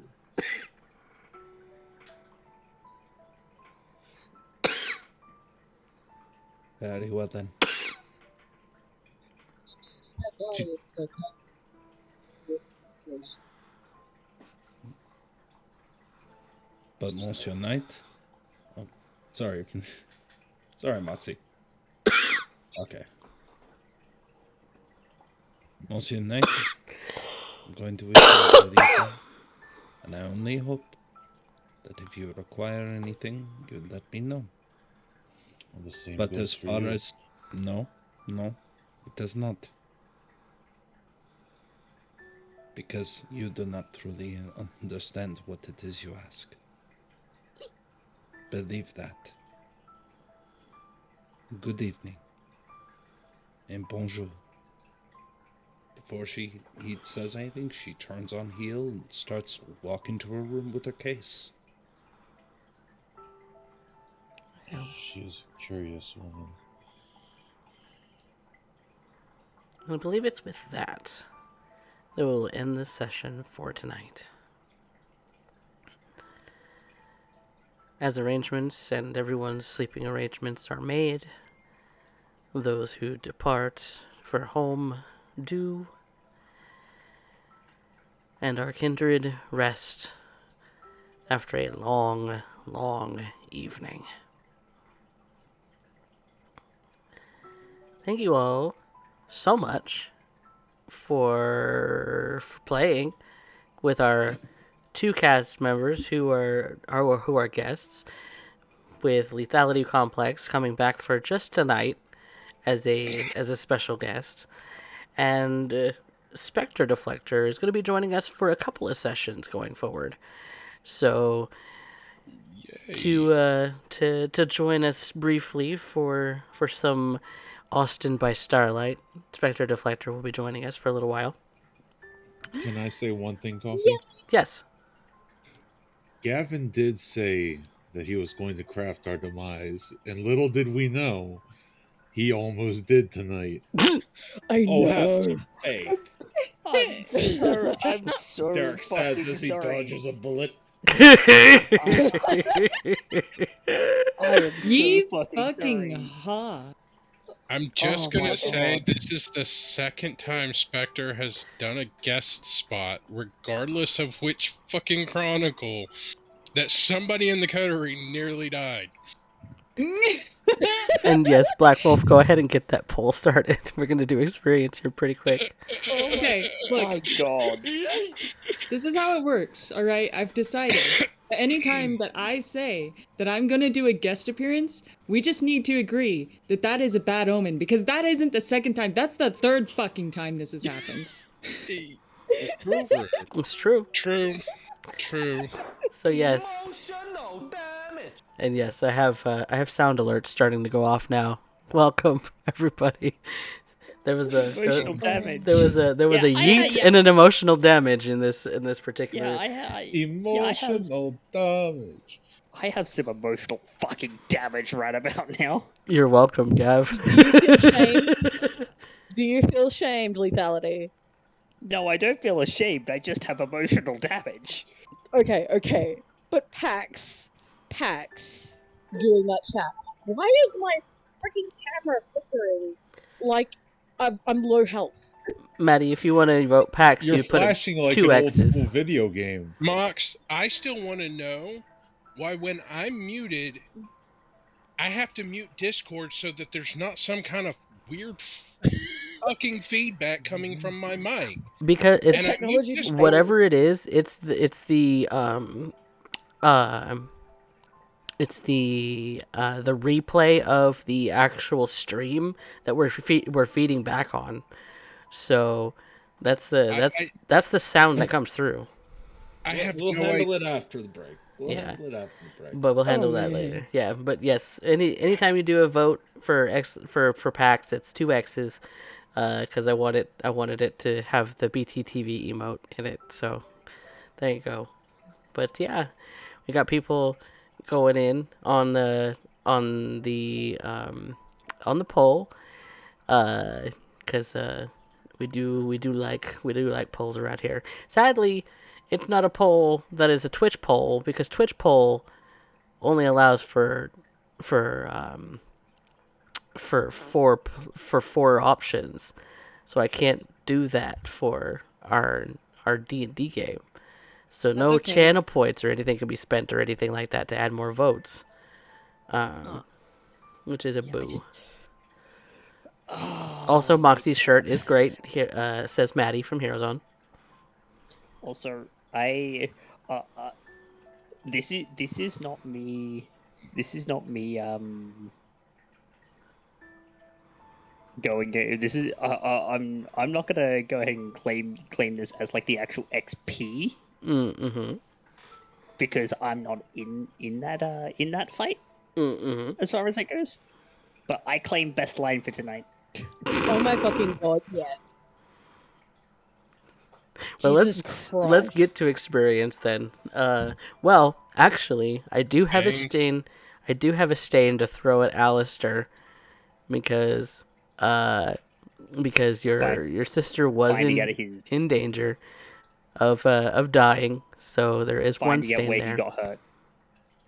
And Yvette is taking his stains, I have no doubt. In which one? I just killed somebody. I just Yes, ate Killed you an did. innocent. Yes, you did. That was a frenzy. So that's two stains. I also need to take a stain. Can I reduce that to 1? Okay. Because one of my convictions is protect those in your power. The reason she chose to end up feeding on him was specifically to protect any of those in her influence. Mm-hmm. Yeah, Would you agree? I would agree on that. And you said that Noel needs to take a stain? Yes. What does Noel need to take a stain for? Perform your actions with conviction. A thoughtless action is a reckless one, and he frenzied. It's true. And you went after Raven without actually committing. Yeah. So actually, I'd even say 2 stains would be fair. Yep. I'm thinking Pax might need to as well, because the guilty must be punished. Well, he didn't get punished. And He didn't get punished by you, but he did get punished. did he though? Yeah. Yvette did cut him up pretty badly. Like That wasn't another- self-defense. I wanted to staple That was back self-defense the- too. That Yeah. wasn't Back punishment together because of a crime. That was the result of a defending of the crime. Or crime. from Yeah. the crime. Yeah, that's true. So, guilty must be punished, and also give respect, demand respect. He disrespected them. Mm. They both kind of did. Mm-hmm. I mean, yeah, but the issue there is that I don't know. But I mean, it's not like she could really act against it, because if she was to act on that, it would be acting against the family, essentially. Well, she actually no. The guilty must be punished. She did technically punish him. She didn't Stabbing him deal with physical. needles. This is true. She didn't physically damage him, but she did lambast him pretty badly. Lambasted him pretty hard. Made sure the She stitches also hurt. made sure the stitches were deeper and hurt more than they should have. So Yeah. Why do you think Yeah. I brought the staple gun? I wanted that shit to hurt. Yeah. You should end up saying, no. You don't understand. You don't get the option of the med kit. Med Yeah. kits are for winners. Love you too, you asshole. Yeah, I would say that Pax did sufficiently punish Noel by lambasting him, by doing some really sadistic stitches, Yeah, I think she's okay in that regard. She did her job. I will say, however, one no Oh, I'm wonder. probably gonna be in a rough space too because Uh-oh. I passed mine. Mr. Knight, you Thank you, dropped in Lethality. humanity. God, I did it to Maria. Now I'm doing it to Alistair, and I'm not even in this game. It doesn't matter if Noel passes or not. Let's be real. Yeah. No, it does. It does. and it does, and you want to know why? Why? Because he's still Humanity 7. Oh, fuck you. Fuck Yep. you. So yes, it does matter. It matters a lot. From a hooray, fuck you. Because I mean, it's Noel's fault that Maria fell so low in the first place. So It's true. It's true. And Noel still feels so sad about it. You could see the Yes. sadness on his face because he is Humanity 7. yes, No, a hooray screaming from the beyond. Fuck you to the moon. You were To- embraced to- in the to be wrong fair- clan, Mr. Stoneford. You should have been a Setite. Yeah. See, the really funny. You want to know what the really funny thing is, though? Well, we were still working on it. We if Ray did what she had planned, going back to Brisbane, Mhm. her saying "fuck you" to the moon is kind of funny considering she sent herself to destination fucked. That was her goal. Yeah, She failed at it, but she that was failed her at it. goal. But that was her goal. Yep, That's why I said the she's climate in visiting San from Antonio beyond. is very different from the San Antonio you all left. Yeah. So, Yes. all right. but let's get on to So, experience because we've been Yeah. going for 5.5 hours now. Thank you all so much for sticking it out with us, guys. Everybody gets one who's at the table. I will still take Nice. that one. I will take the one. It's participation. I'll take it. Yes. Who had moved our plot? Pax. Pax was responsible for both arcs. Mm. Yeah. My vote doesn't mean anything, but yes, PAX. Says the man still giving his opinion. Oh, I'm gonna give my opinion, but it's just that. It's just an opinion. It's not a formal vote. You're so cute. I kind I of wanna say argue Yvette. I almost say Yvette a little bit too because Yvette kind of pushed everything on our arc way and did a lot tonight Mm-hmm. in furthering like personal things for me, the main goals. I don't know. That's just my vote. I mean, that's true. Well, I did start working on both of my desires. At least working towards my desires. Right. But I give it to PAX. Okay. So there's a couple of votes PAX. There's one for Yvette. What was your decision, Derek? Well, like I said, it was Pax that I ended up agreeing Pax? with. We don't have gonna vote Moxie's Yvette. vote. Yvette. I'm gonna do Split. this. Yvette. What? Split. It's a 2 and 2? My goodness. All right. Boss lady, Got call two it. guests here. Call it high or I mean, low. if you want it. Who what? High or high or low. low? High or low. Low. Big money. It's a high. Wham, I was wham. gonna say we've got two guests here. Why didn't you go off of their votes? Well, because it had already been decided that you wanted to roll off. Wham, wham. And if they both end up deciding one vote here, Pax one vote Yvette, it would have been right back to square one. Right, right. And knowing these two, that's exactly what would have happened.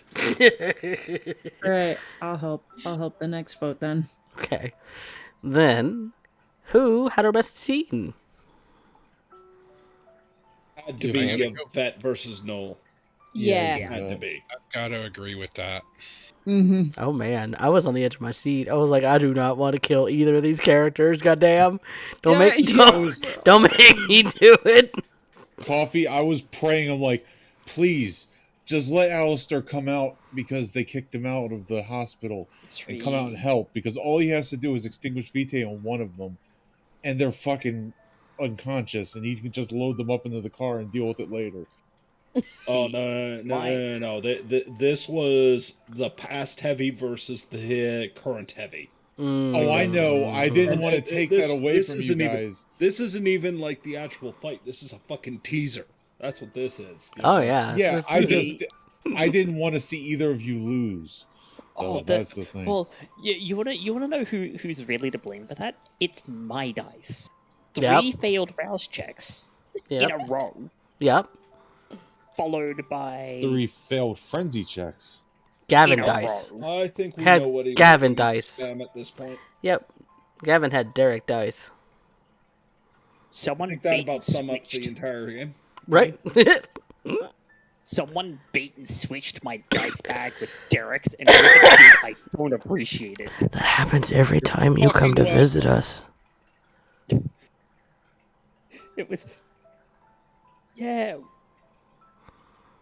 Every The thing time, is, Gavin. I probably would have rolled really high to kill Raven too, and then this never would have happened. Why didn't you commit, bitch? Says your beast. Because it's real simple. Because that's what because running straight into that scapegoat trap is exactly what you wanted as my dearest ST, and I'm not going to give it to you. I was along for the ride. I don't know what you're talking about. No, he's just quoting Helsing Abridged. Yeah. You're That's welcome. exactly what you want, and I'm not going to give it to you. You're I'm welcome. not apologizing. That or my pussy, but really you're dodging a bullet there. Rows of teeth. Like a shark. So Noel, we Noel gotta versus move Yvette. on or So we're you, gonna quote this. so Yvette is gonna get the experience for the best scene. Mm-hmm. Yep. So who had our best line? I have 2.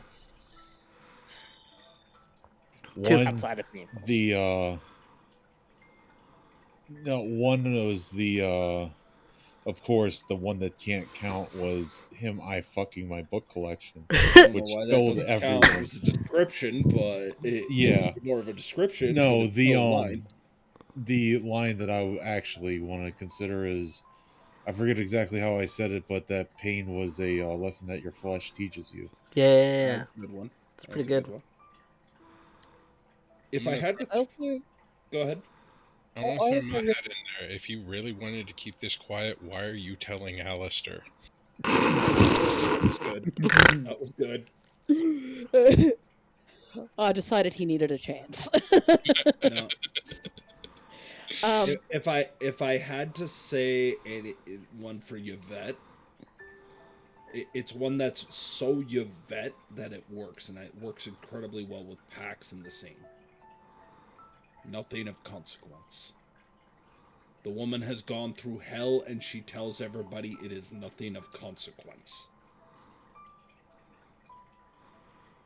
And then the saying from from Boss Hernandez towards Alistair when he said something similar rings up in Pax's head. I decide what's not of consequence. yeah. That just immediately put Pax on edge.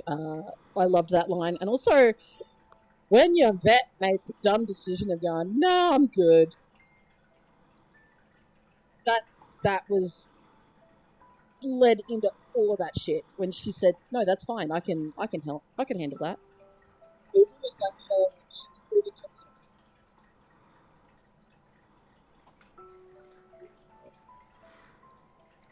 So who's getting Yeah, best but- line? I'm just throwing my line in there, but if I had to vote, I go, I want to give it to Deja. If you wanted to keep it a secret, why are you telling Alistair? That was You know what? fucking funny. Yeah, I don't know what about that. It's just, I'm just throwing my hat in the here's a line for consideration. But if we're talking about voting, then Deja gets me for that one. Mm-hmm. Deja, you Have get it. it then. Have it, Deja. And then the poll's already closed, so that was closed a long time ago. But Yvette got it. Yvette got it. Yeah. Yay! I will. Congrats. I will have to add since Specter's going to be here with us for a little bit. I am going to add them to the polls, for in the future and for consideration for XP in the game too, because you know they're going to be here for a few episodes, so that we can work with that. Because they have some goals to attain with their character with some XP. So I definitely want you to start earning that. But we now have a couple of streamers who actually stream in our little lineup here.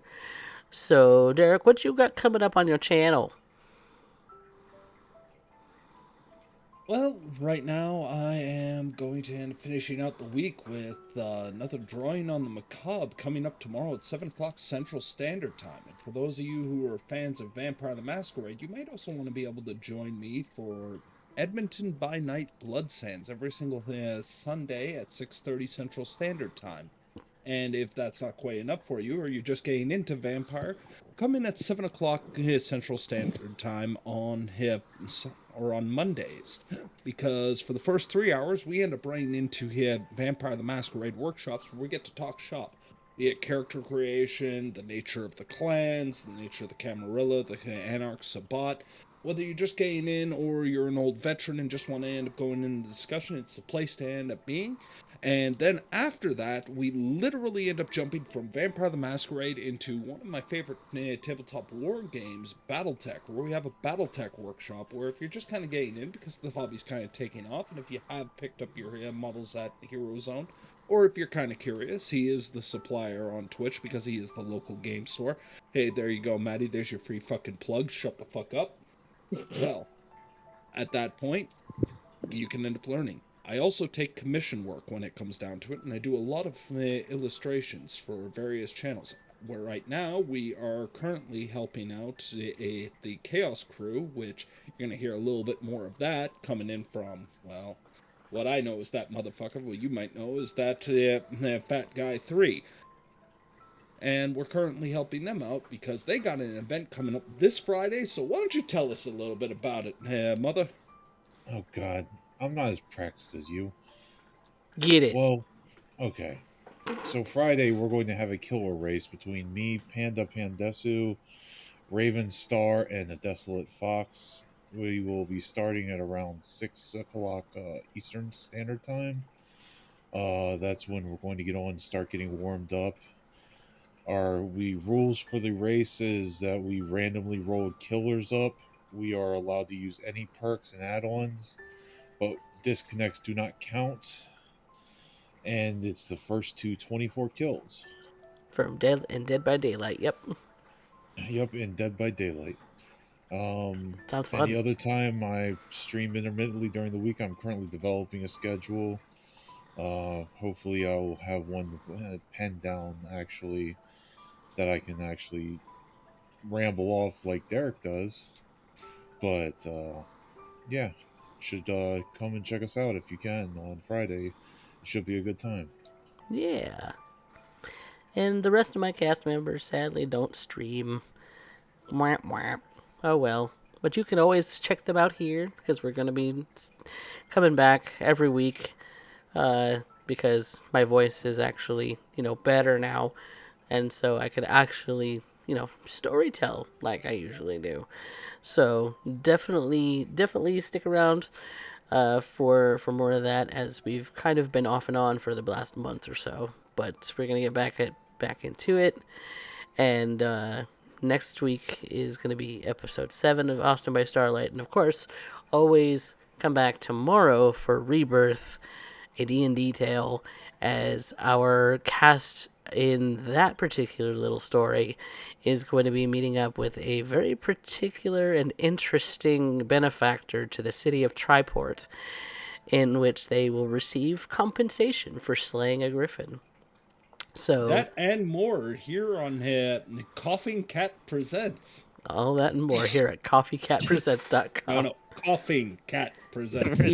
You shut your damn mouth. I caught that. I caught that. You shut your damn mouth. But yes, all of that and more here at CoffeeCat Presents, and we'll definitely be keeping going so that you guys can have more entertainment. So CoffeeCat Presents, where a dying raccoon tells stories. shut the Fine, I'll poke it. Oh no, I apologize. I'm just laughing because Blackwell posted in the chat, "You're cool, I can eat shit pot." Also, make sure you tune back in because who knows when Lethality is going to come back with Noel and stick more feet down his throat. Who knows? Or another character. Or another character. That's true. Hey, I take requests. Yes, I, as ever, am the ever illustrious LethalityComplex, and I am about to disappear back into the ether. Yes, we love when Lethality comes in because he's always a riot, and we miss him as a permanent cast member, but we know that, time zones and days off and other such things don't always line up. So, but we accept Days off, I rarely have those. we accept him when he is here because why not? But yes, thank you guys so much for watching, and if you guys want to check out more, come back tomorrow for some Rebirth, and next week Wednesday at 7 o'clock or 10 o'clock p.m. Central Time for more Austin by Starlight. Until then, say goodnight, everybody. Good night, Good night. everybody. Good night. Don't I fuck my books anymore? I do what I want.